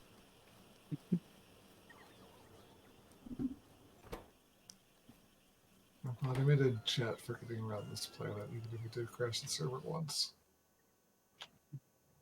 See. Oh no, it's Something because of problems exploded. again. Come on. Okay, there we go. I got out. It's fine. Hold the fuck up. Espinosa cited Pokemon as an influence on the portrayal of Morbius's powers, specifically singling out the series' use of light and color to depict title creatures' attacks and abilities. Ooh. What? Really like those Zubat scenes, huh? Like, what? What do you mean? Oh, the series uses light and color to depict attacks and abilities. Yeah, no shit. What? This movie didn't happen. I'm convinced you're reading a fanfic shitpost. These are all of the... This is all on the Morbius_film Wikipedia page.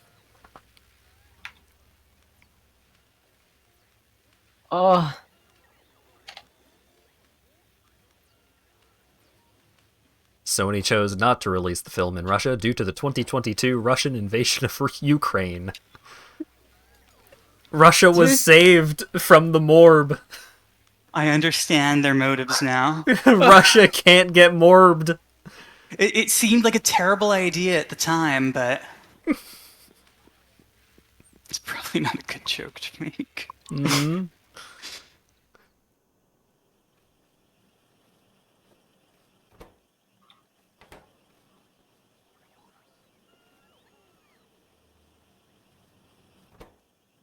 It sucks that all of the jokes about it's Morbin time and how he totally morbed those dudes, like all that shit it's like people buying bad rats.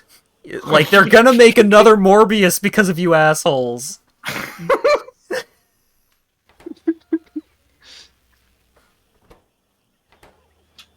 I've seen someone compare that Morbius could possibly enter the pantheon alongside Shrek and B-movie.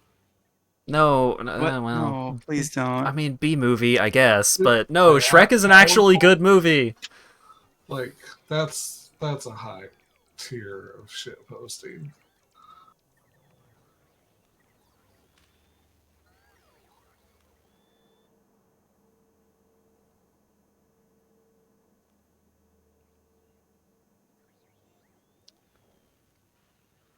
Oh, okay. So the Morbius universe is the Venom universe, which is becoming the main universe because of multiverses.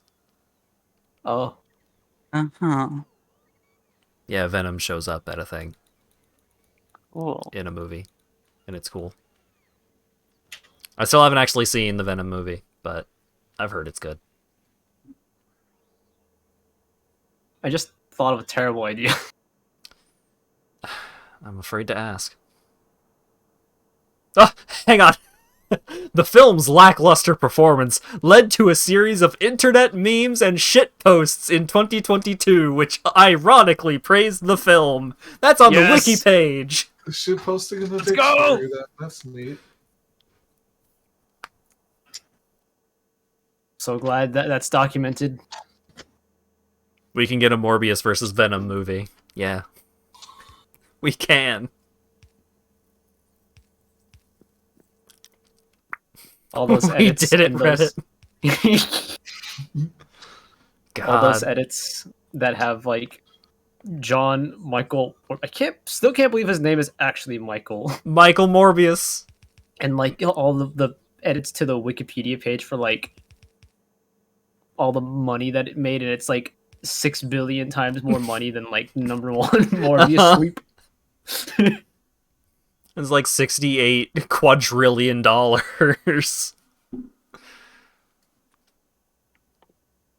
Venom is the best part about the Venom movie, and he's not there long enough. That sounds about right. Okay, well. So, Asp, I don't know how your crystal supply is doing, I'll have to check. I haven't looked at the planet in ages. but basically, if you want more, you're going to have to set up, like, automated nitric acid rockets, I think. Something like that. Every 60 seconds, a minute passes in Hollywood. Together we can stop. It stopped making... Did you run out of iridium plates somehow? No. On Novice? Yes. Okay, explain this. Oh no, they want to put Morbius in the Blade movie. Oh, No! You didn't put the requests on the chests. I know, it broke. Okay. There we go. That should fix that. In March 2022, Jared Leto expressed interest in a future film featuring Morbius alongside Venom, portrayed by Tom Hardy. Oh man. From what you were about to say, that just made me think of how badly the first iteration of the Sonic movie could have been with the ugly design. My name is John Sonic Mobius. I don't like it. He's gonna But- mob those guys. And Asp, I'm here to go fast. Yes. should I set up multiple parallel nitric acid cannons? Like, is that now that we have the iridium version, should we just be using cannons all the time, or should we start making more ships? Well, we can't make ships yet. Should we just be making more rockets? I think for now, well, one thing we can do is Carrier has lots of immersite, so we could shift production to there. Hmm. Yes. And it has water, so we could have nitric acid that isn't bad. I suppose. Well, I should check why the... Oh god. Why is the iridium locked up so badly? Some outlets noted that while Venom 3 and Spider-Man Beyond the Spider-Verse were announced, there was no announcement for a Morbius sequel, leaving the character's future in question. I wonder. Oh, we're out of ionic exchange. Because... Oh, because those don't have a fasty. Oops. I am the Morb Man.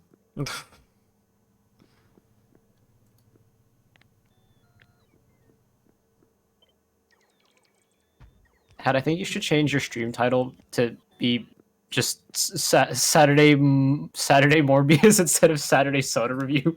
Oh god. Anyway, setting up crystal production on a different planet is a reasonable idea. I think for now, I'm just gonna launch another rocket full of nitric acid. It's fair. Well, at least as best as I can. I don't know how much we have in the system. People think that Morbius and the Vulture are teaming up to make the Sinister Six. Like, Spider-Man's main group of nemesis. Spacey. Hmm.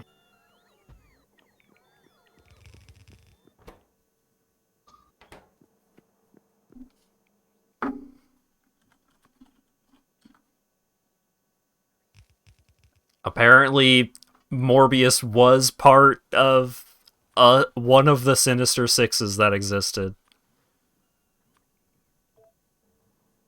Go through enough multiverses, you'll find the one. Oh, I think I've heard of that.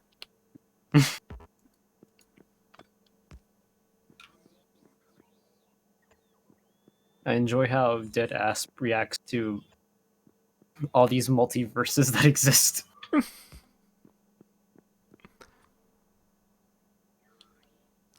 Yeah, so remember if Morbius was a part of the Sinister 60 and the Sinister 66.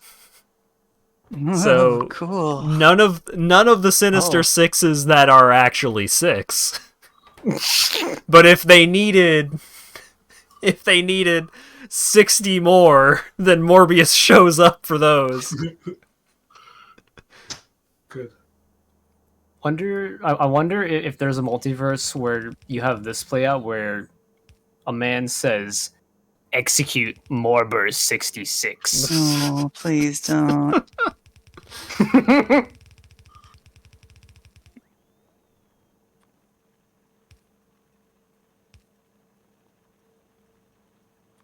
I like that the captioner capitalized "Execute Order 66." Yeah. I mean, that's probably the name of like an album or a band or some shit.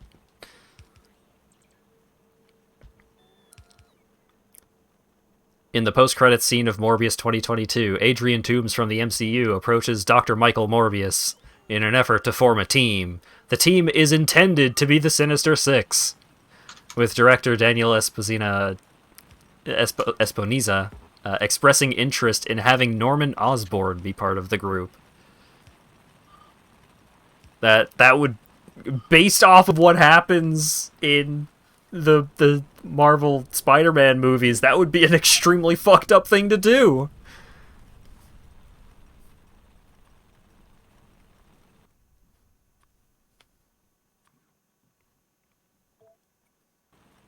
Daniel Espiniza has their sights set on fucking up he's gonna morb the Spider-Verse. It's exciting. All this talk is kind of morbid. No, I get it. Doctor Who from Morbius is gonna be in the Game of Thrones prequel series. It's a hell of a sentence.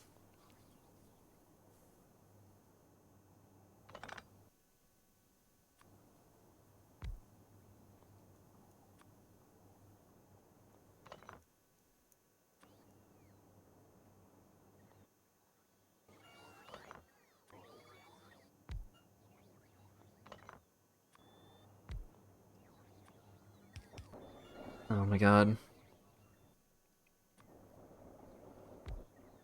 Yeah, pipes in space work kind of weird. Yeah. Long pipe.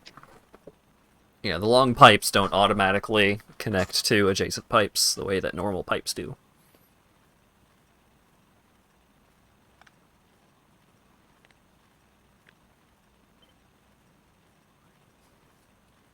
Sorry for not responding to that earlier, but I was too busy talking about Morbius.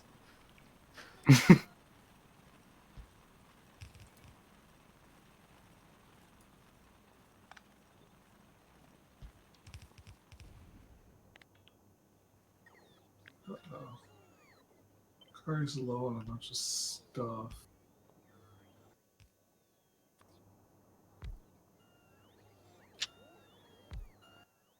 Cannons, are you okay?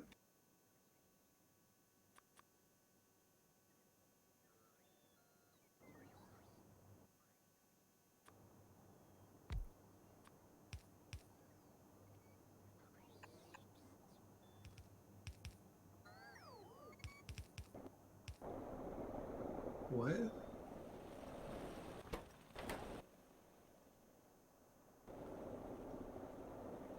I wish there was more interesting things to talk about Morbius, but my understanding is that it's not a good movie. Why did this get Yeah. my zero checking Vulcanite stack size? What?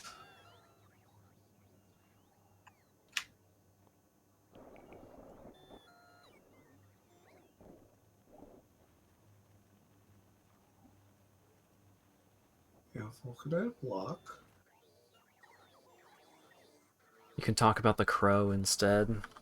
Yeah, the some crow computers again. are being weird. Oh no. I checked the stack size of a Vulcanite block and it got 0. That's weird.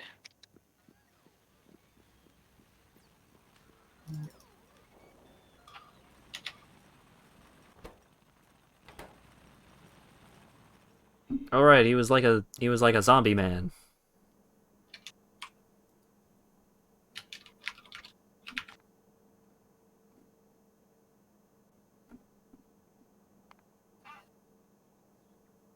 I guess I'll just change that code and hope it doesn't get worse.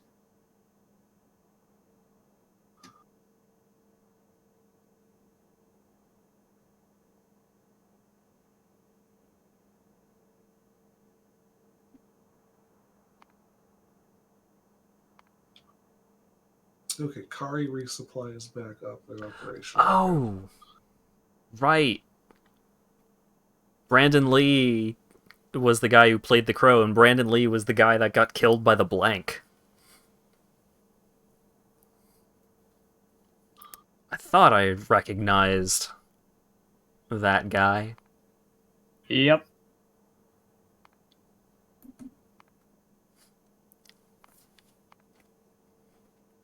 Like, it was common knowledge that you should not fuck around with blanks at point blank. But, then that happened, and people were like, oh, right. Guns. Bad. Yeah. The Venom comic book series, a goth high school girl got an offshoot of the Venom symbiote and became super cool. Nice. Since I haven't seen the new Venom movies, most of what I think of when I think of Venom is Black Suit Spider-Man from Spider-Man 3. Sam Raimi's Spider-Man 3. And,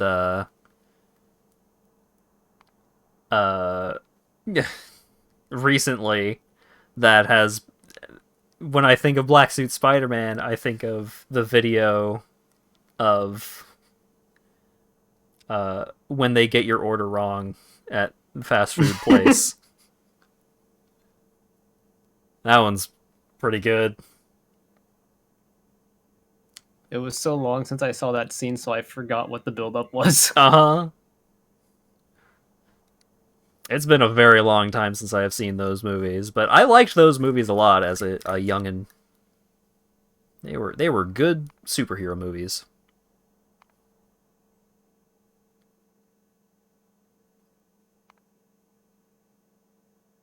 I like the new Spider-Man series as well. The Home series of Spider-Man movies. I think Tom Holland is. I think Tom Holland is a good actor. I don't think Tom Holland is a Nathan Drake. I think that was a massive fuck up. Everyone, like, all of the major characters in that Uncharted movie were cast, like, it's like they were doing Uncharted babies in terms of the casting. Oh, it's because of the stupid negative circuit thing. Okay.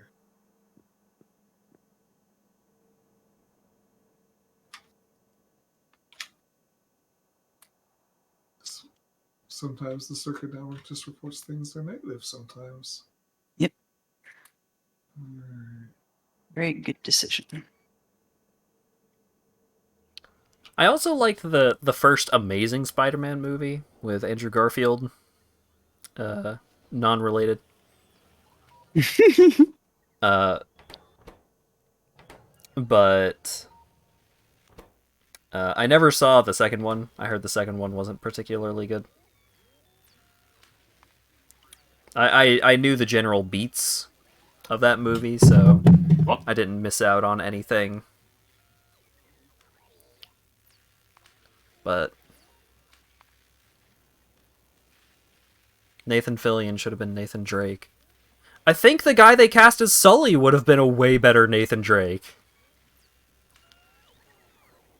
They sure chose a very skinny man to be a big, beefy movie man.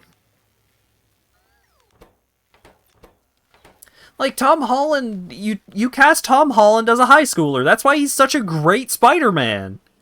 Because he looks like a little baby man. I do think I do think the new Spider-Man movies lean a little too hard on, oh, I'm such an awkward teenager. Oh, jeez. Oh, I'm so nervous and shy and awkward. I think there's too much of that. But I think they're good movies.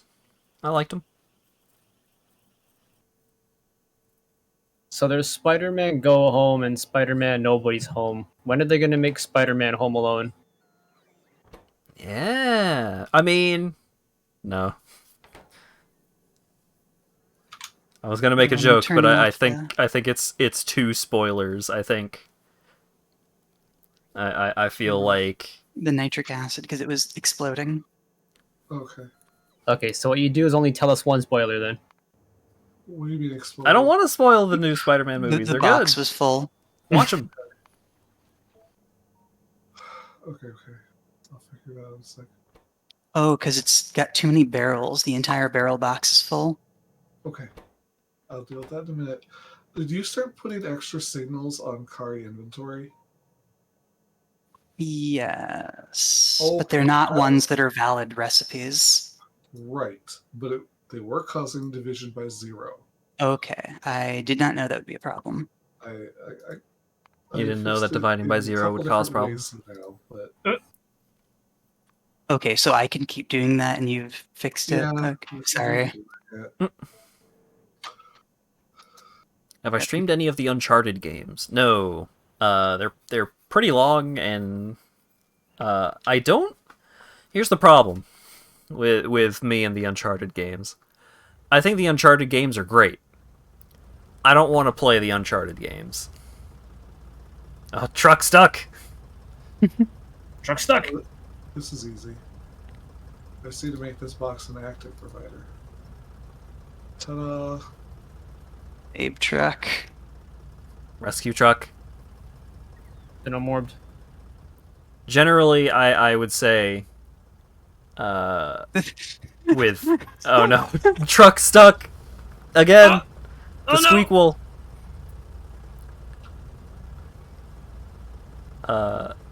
Yeah, if you are at all interested in the Uncharted games, I cannot recommend the Chip and Ironicus playthrough of those games enough. Those are some of their best Let's Plays, and also just a really great way to experience those games, because Chip collects all of the secrets and like shows off a bunch of stuff that's easy to miss and different dialogue for stuff. It's really great. He does a fantastic job.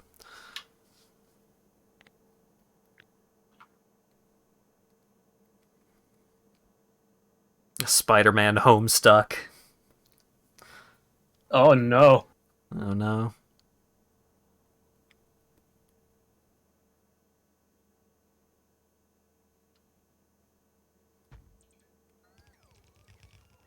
Spider-Morb. Spider-Morb.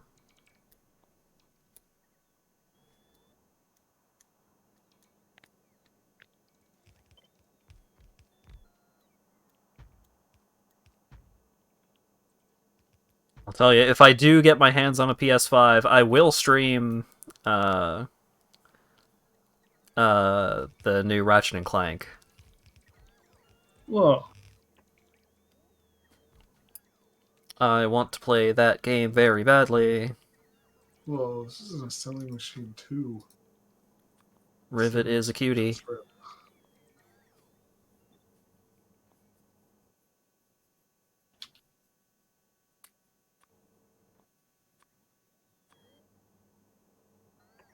It's been a long time since I played a Ratchet and Clank game. I think the last one that I played was like Tools of Destruction. No, I think I played Rift in Time.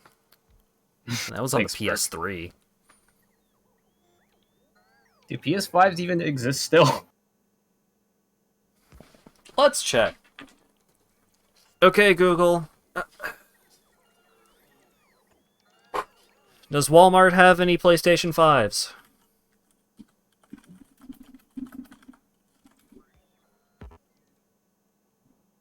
PS5 restock deals.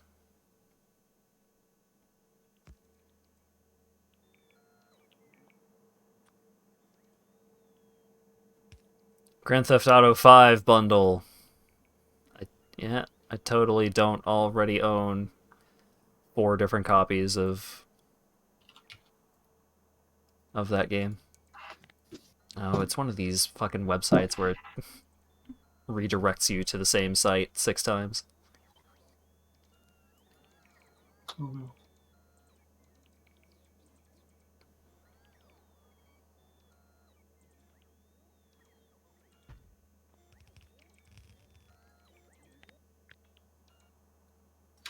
Target.com.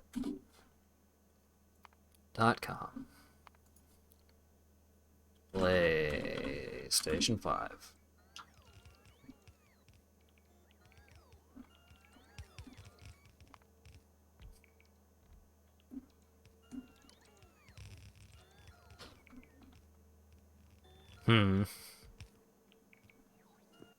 Not looking like they got it. Dang. Oh, wait. No,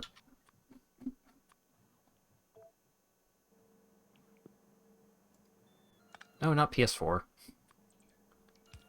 PlayStation 5 console.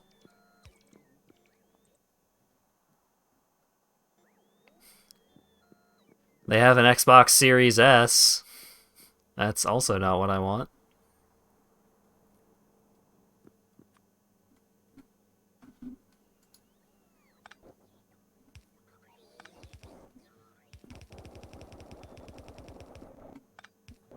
They have some very bad looking Cortana figurines.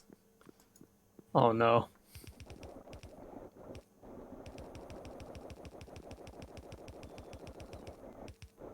They have a special edition of The Ascent, which I didn't think was a particularly good game. A very good looking game. I didn't think it was very fun.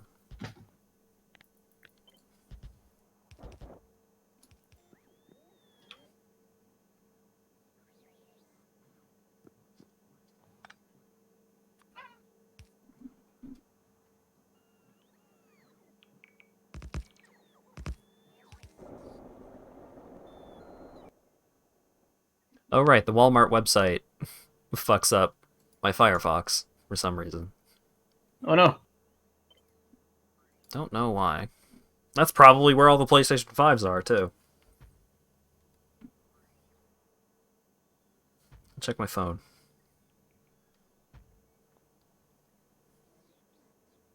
Oh, hell yeah. Cam from Loading Ready Run responded to my tweet. Before I started streaming, he said he was doing an AMA for an hour, so I asked him if you had a fursona, what would they be allergic to? And his response was themselves. Good. That's a good answer.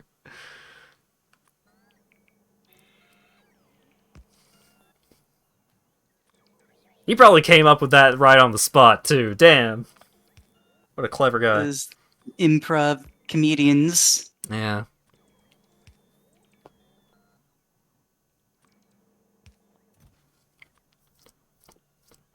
Yeah, I think if the Ascent leaned more into, like, it had better loot variety and stuff, it would have been... It would have been a game more worth spending the time. More naughty chemical plants that are using speed modules.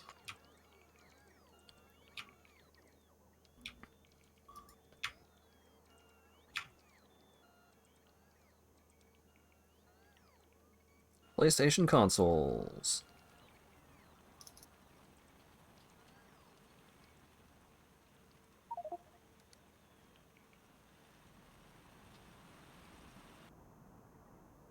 The space scrap or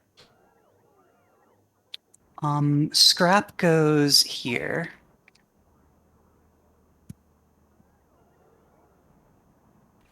So it can be recycled and turned into more resources in space.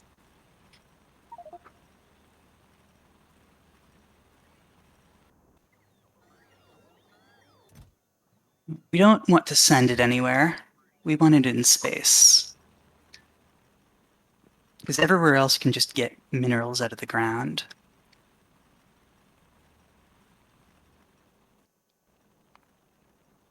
Walmart is fulfilling a bunch of third-party resales for PlayStation 5s, which is weird. Oh.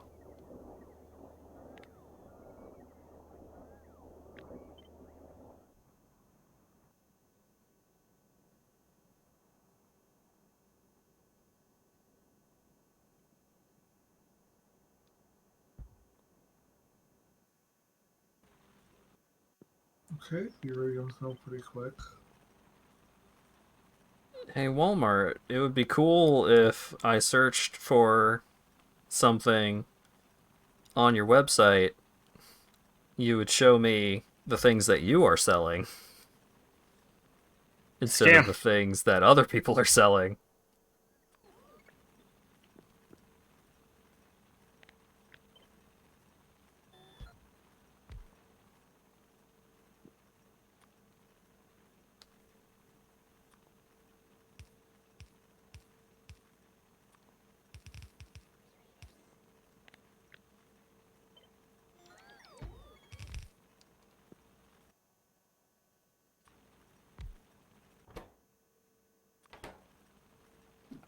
I want a PlayStation.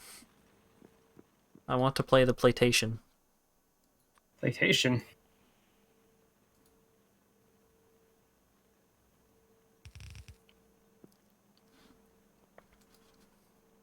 I don't know what to do with all this sand.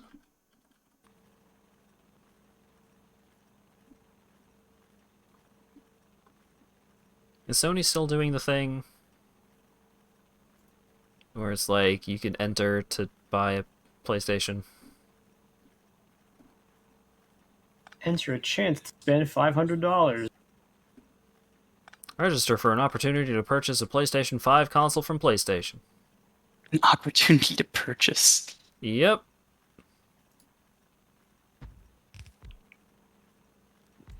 Grant you the privilege of purchasing something from us. Sure, I'll enter again. It pinged me once. It was like, hey. God damn it, I have to disable fucking ad block or something.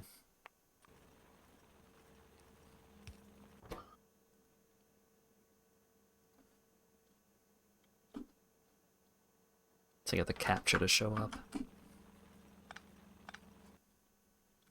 But it showed up once. It was just like, hey, you've got an opportunity to buy one. And by the time that I looked at it, it was sold up. It was sold out many hours before I noticed the email. Dang.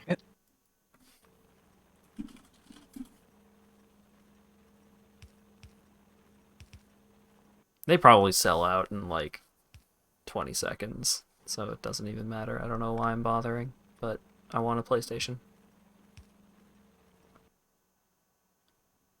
I want to play the Ratchet and Clank. I want to see the rivet. I want to see the Oh. Lombax. My sand eater got screwed up. There we go.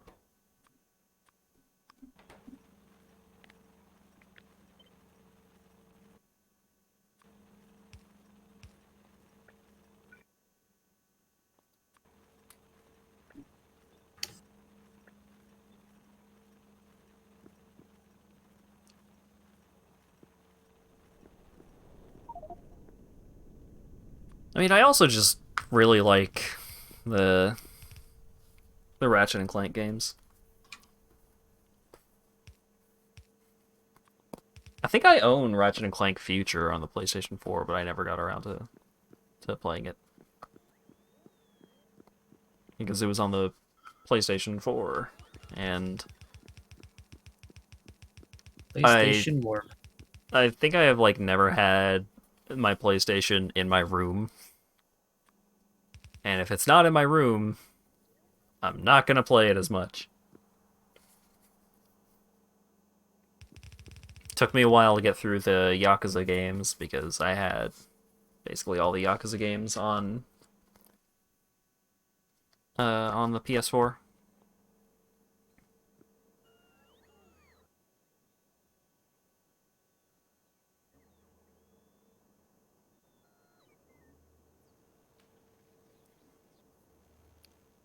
You gotta get around to finishing 3, Acker. I know, I do. You gotta learn about the man with the spirit of Okinawa on his back. Gotta do the thing. First I gotta get back to the game. You gotta punch some dudes while wearing a Hawaiian shirt. I would punch dudes if they let me. Yeah, they do block a lot in that one.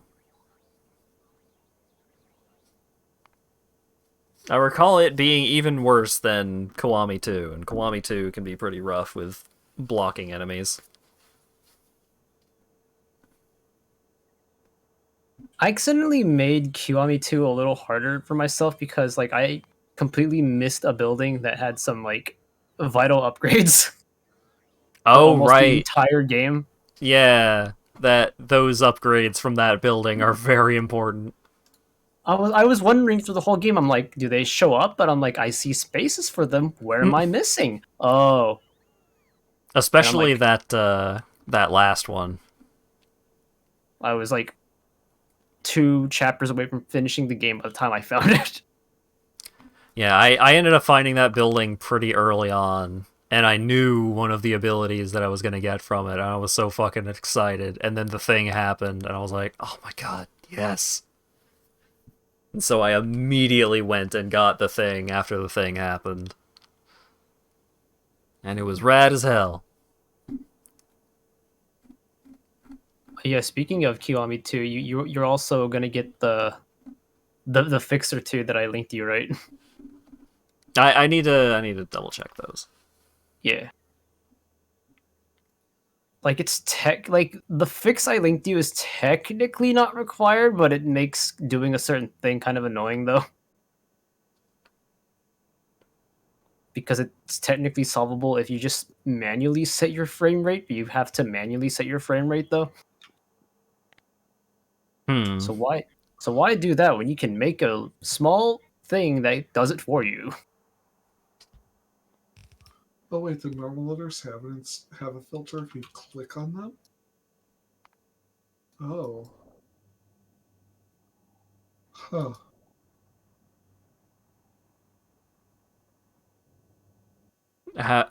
How do you access the filters on the other ones, if not clicking? You do click on the filter mini loaders. But like these it just it just says loader, express loader. Like it doesn't hint that you should click on it, that there's automatically a filter built into it. You gotta click on everything, man. I guess. It's a game about clicking. Ever since that time, they just suddenly added configuration features to the splitters. Lit.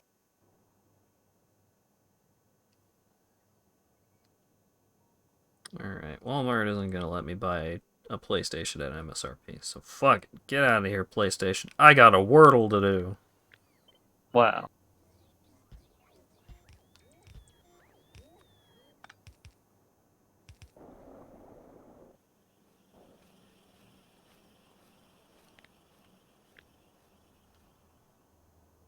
I'm still heavily considering, like, maybe for like one stream or something, whenever you play Kiwami 2, that I want to pop in as like a guest reader for like a lot of NPCs and stuff. Hmm. Might find a spot for that. Guest star. Have me just do a bunch of dumb voices. Sounds like fun.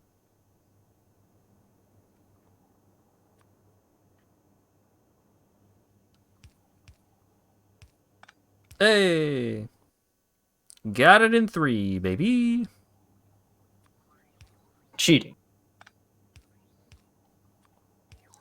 My distribution for my Wordle stats is something.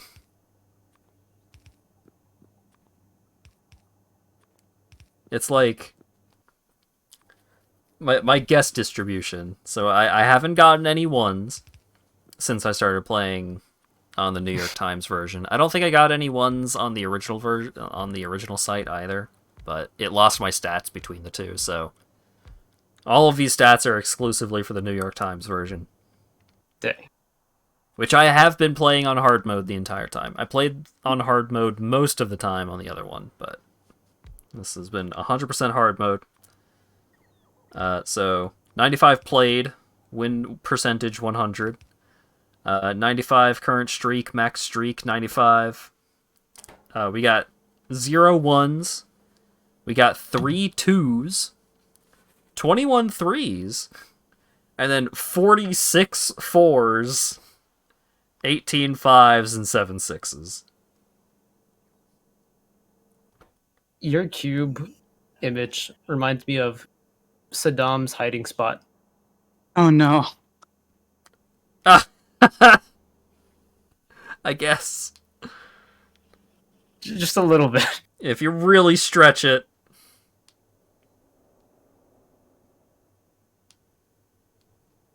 Just needs like one green for the head. Mm.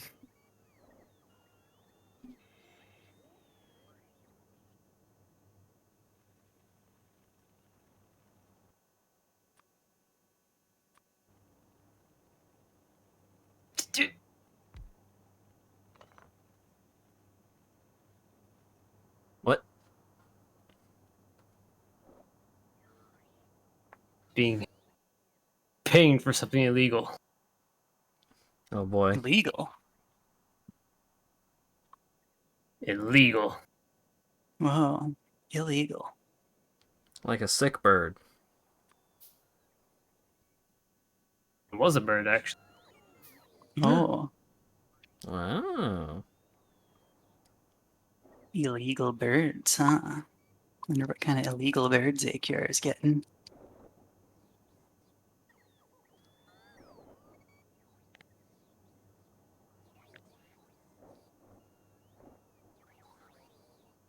Can just have Hat show it up on screen because I think it's a pretty good bird. Oh. Mm.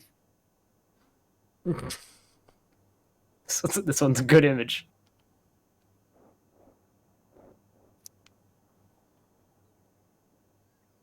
Hang on, give me a sec.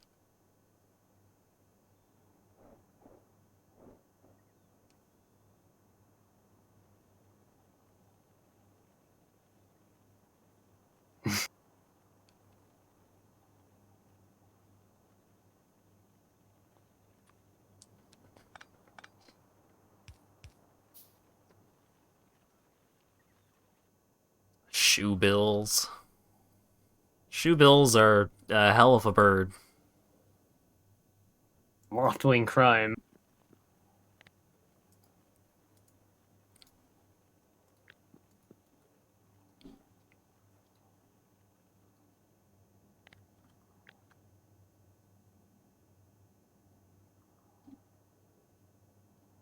Bird is attacking. It's using its special move of be annoying. Very mid-frame of this person, just mid-smear frame.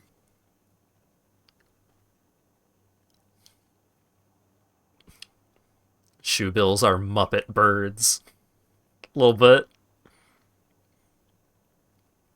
That bird is doing crimes. As birds often do. Yeah. I am in need of some caffeine, maybe, because I'm flagging on the energy. I'm flagging for a flagon of dew.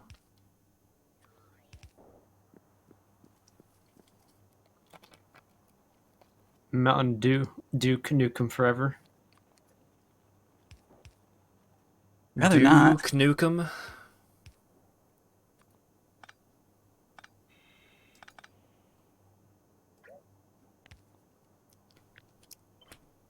Nuke the dew. Alright, time for me to learn how to do the advanced ore processing.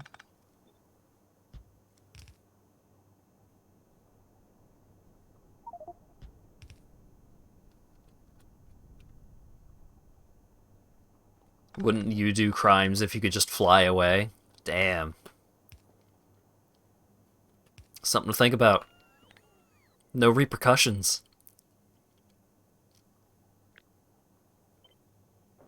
You can fuck around all you want and you never have to find out. Oh boy.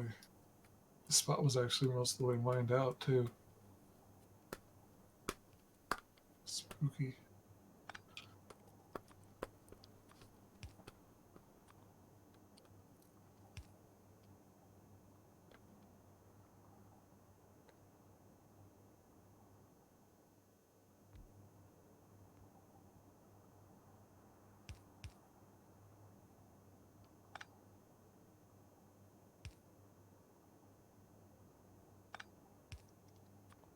See what you doing in space, Asp. Rewiring a bunch of misaligned pipes. But also dealing with this huge pile of scrap. Oh my god. What do you get out of scrap? Does it give you something Ore. different if you do it in space? No. But the ore is kind of useful. I was thinking just like, we've got scrap processing down on the planet, and then one, actually getting the scrap down to the planet would probably not be worth the effort, and two, you were probably producing way too much scrap.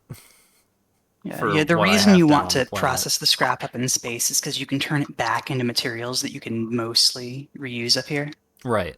Yeah, we have scrap on this planet.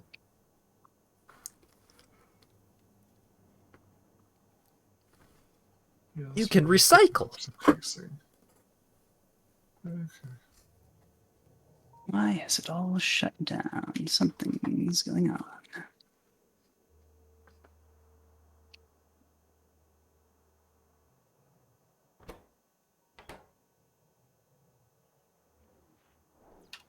You're not working.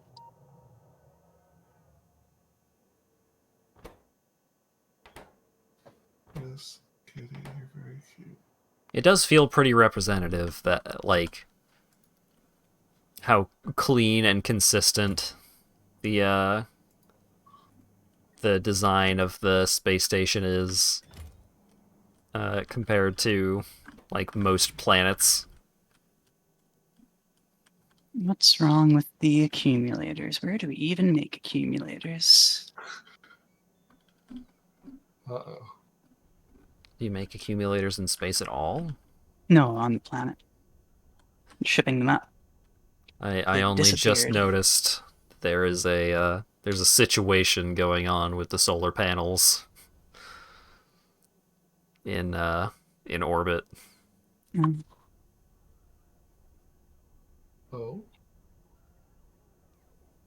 Where do we? Surely we must somewhere. Let me. There we go. We should search on the map. Took me a while to actually spot this myself. Maybe Asp showed it off a couple of times now, but Oh no, I definitely didn't notice. well, here we go. there you go. This is what we've got going on in space now.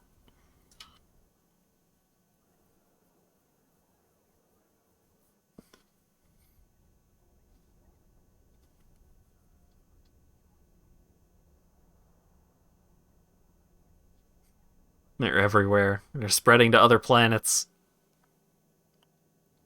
We've I don't unleashed actually a see an accumulator factory. Here it interplanetary is. plague.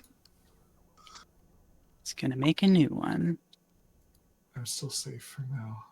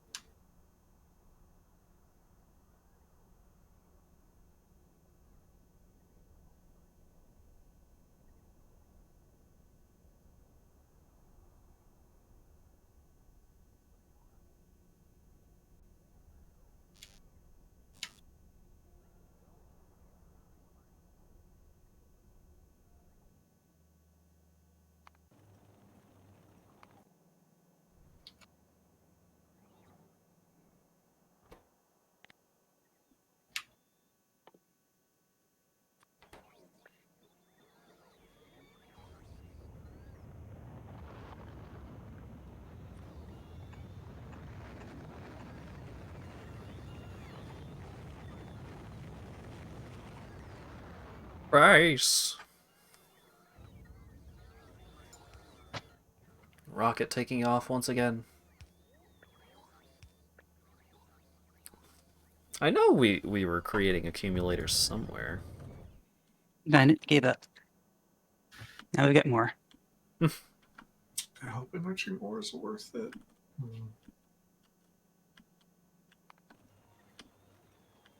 It does eat up a little bit of water. I'm worried about that. I think it might have been where we were making, or where I made some solar panels? That may have just gotten cleared out at some point.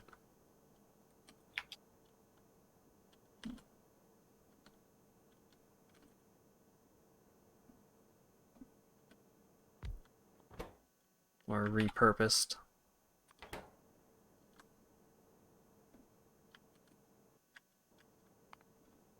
Well, it's not where I thought it was. It doesn't necessarily mean it doesn't exist somewhere. Maybe I was just misremembering, but...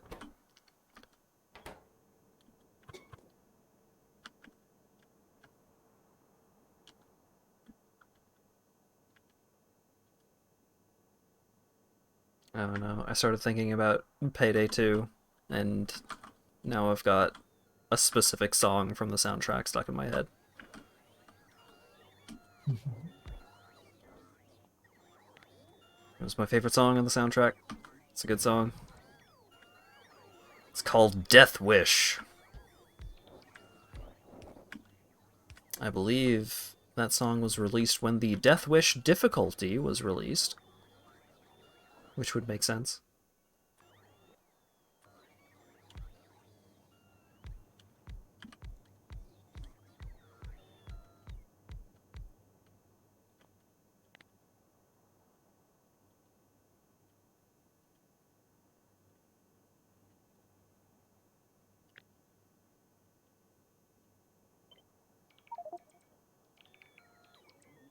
I don't know.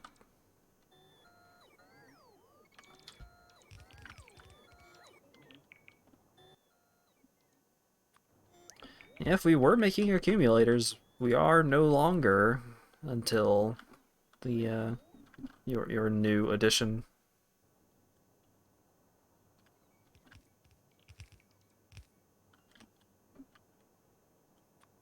Weird.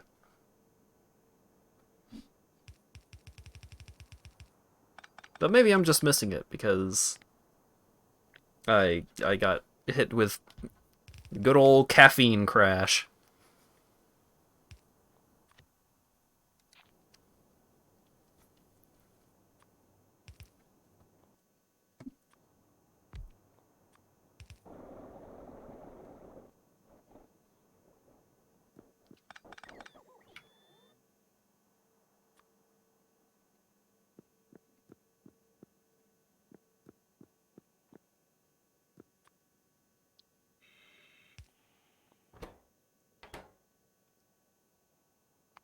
Gonna have the rest of this due.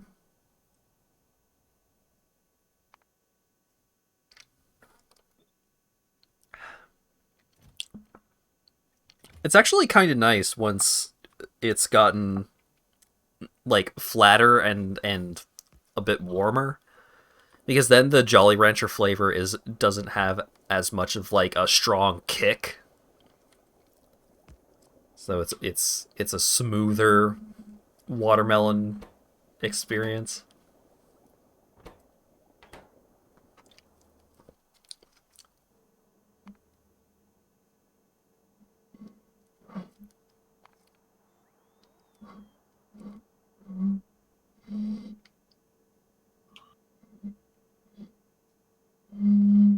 There we go.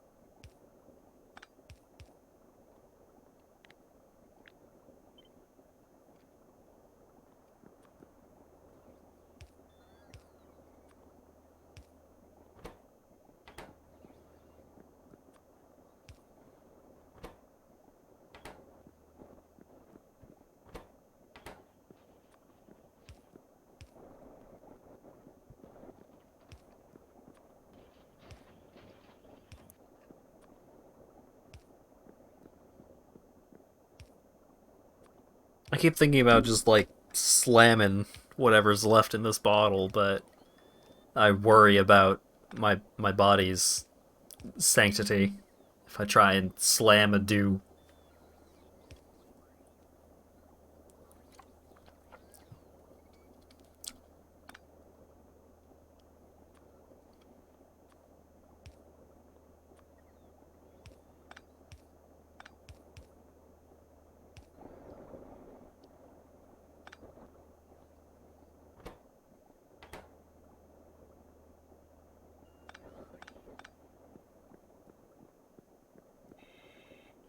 Your kidneys may not like you. Yeah.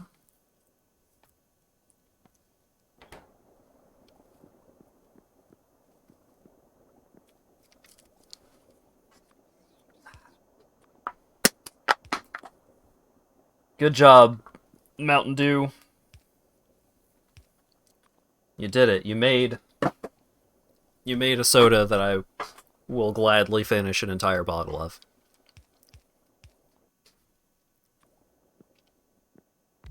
Sorry, I don't have any fancy chat commands set up, but the main mods that we're working with is Factorio 2 and space exploration. We got a couple other ones like AI controlled vehicles, a to-do list. I accidentally kept my Oh, yeah, I my remember mini to-do loaders lists. mod around when Factorio adds normal loaders. You Yeah. can't enter the chat command to do the do after I finish the bottle of do. Come on. I have no do to do left.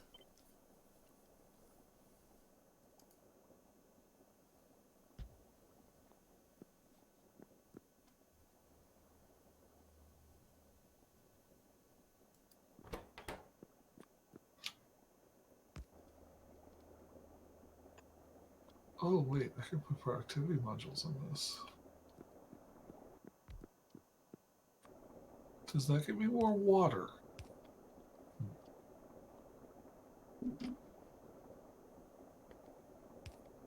Okay, so Undo the do. Ah, God, I hate this part.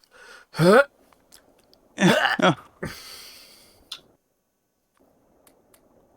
if I have plus 25% productivity,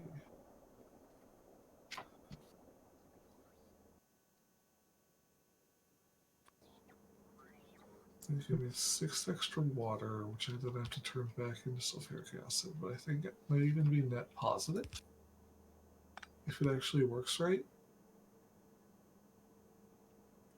Just thinking about the story about like someone talking about, I think it was like a lady talking about her boyfriend. It's just like, yeah, he doesn't know how to cook well, and you know he's got those bachelor vibes going on, and he made he cooked a frozen pizza, and when it was done, he said, "Oh, I hate this part," and then grabbed the pizza with his bare hands, just yelling, "Ouch! Oof! Oh God!" the entire time, burning his hands very badly.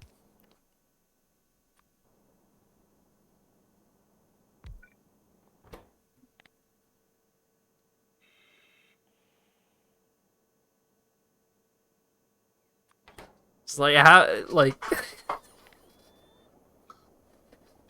get you a man that's never even heard of an oven mitt.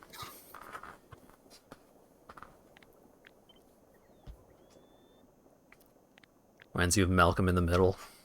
I feel like I watched a lot of Malcolm in the Middle when I was younger, but all I remember is Bryan Cranston. Like I don't even remember anything that Bryan Cranston did in that show. I just remember him, and so like when Breaking Bad was starting to get all popular, I was just like, "That's the fucking dad from Malcolm in the Middle." Why is he a badass bald dude now?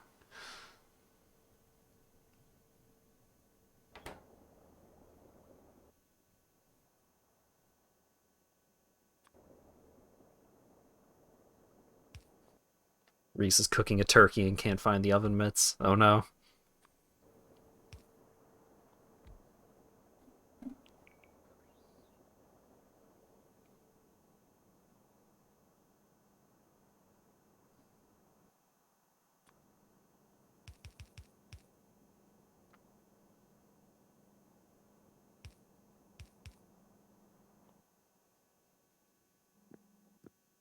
Oh no.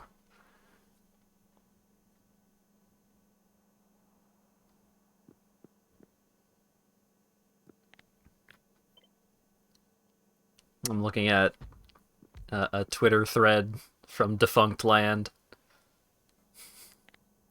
and one of the tweets, just out of context, tells basically the whole story. Look, I can't think of another way to say this. A lot of you were gay in the Garfield Dark Ride.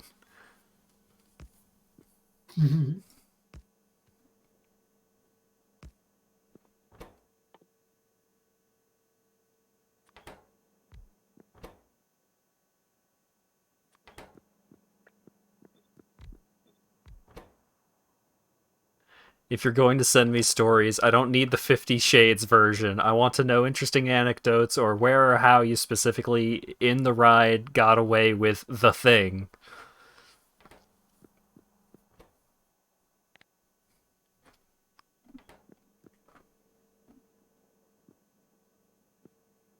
These tweets are from back in March.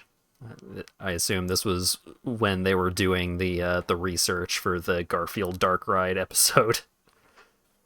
Which I still haven't watched, but I've heard it's a hell of a thing.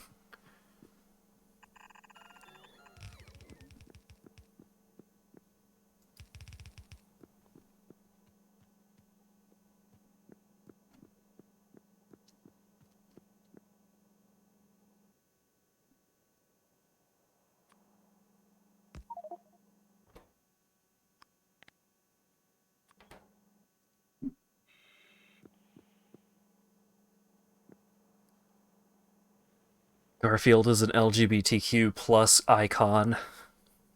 I'm gonna mute this and go watch it. Oh no! I reminded people of better content. I'm a fool. Oops. Garfield is an everything icon at this point. I saw a comic about harpies running into glass windows, and they were like, you gotta put up the signs so that harpies don't run into your glass windows. And the lady was like, I don't want to put up the signs, they're ugly. And someone else came up and was like, I have the perfect solution, and put up a bunch of suction cup Garfields all over the windows. And they're like, this is worse!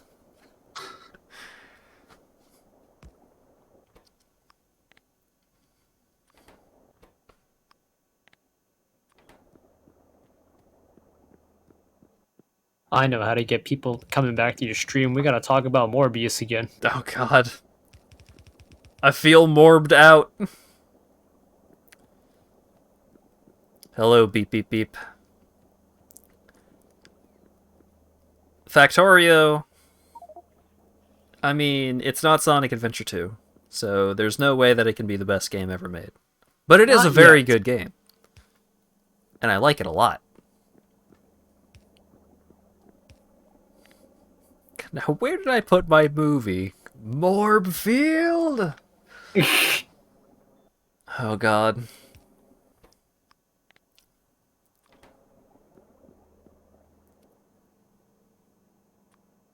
There's still Garfield phones floating off the shore of France. That's right! The shipment of Garfield phones that fell off the fucking shipping container.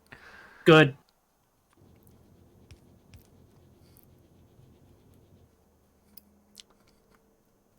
Those aren't even microplastics. Those are just plastics.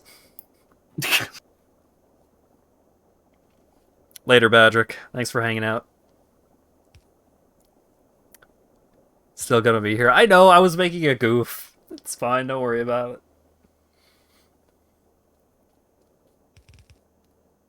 it. Oh my goodness. I do love me some Garfield. Everlasting Garfield phones. In space exploration, should one go to Novus orbit ASAP or wait for more materials? So, in Novus orbit, there are a bunch of stuff, like there's a bunch of materials in some boxes already there.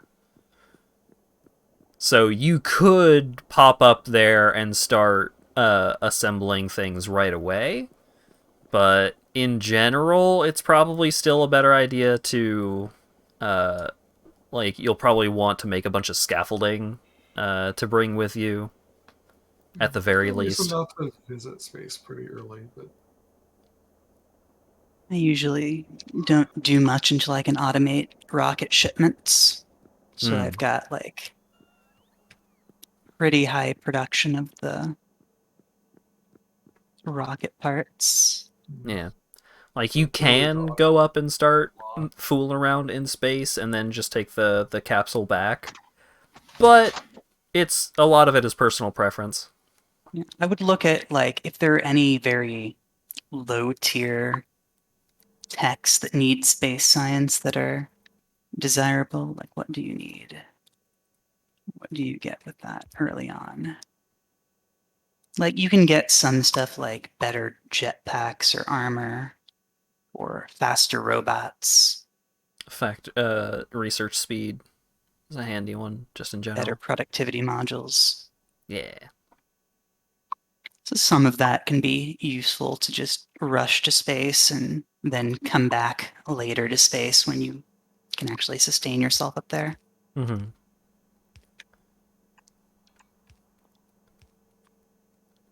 Gonna get back to sleep. Got some Virgil sound effects, put them in the game. Nice. Have a good sleep, Rand. It's nice having you around. Good luck with raiding as well. Everlasting Garfield phones sounds like a Grace location.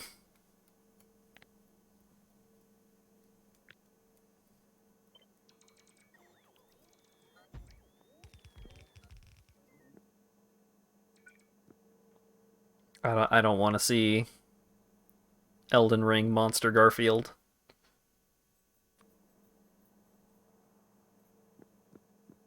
There was a while there where, like, so much of the Garfield content online was Eldritch Horror Garfield, and I didn't like it.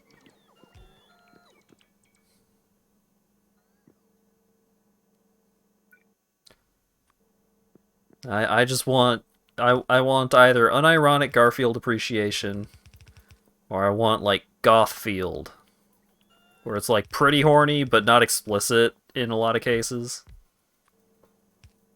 You gotta find the right balance for your Garfield. Thank you for the follows, Beep Beep Beep and RF Holloway. Sorry that I said all that stuff about horny Garfield right before thanking you for the follow about Oh no. Factorio. It's a weird stream we run around here on Saturdays. Everyone is falling asleep. Well, now that I had some more dew, I'm doing a little better. Huh?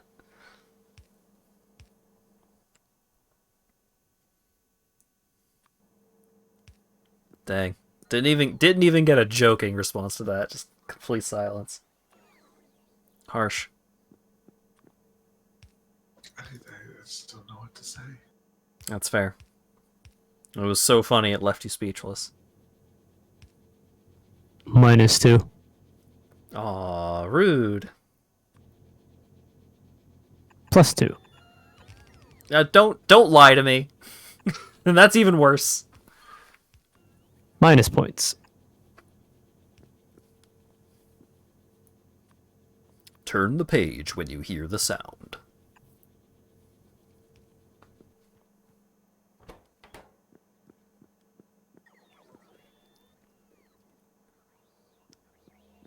In high school, there was a literacy test thing that we all had to take.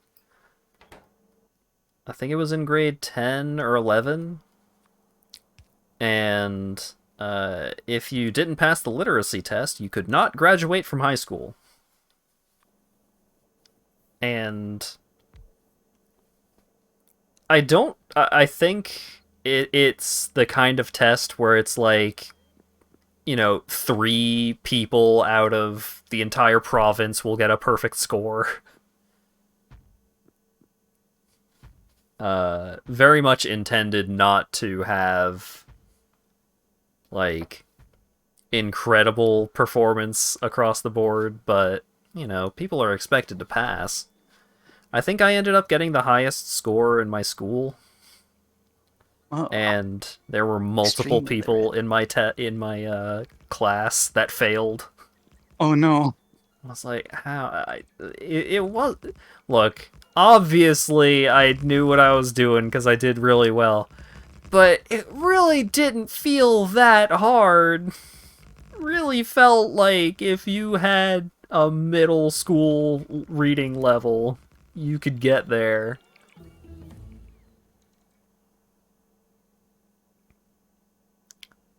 Taught well by sultry Garfield.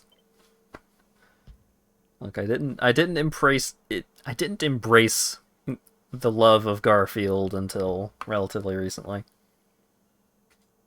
I always liked Garfield.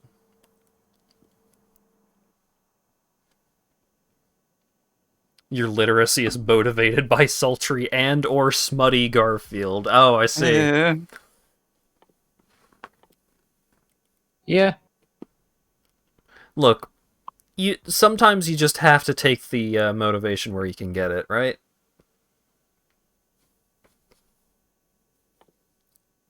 For some people, it's pizza parties. For some people, it's sexy Garfield. We all gotta do what we gotta do.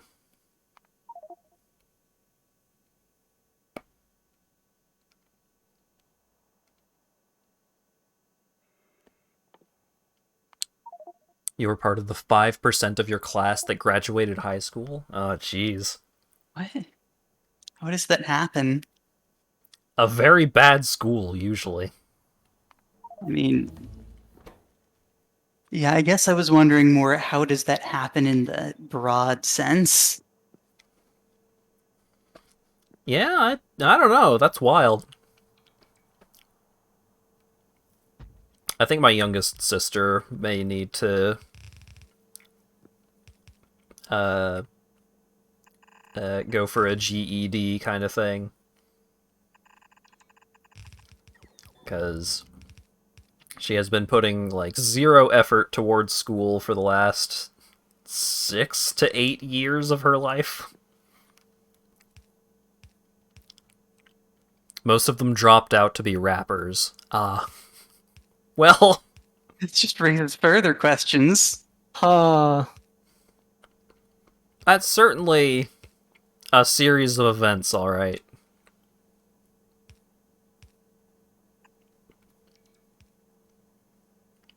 Although that does make me think of the Super Best Friends play, and how Matt went to school with the rapper Bless, and he was a huge douchebag. And then Bless ended up getting into Def Jam Fight for New York.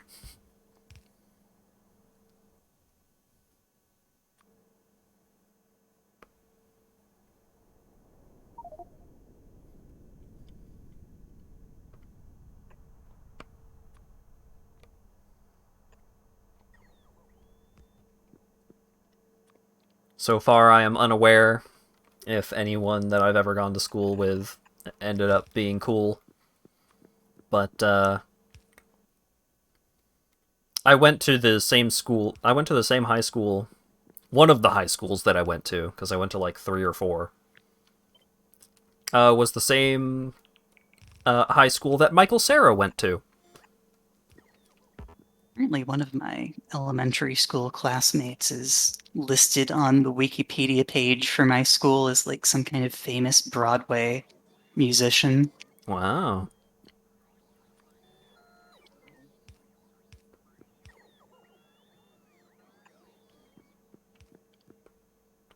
My, the year before I started attending the school that Michael Cera went to, some kid got stabbed in the lunchroom. And also, a bunch of drug dealers always hung out at the community center that was physically attached to the high school. It was not the nicest area. I mean, it was a pretty good school. That's the school that I had the really good computer engineering class at.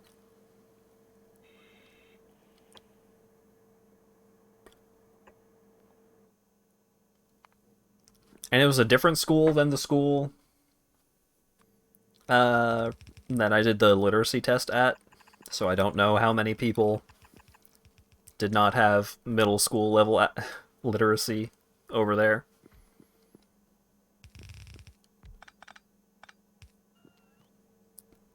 The school wasn't very good. You were very misinformed on many things because you went there. That's pretty whack. No. Very unfortunate. A lot of kids at your school dropped out to work the oil sands. Based off of my understanding of where you live, that makes absolutely a whole lot of sense. That Working tracks on completely. oil rigs needed it, or like not oil rigs, but oil wells needed a like petroleum engineering degree. I mean, if you're doing the fancy stuff. I know my university, my old university, used to advertise its petroleum engineering degrees really hard because the students got paid the most out of any of the graduates. Yeah, that makes sense.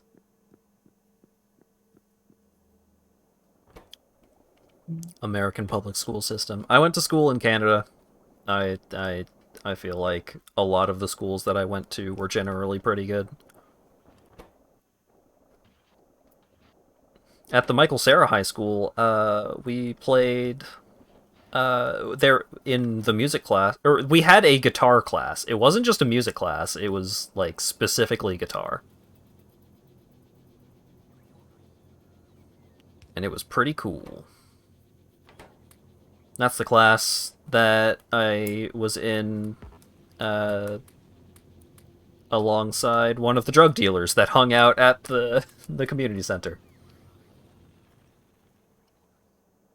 Oh, And it was funny. I hung out with him a couple of times, and talking to someone from a different friend group at that school, I was like, "Hey, have you heard of that dude's name?" And they were like, "Oh yeah, I hear he hangs out at the Gym Archdeacon," which was the name of the community center. And they said it with meaning behind it. I was like, what do you mean? And they were like, oh, you don't know? Yeah, that's where all the people that sell and do drugs hang out. I'm like, oh! And then someone else spoke up, and I'm like, they were like, yeah, I think he is one of the folks that sells. I was like, ah, I see. And based off of what I knew about the guy, that completely tracks, and the only other person that I spoke to in that class to any extent was extremely into Mabinogi, which was a Korean MMO. Wasn't cool enough in high school to know about the crime. I knew about some crime zones at the middle school that I went to back in Newfoundland. A popular place for kids to go hang out and smoke was, I don't know if they called it like the lake or the pond. I think it was the pond. But the pond, it was like this tiny shitty little pond. It had at least 2 shopping carts dunked into it. It was dirty, like there were shopping bags in it, and it, cigarette butts. It was a gross place. And during the winter, the pond would freeze over, and people would go stand out on the pond and smoke. And so sometimes kids would get back from lunch,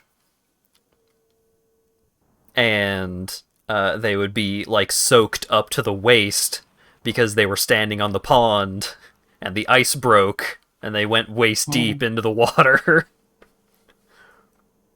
Usually they would get sent home if this happened. This did not bother them one bit. No problems.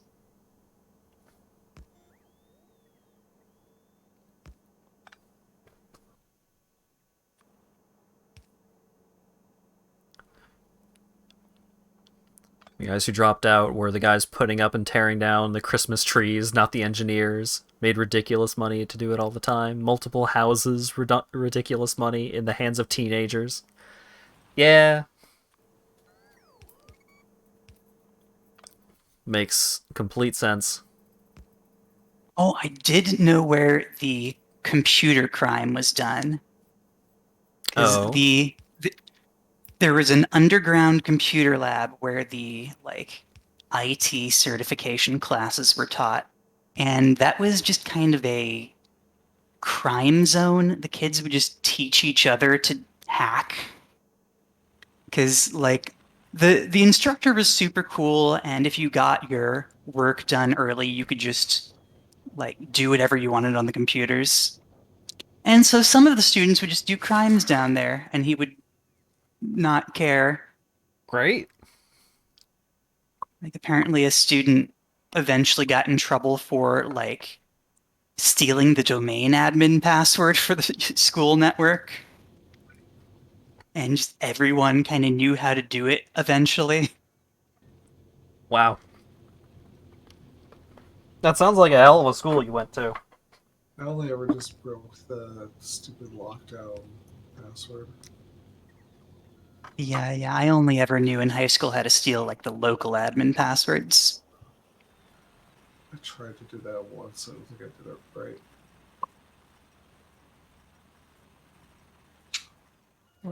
I wasn't stealing the passwords. I just had a privilege escalation attack.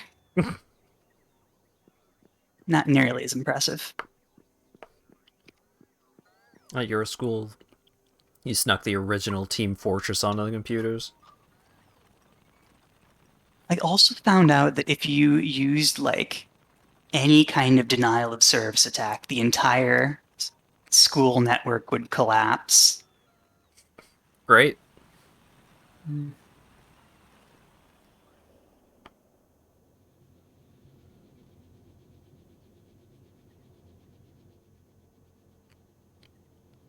I was never in any classes with both access to computers and students who wanted to do crimes with computers.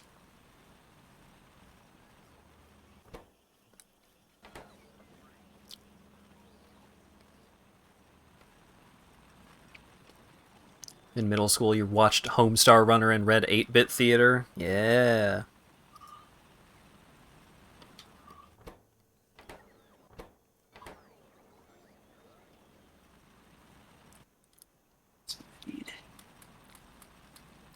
There were computers in our home ec room in it might have been the middle school. But when I was done my work, I would go on the computer and I would play knockoff Java Tetris because I couldn't get any of the Flash Tetris sites to work because Flash was blocked on all the computers to keep kids from playing games on the computers. But the Java Tetris worked, and so I would just hang out and play Tetris, and folks would gather to watch me play Tetris because I was good at Tetris.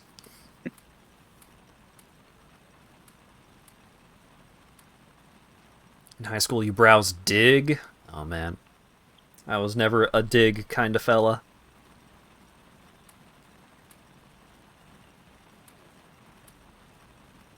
Free arcade. I liked Miniclip, Armor Games, and I think one of my favorite Flash game sites was Addicting Games. That was a good one. By the time Congregate started becoming more popular, I wasn't playing as many Flash games. And I was always scared to go onto Newgrounds because there were titty animations on there. It is pretty scary.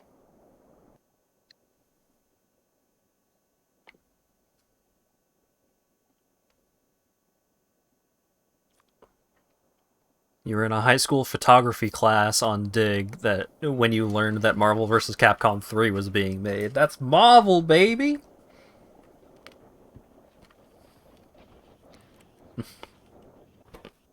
Where were you when you heard that Marvel vs. Capcom 3 was being made? I remember it like it was yesterday.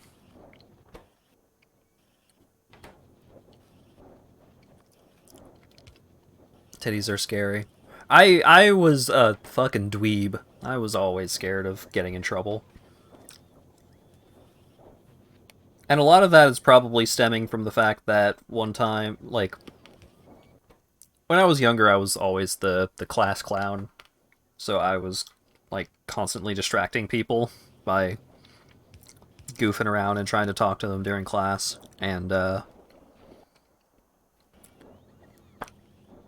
one time my teacher called my mom, and my mom was like, next time you see him goofing off, you call me, and I will be there. And it's like, okay.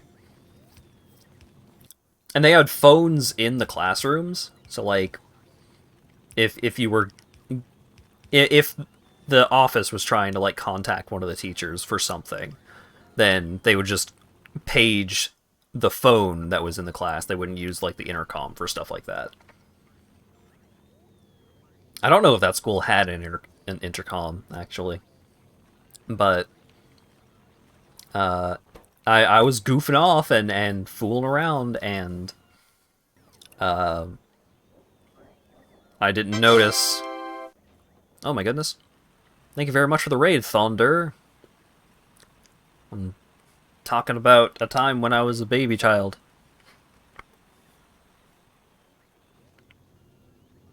The gameplay currently seen on the screen is on behalf of ASP.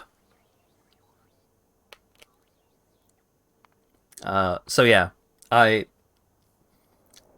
mom told my teacher, hey, if you see him goofing off in class again, call me and I'll come down there. And so after that had happened, I was goofing off in class again. I was trying to talk to my friends because I was done my work, but they weren't. And we weren't supposed to be up from our desks or anything, so I was over there and I was just goofing around. And while I was goofing around, without me having noticed, my teacher did indeed call my mom. And we lived walking distance from the school. And it was like winter. And I was standing there just goofing off, and the friends that I was trying to talking to, and you know, I was trying to make them laugh. They were looking over at the door. They were looking at me. They were looking at each other, looking at the door, and eventually they were just like, "Dude, shit, look!" And they pointed at the door, and there my mom was, in her nightgown, winter boots on, with like a coat slung over her gown, and like her hair was all disheveled, like she was just in the middle of something fucking crazy. And she had some stern words for me. And of course, all the other kids in class were just like, "Ooh, he's in trouble." And I found out after I got home that she was looking all disheveled because our kitchen had just caught on fire. What? Oh. So, my dad had started boiling a pot of water for something and left it there. And there was like a paper plate nearby or something. And so like the water was still boiling. He went out, or like he was just out of the kitchen. I think he left to go pick something up at the store. And there was a plate like a paper plate that was too close, or a napkin or something. Something was too close to the pot of boiling water and fucking ignited. And so we had to get repairs done in the kitchen. Like, it didn't get completely burnt, but there were burns in the kitchen. So my mom, having just dealt with the kitchen being on goddamn fire, had to follow through with her threat to go to go, you know, assert her dominance, be like, hey, fucking quit acting up in class. And so I was in big trouble that day. I don't think I actually got in, like, any kind of severe trouble, but at the time she was very upset, and understandably so.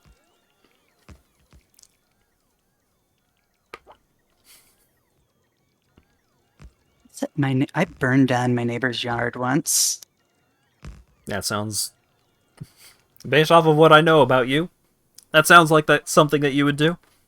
I was like just playing with a magnifying glass, burning things, and one thing led to another. And like I was trying to be safe, but something fell over into the grass and apparently was very dry, and nobody had considered this when they let me go play with a magnifying glass outside. Like the grass started catching fire, and like I didn't have shoes on, so I couldn't put it out. And my brother was there, but he was scared, even though he did have shoes on, so he couldn't put it out. Great. And then it caught like a giant dry bush on fire. And that one thing led to another. Whoever's the guy in this Yeah. with the smiling explosion avatar, I like him the most. You've got a fan, Asp. Nice. Someone else likes arson. Heck yeah. Hell yeah. Setting shit on fire. Hat, your mom is in the Discord call right now. Oh god.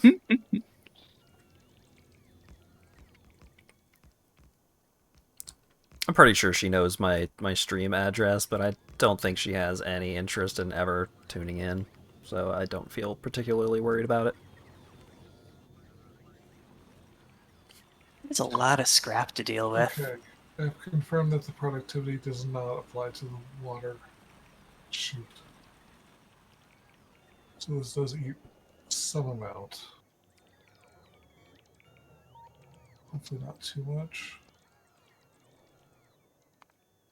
Yeah, don't worry, FBI person that's monitoring this. We do not actually endorse arson. Wink, wink. Sure, the FBI already knows all about me when I had to do all those background checks for the national laboratories. Oh yeah, it's way beyond the FBI now. Like, the CIA is also all over you, and The Department of Energy more than anything. Yeah. They're gonna send in the more BI after you.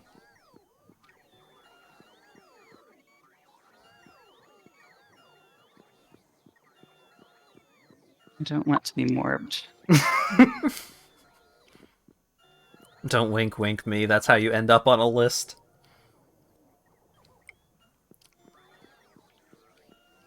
I mean, even if you were on a list, what are you gonna do about it? Fucking whatever. Ooh, you caught me downloading Morbius 2022 off of Discord. Movies sucked. Downloading Morbius 2022 was a punishment in itself. What's the government gonna do about it?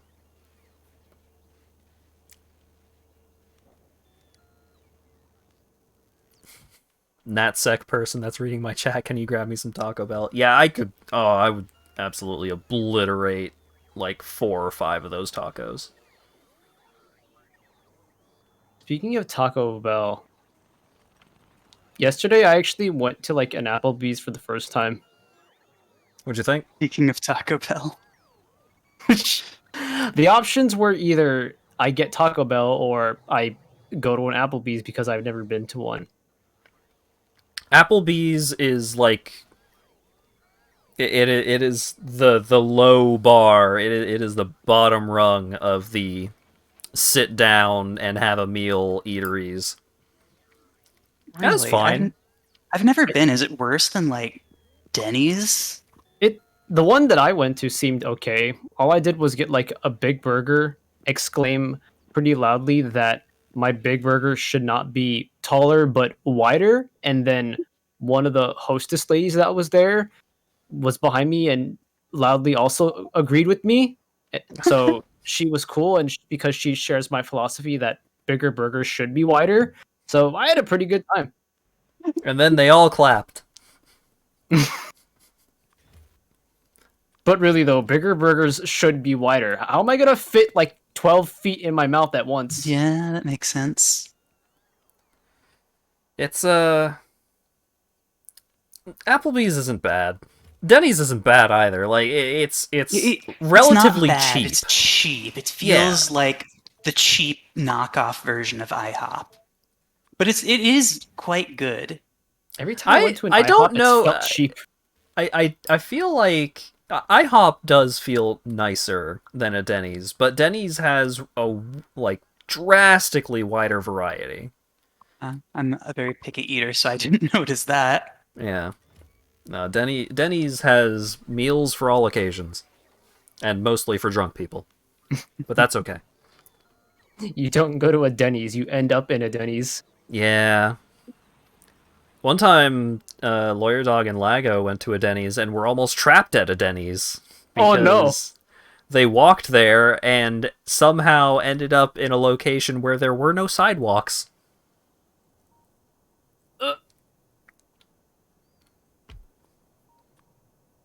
They referred to it as the Denny's zone and had some trouble navigating the Denny's zone. I nearly got very literally dangerously lost at Los Alamos once, winding up somewhere like in that kind of area where there are no sidewalks and you're probably not supposed to be. Mm. It turned out the big danger fence that you're not supposed to cross under penalty of guys with guns showing up is like C-shaped, kind of. There's a concave section where you can wind up in a place that, like, if you're not paying attention, you think you've somehow wound up on the inside of the fence. Concerning. Applebee's is a dive bar for soccer moms masquerading as a restaurant. I recall the mozzarella sticks at Applebee's being pretty good, but also pretty hard to fuck up. So when you're going to an Applebee's or a Denny's or something like that, you really need to go into it with the right mindset of this is like you can't go in expecting a nice meal. You go in expecting food. When you talk about mozzarella sticks being hard to screw up, have you ever read the masterpiece? My 14-hour search for the end of TGI Friday's endless appetizers. That sounds like a nightmare. It The is. thing is, you pick one appetizer, and you get endless that. Huh. And they picked the mozzarella sticks. And they were not good.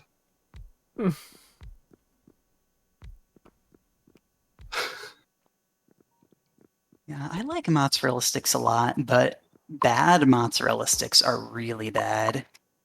Yeah.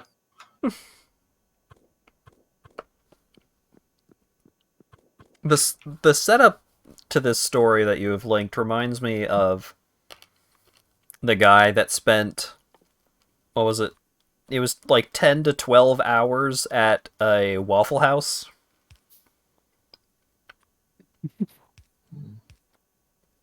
And that's, oh, it was a Twitter thread. that story was pretty good. Of just like Waffle House being this weird, like, liminal space. The employees constantly, like, changing out. And when it's slow and there's nothing going on, just people are just, like, droning. And I think they ended up, like, staying... Most of the time that they spent there was, like, in the middle of the night or, like, super early morning. So they, eventually, at one point, it was just, like, them and one employee for multiple hours. And they ate a couple of meals, and it, like, tore their stomach up really bad, and the coffee also was messing with their stomach, but they're just like, but I gotta eat, I'm here. Wait, no! It was because they had to eat a certain number of waffles. And they couldn't leave until they ate a certain number of waffles, and because they just couldn't slam all of the waffles at the same time, they ended up staying there for the better part of a day. Oh no! What kind of curse did they take on in order for that to happen to them? Let me see if I can find it. What a nightmare.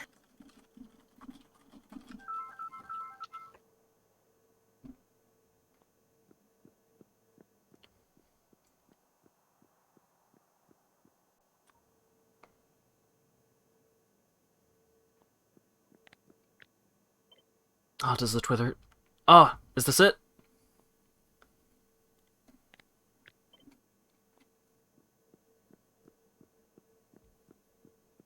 Oh, yeah, okay.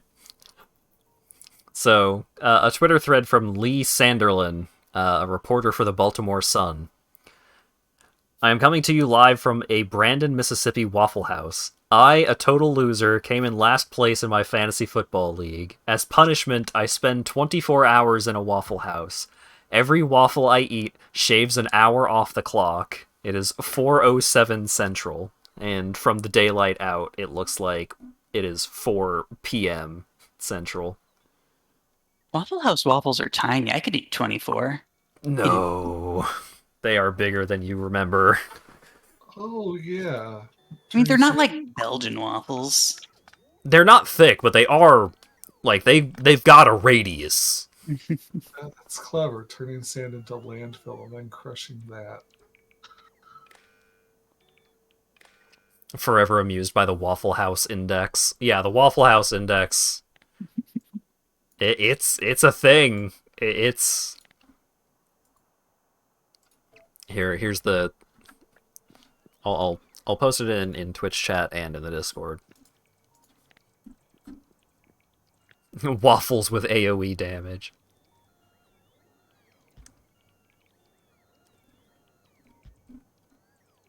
So yeah, I think he ended up, like, eating about 12 waffles and spending about 12 hours in the Waffle House. Oh no. Just realized all Waffle Houses are exactly the same. Yeah, it is. They're not all exactly the same, but they are all very similar, and it is like, when I described it as a liminal space, that was more of an accurate description than the usual comparison of, like, the usual descriptor of liminal space, because their status as a great place to stop for, like,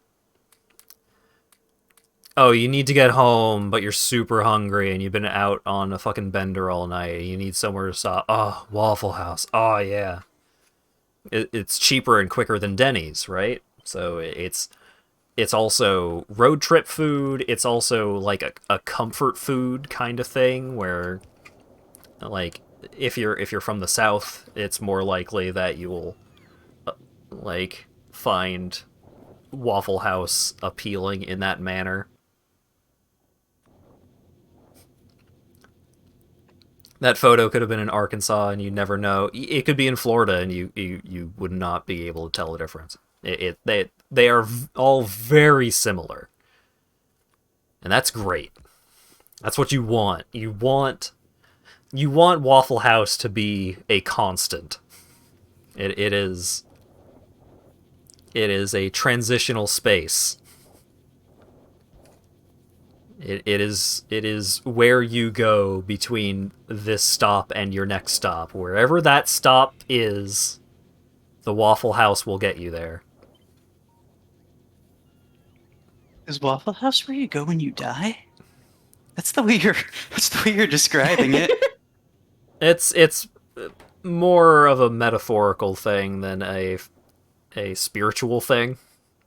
More philosophical. But Waffle House, I enjoy Waffle House food.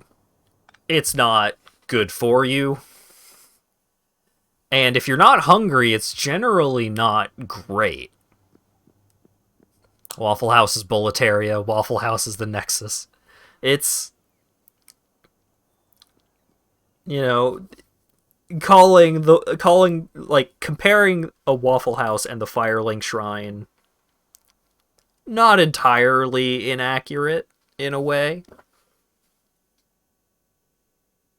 The Waffle House at the end of the universe.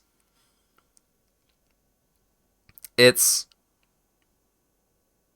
being the way that it is a comforting thing. You need something familiar.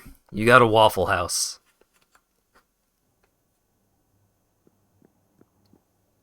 Waffle House is where you go if you die and your soul is unclaimed. All fast food places are liminal spaces. I don't think that is accurate, because there are so many McDonald's that are like the layout, even if it's a McDonald's that's like keeping up with the trends and modernizing and stuff like that, the layout is still like super different between most McDonald's, and like the exterior tends to be pretty different and all that. But Waffle House has like an exact level of dinginess. The fact that when you're at a Waffle House, you don't face the windows, you face like with your back to the windows. Yeah, like there are booths, but all of the booths are also perpendicular to the windows. Well, that's most restaurants. Yeah, but it's like you don't face the windows that often, and that's usually for the better, because I guess it's what are just you a gonna parking look lot, out yeah. and see at a Waffle House? You're gonna go look out and see a parking lot.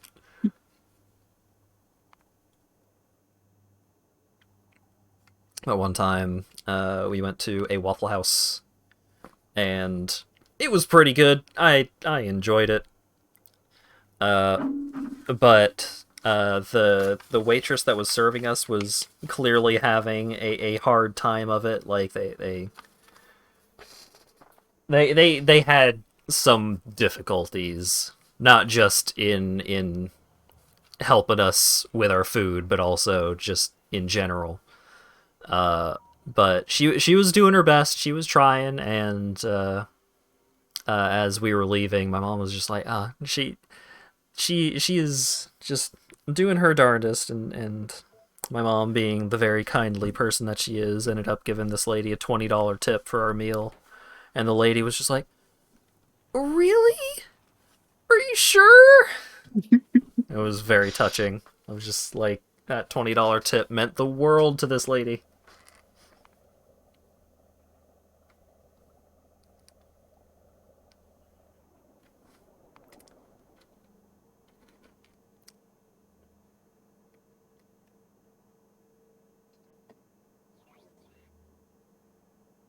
Don't look into the windows of a Waffle House. There's no telling what will peer back inside from inside. Hint, it's a small child flipping you off. Yeah.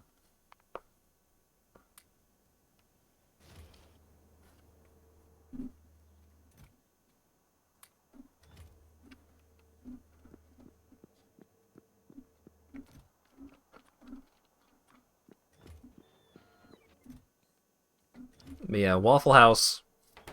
It's I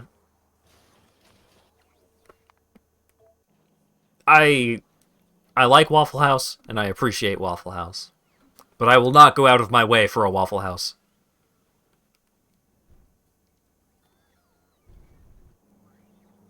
That storm is looking big. Took a peek at the weather radar, feeling sorry for anyone in the Eastern time zone right now.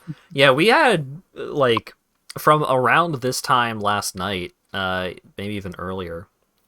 It's in the morning. It's past midnight now, but whatever, you know what I mean. My local weather forecast has thunderstorms from now through Thursday. Wow. Yeah. Yeah, we were having thunderstorms pretty much all day today. It would be cool if that continued, but I don't think it will. Dang.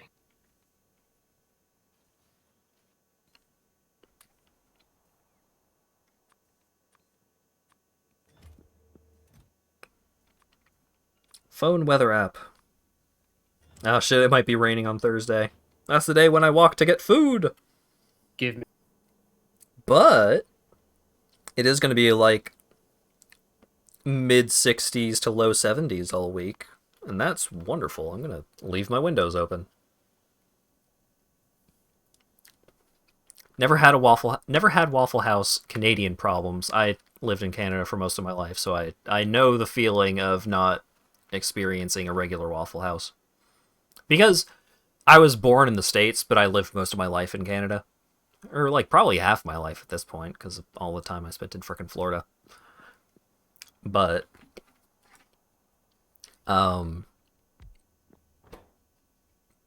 yeah, Waffle House... Denny's is more involved than Waffle House. Waffle House... It feels very cheap. It feels very, like, quick and dirty kind of food. Like, Denny's puts on a front of being real food. Waffle House is Waffle House.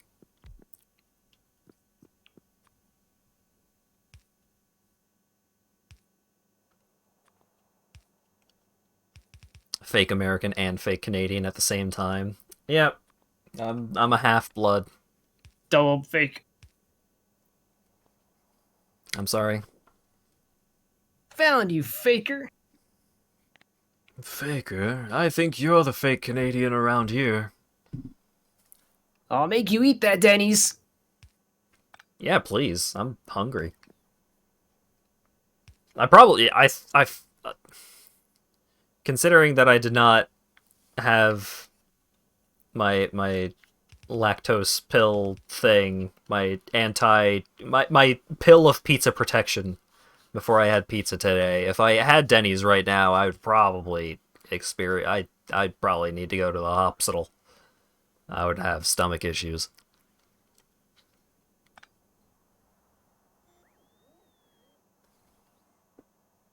Respect Waffle House's honesty. Yeah. What you see is what you get. Just a Waffle House that loves adventure. You go in there, it looks cheap, seems cheap, but you go in there and you smell food. You sit down, and they give you a menu, and the menu is your placemat for the meal, and it's laminated, and there's two sides. It's like, oh, you could get a burger, I guess, or you could get some hash browns and some ham and some bacon and whatever. It's called Waffle House. You go in and you get some waffles and some breakfast meat, and you eat it, and maybe some mediocre coffee, and you love it, and you leave.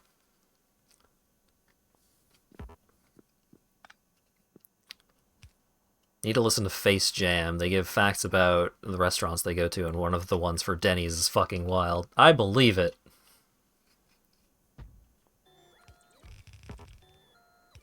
I think one of the times that I ended up hanging out with some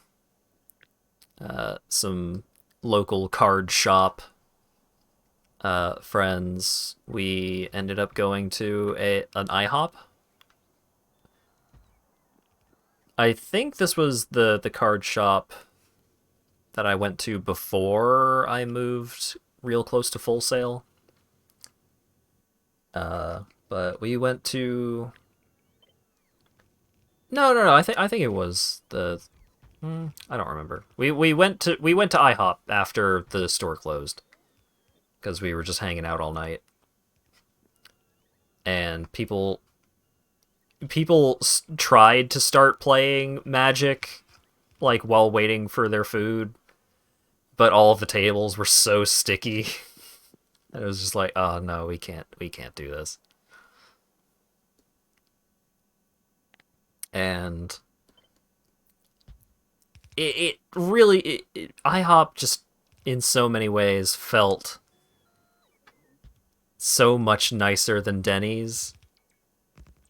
But then we actually got the food, and it was like, oh, that was okay. It wasn't even that much better than Denny's, but just the atmosphere was so much better.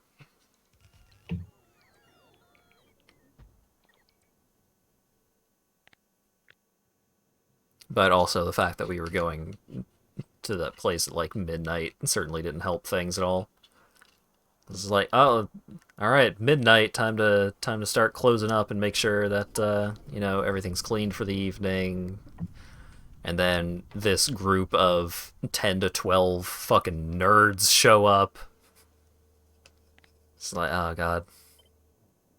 They were not ready for us to pull up on there.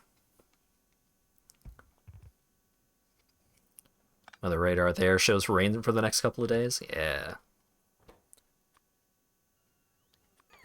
An extra nice thing about it being, like, rainy and cooling down is that I can have my window open, and usually in the like the afternoon to evening, if I have my curtain open, then the angle of the sun starts to shine exactly onto my main monitor. So it's like, I want the natural light, but I can't fucking see what I'm doing on my monitor.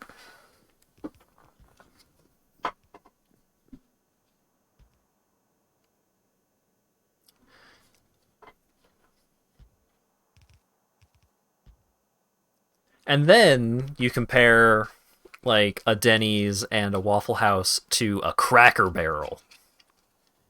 And now you're getting into some nuance. I like Cracker Barrel quite a bit. I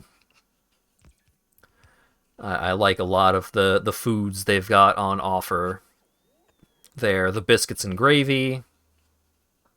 I think maybe I would like their collard greens now that I've had good collard greens. And now I can appreciate the greens. But they got all kinds of breakfast type stuff. They usually have grits. Love grits.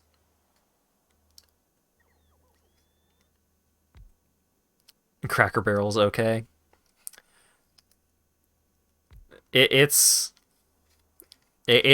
very much a comfort food kind of location. Especially since like that's the kind of place that I would go when when we were visiting my grandparents and stuff like that back when we lived closer to Miami. We would go to Cracker Barrel, and I would play the checkers that they had on like the big cloth mat, and the checkers were fucking huge. Loved it. Dumpster buffet like Ponderosa or Ryan's. Oh man, there was a Ponderosa close to one place that I lived, and that got super shut down because nobody went to that Ponderosa because it was even for buffet food. Ponderosa was bad. And like maybe that Ponderosa in particular was particularly bad, but oh, Ponderosa was bad. Within the last couple of years, we went to a Golden Corral. And Golden Corral was awful. But when I was a youngin', I loved going to Ryan's. And that place, it was one of my favorite buffets to go to, especially because they had really good bread rolls. And I would love... Sometimes I would go there and I would fill up on bread, and my mom would be frustrated with me, because like, you could have had so much food and you just had 13 bread rolls. That's the life. Oops, I didn't automate something I should have automated. The power. What thing? Resupplying with nuclear fuel. Oh, Ruh-roh. Meal's not over when I'm full, meal's over when I hate myself. Yeah, I believe that. I got to that point sometimes when I would go to a buffet, but usually what I would do is I would pace myself so that I like over the last half hour of being at the buffet, I would just be like slowly picking at stuff. But I think my favorite buffets were the Chinese food buffets. And I think it was Mandarin was the really good buffet that that we would go to. It was a fancier buffet, but they had like a little koi pond in the front. And oh man, they had some real good food up in there. Bread makes you fat. I should rewatch that movie at some point. The local Golden Corral where you're at is actually pretty decent.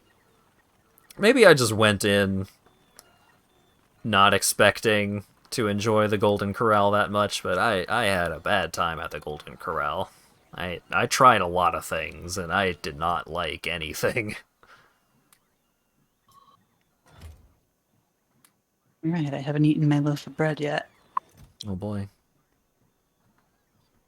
Yeah, I got the materials for ham and egg breakfast English muffin sandwiches at the store today, and that's probably going to be a lot of meals over the next week.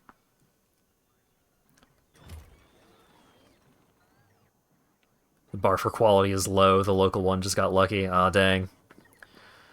Have a good evening, Durasoup. Thanks for hanging out. I don't know how much longer I'm going to be going here. I was very disappointed to learn that one of my favorite restaurants was an atypically good example of the chain, because then we moved away. Oh no. And every other one was extremely disappointing. What chain was it, or would that be too indicative? I'm trying to remember. It was a long time ago.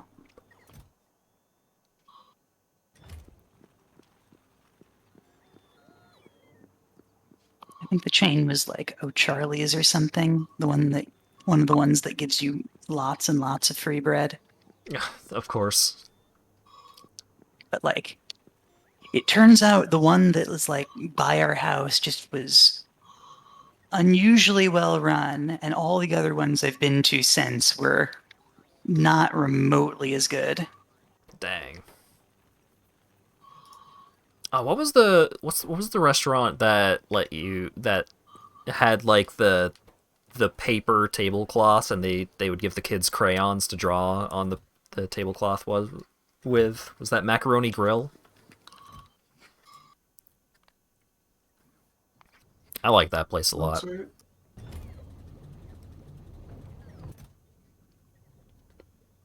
Anytime that me and my dad had like a writing utensil and paper, and we were like out and about, usually when we were out for food and waiting for food, we would play Super Tic-Tac-Toe, Whoa. which is a 4x4 grid, and you could get a straight line. You can get a box of like four squares touching each other in a 2x2 pattern, or all four corners. And we played that so much because he played tic-tac-toe with me a lot when I was little, and then I learned the rules for Super Tic-Tac-Toe, and that was basically all we ever did. Sometimes we would play the dots game, where it's like you draw a bunch of dots and you have to draw lines and try to make boxes.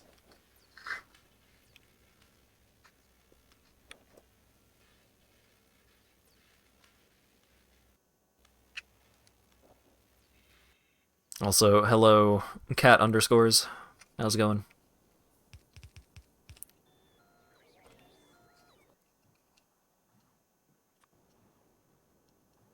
Tic-tac-toe versus stream when... Always with the competition with you.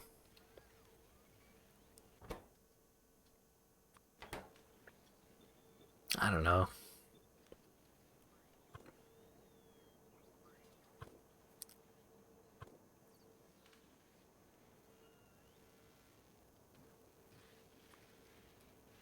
Oh god, why did I look at the trending tab for Twitter?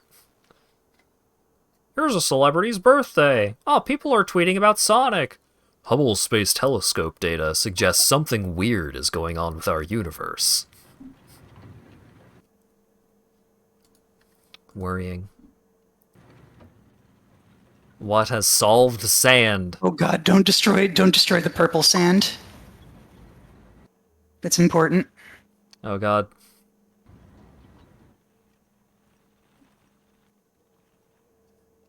Oh, the purple sand isn't going magic. into it. It's being okay, it's... right. The underground belt is so long in this mod. You got massively pranked.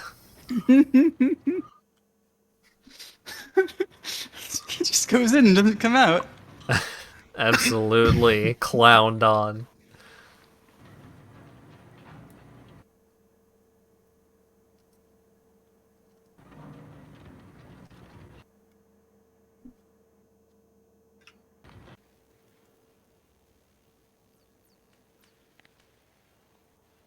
Some items will return components, but most items will be crushed completely.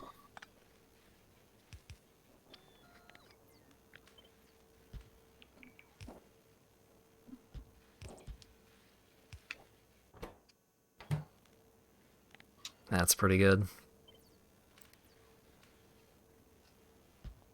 Wow, Burq.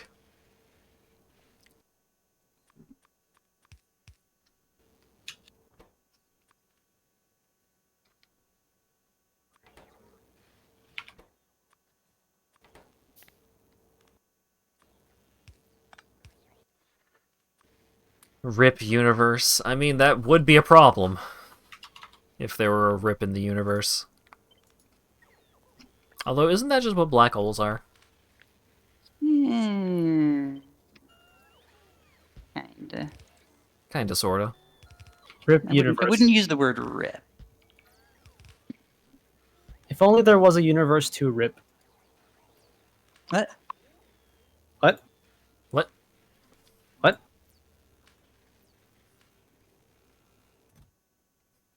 Very convincing, Fletcher.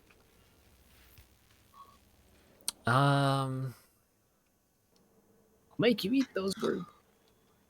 Can you order robots to put down landfill? I think so. I'm only Doesn't it work the same way that concrete does? am I finding the recipe. Maybe I'm doing something wrong.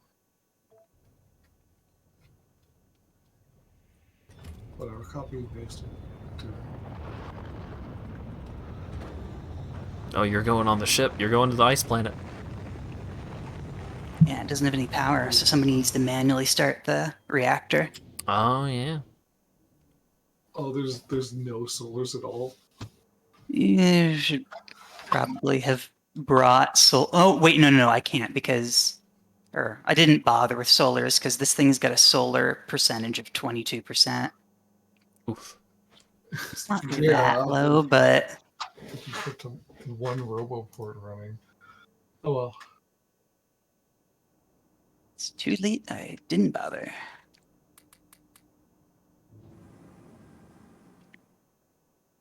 unlimited power.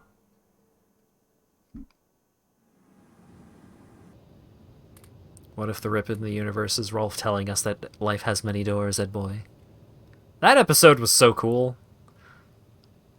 Oh, good, we got to it before it went too low in temperature. A classic of cartoon cinema. Too low in temperature? Yeah, it instantly powered back on when I shoved fuel in, rather than me having to wait. I don't think it cools down. On its Neat. own. Cool. They just Problem sit solved. there at 415 degrees.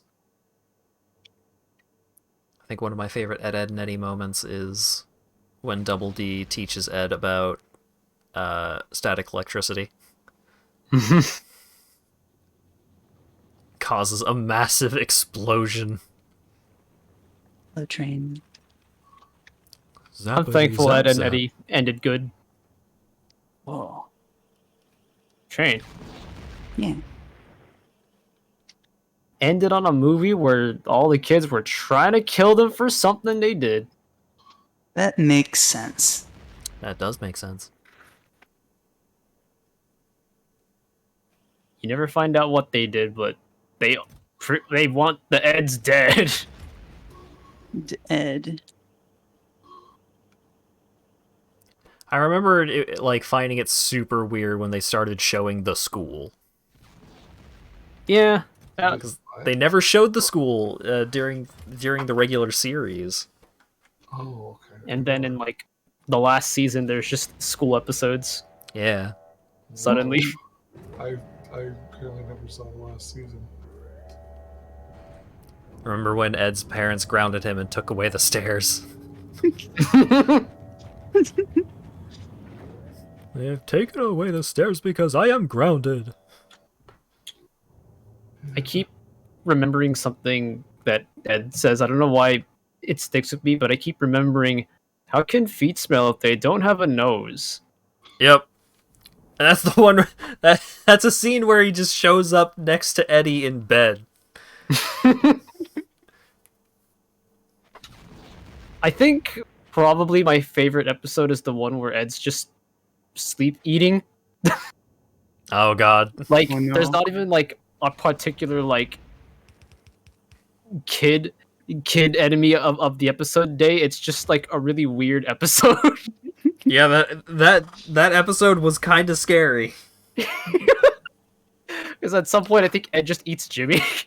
Yep. Oh no. Okay, let's go over to the computer crime zone. And put some requests.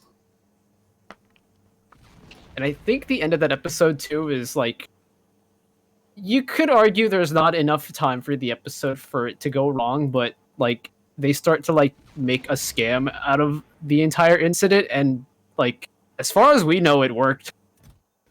Oh no. Hey, sometimes the scams worked.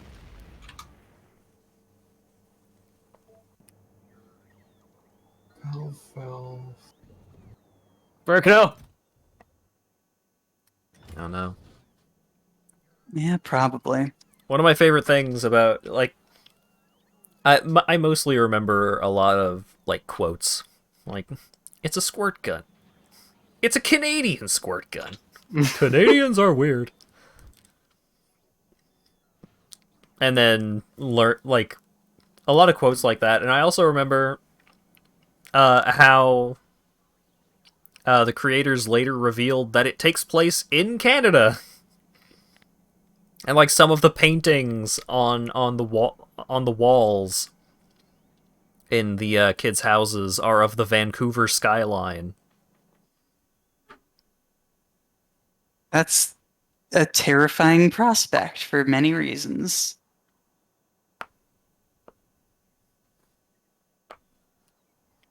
I don't remember if I ever lived on a cul-de-sac.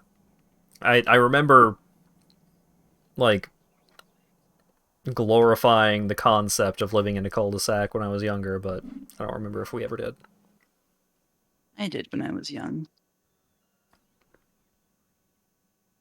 They're Canadian, apparently, according to the creators. All of the creators were Canadian. It was a Canadian show. Yeah, it's Canada. Canada. It's Tetsuo. Canada.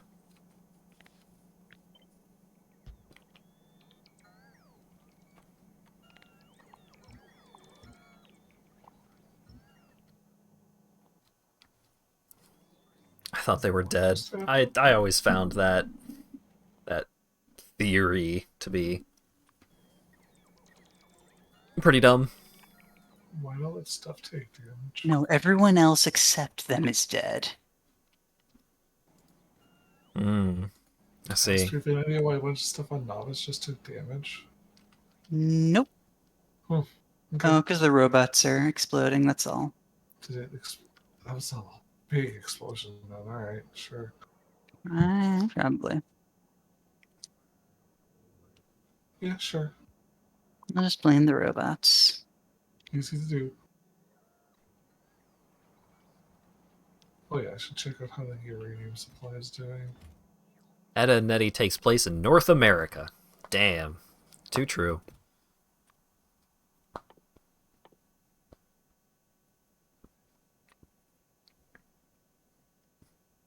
I also Or remember a does lot it? of, like, Plank moments. Where Plank is, like, lost in the big cardboard city. And where Eddie is, like, torturing Johnny by dripping water from a squirt gun onto Plank. And it's, like, all That- dramatically shot. I remember like one of Eddie's faces when he's like water torturing. Yeah. Just, I feel like, like that show is probably responsible for a lot of nightmares. Omega Yeah. smugness. It was so good. That whole scam where like they set up like a giant like city made of boxes kind of looked really fun to navigate in though. Yeah. I All wanted the things I was like, I kind of want to like, I'll pay a quarter to wander in this. Yeah, I want to hang out in the big cardboard city. I feel like things in that show just sometimes got built with disturbingly large scales, like impossibly big to the point that it made me afraid as a child. It's like there's no way a kid could possibly build something like this. There's something wrong here and nobody's commenting on it.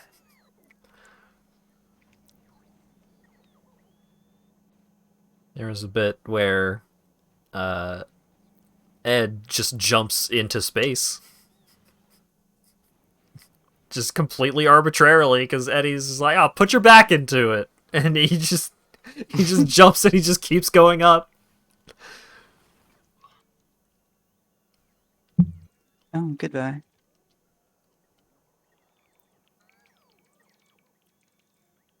What happened? Dylan's disassembling the uranium zone. Oh. Mhm.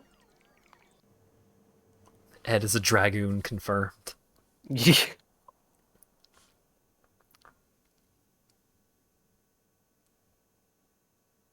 They made Jawbreakers look so good in that show. Jawbreakers are pretty good, but you can't fit them into your mouth that easily. Not the giant ones. Yeah, not the giant jawbreakers. Also, one time early on, as a youngin, I missed the point of why they're called Jawbreakers.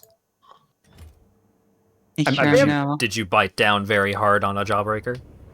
Not hard, but I did try to bite a Jawbreaker once. Yeah. I never really cared for the big jawbreakers because I just didn't like how like sticky they could get sometimes, and like how you just have to like manhandle it, and they were just too big. It was too much. See, I had a giant one that was completely impractical to eat, and as a result, it lasted like a year, 2 years. Yeah, like I had this giant jawbreaker that I got at the bulk barn, I believe, which is where we would get a lot of loose candy. What? No! Oh. I wasn't in the rocket, I was like stuffed behind the rocket!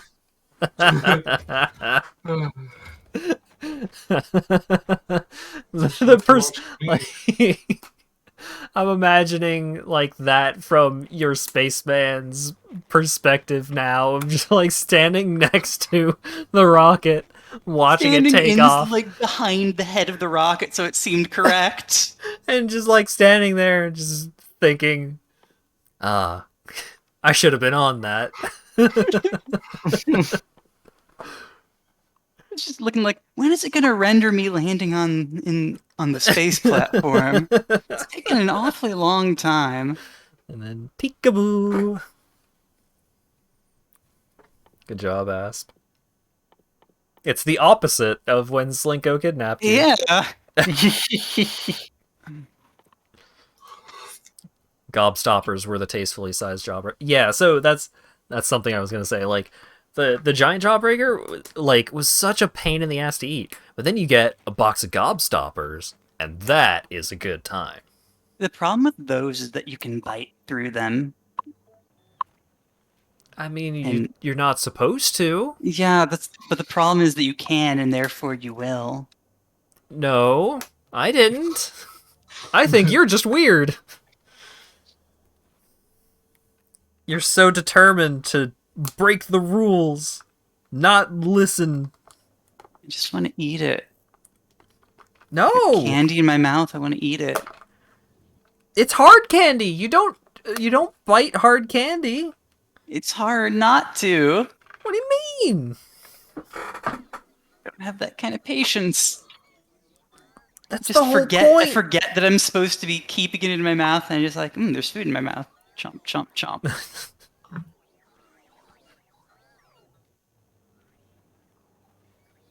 I'm too impatient to enjoy the entire point of a gobstopper.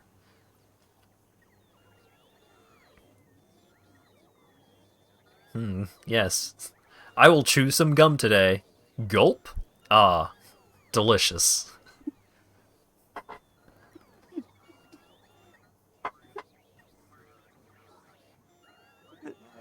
I don't eat a lot of gum. Yeah, because you would swallow it all the time? You're a madman. Oh no! Can't be trusted. I mean, it's more like Yes. it's been long enough since I last ate any gum. Not sure I'd trust myself to remember. Oh my god. Uh, Don't have the teeth for gobstoppers anymore? You don't need teeth for gobstoppers! You just let it dissolve in your mouth, that's the whole point! What are you talking about? Oh, It was always a challenge for me with gobstoppers. Like, maybe someday I'll be able to, like, hold one in my mouth all the way until it's gone. Yeah, I did that with every piece of gobstopper in the box, because that's what you're supposed to do. That's the whole point. It's like that. How many licks does it take to get to the center of the Tootsie Pop? The Tootsie Roll center of the Tootsie Pop. Now, the Tootsie Pops were different because sometimes it would be nice to get, like, a bit of the candy along with the chocolate center. So you get a little bit of crunch, but you're not, like, just chomping through the hard candy shell.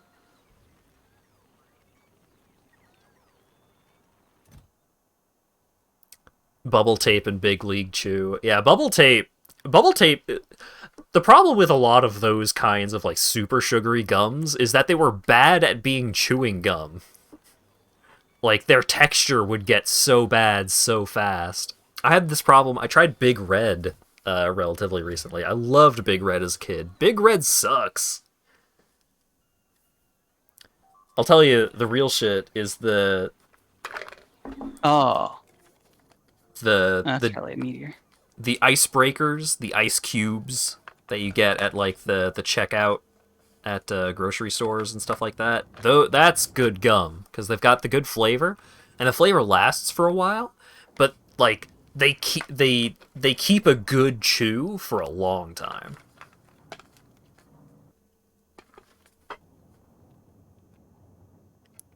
I got 2 little plastic tubs of the ice cubes. I got 1 cinnamon and 1 peppermint.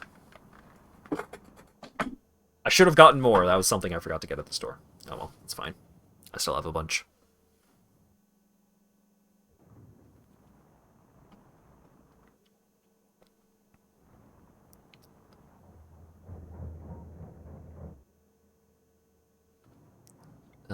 Something is...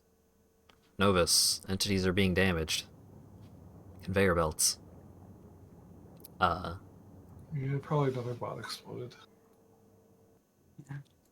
On Granus, a meteor actually destroyed some stuff. Oh no. Ooh, exciting. Where? Destroyed? Yeah, just a little. I guess I could set up meteor defenses at this point. Right there. Oh, neat. Uh, I have a meteor defense point over the reactor, but that's it. is anyone currently actively working on something? I think I might wrap things up here because I said I was going to wrap things up an hour and a half ago, and then we just gonna kept... blast myself home. You just talked about swallowing gum and Ed and Eddie. I'm Yeah. gonna set up a meteor defense. That should take like 3 minutes. Okay. Well, I'll let you handle that in the background here. Cool. Sitting here preparing an emergency rocket to save me, and I look back, and there's another rocket mysteriously there. Ooh, Cool. bonus rocket. Yeah, bonus rocket. All right. Oh wait. Before we switch the hold on. Let's get a nice overview of all of the Amogus crimes that have been committed across our base. A nice map view of all See the forest shenanigans line. that have been going on. Show us the amorphous crimes. No. Never. These streams go places. These streams are my stream of consciousness streams. My streams of consciousness. We're just hanging out and goofing off, and the points don't matter, and just I let someone else play the video game, and I'm just looking up shit on the Soda wiki. Fletcher great. was saying, like, I have no idea what you're doing with the game. It's because I wasn't giving commentary and Hat's on the stream talking about something unrelated. Yep. The gist of what we've been doing in Factory is we're getting all kinds of science so we can start doing cool new shit. We ate all the scrap. Cool. Nice. All right. Where's Spotify? Spotify is hiding back here. There we go. So, that was a heck of a stream. Hope everyone enjoyed and had a great time and all that good stuff. Thanks again to RF Holloway and Beep Beep Beep for the follow, and thanks again to Thondur for the raid. So, upcoming streams on Monday. We're going to be doing some Super Mario 64 co-op. It's going to be Team Hat versus Team Lawyer Dog. If you're already on the Discord, then there is a survey available if you are interested in participating in that. I'm gonna be answering questions and bothering potentially interested parties to fill that out before stream time on Monday, so that me and Lawyer Dog, we can have our teams all good and raring to go by stream time. Done already. Yeah, sorry, CH cat underscores, but we've been going for over 6.5 hours, and I'm tired. I don't know, Hat. I'm looking at the stream time. It says 3 hours. Yeah. Friggin' internet just deciding to nope out for a while. So yeah. If you're interested in joining in on the Mario 64 co-op shenanigans, be sure to fill out that survey. You can also just hang out on the Discord. You can follow me on Twitter. All that good stuff. So Monday is going to be the Mario 64 co-op shenanigans. Tuesday is going to be the start of Yakuza Kiwami 2. Oh, And Thursday might be Jackbox. If it's not Jackbox, then it might be Payday 2 instead, because I reinstalled that, and if I'm going to spend 80 gigabytes on it, I may as well make a stream of it. So yeah, thanks again everybody for showing up and hanging out and chatting. Thanks again to my factory goers and Acker, I guess, Yeah, for hanging out and chatting. I contributed well. Yeah, got some science. nice. Got some more. And hopefully, oh yeah, more Factorio next Saturday. So, thanks again, everybody, and hopefully I will see you all again on Monday. Have a good evening.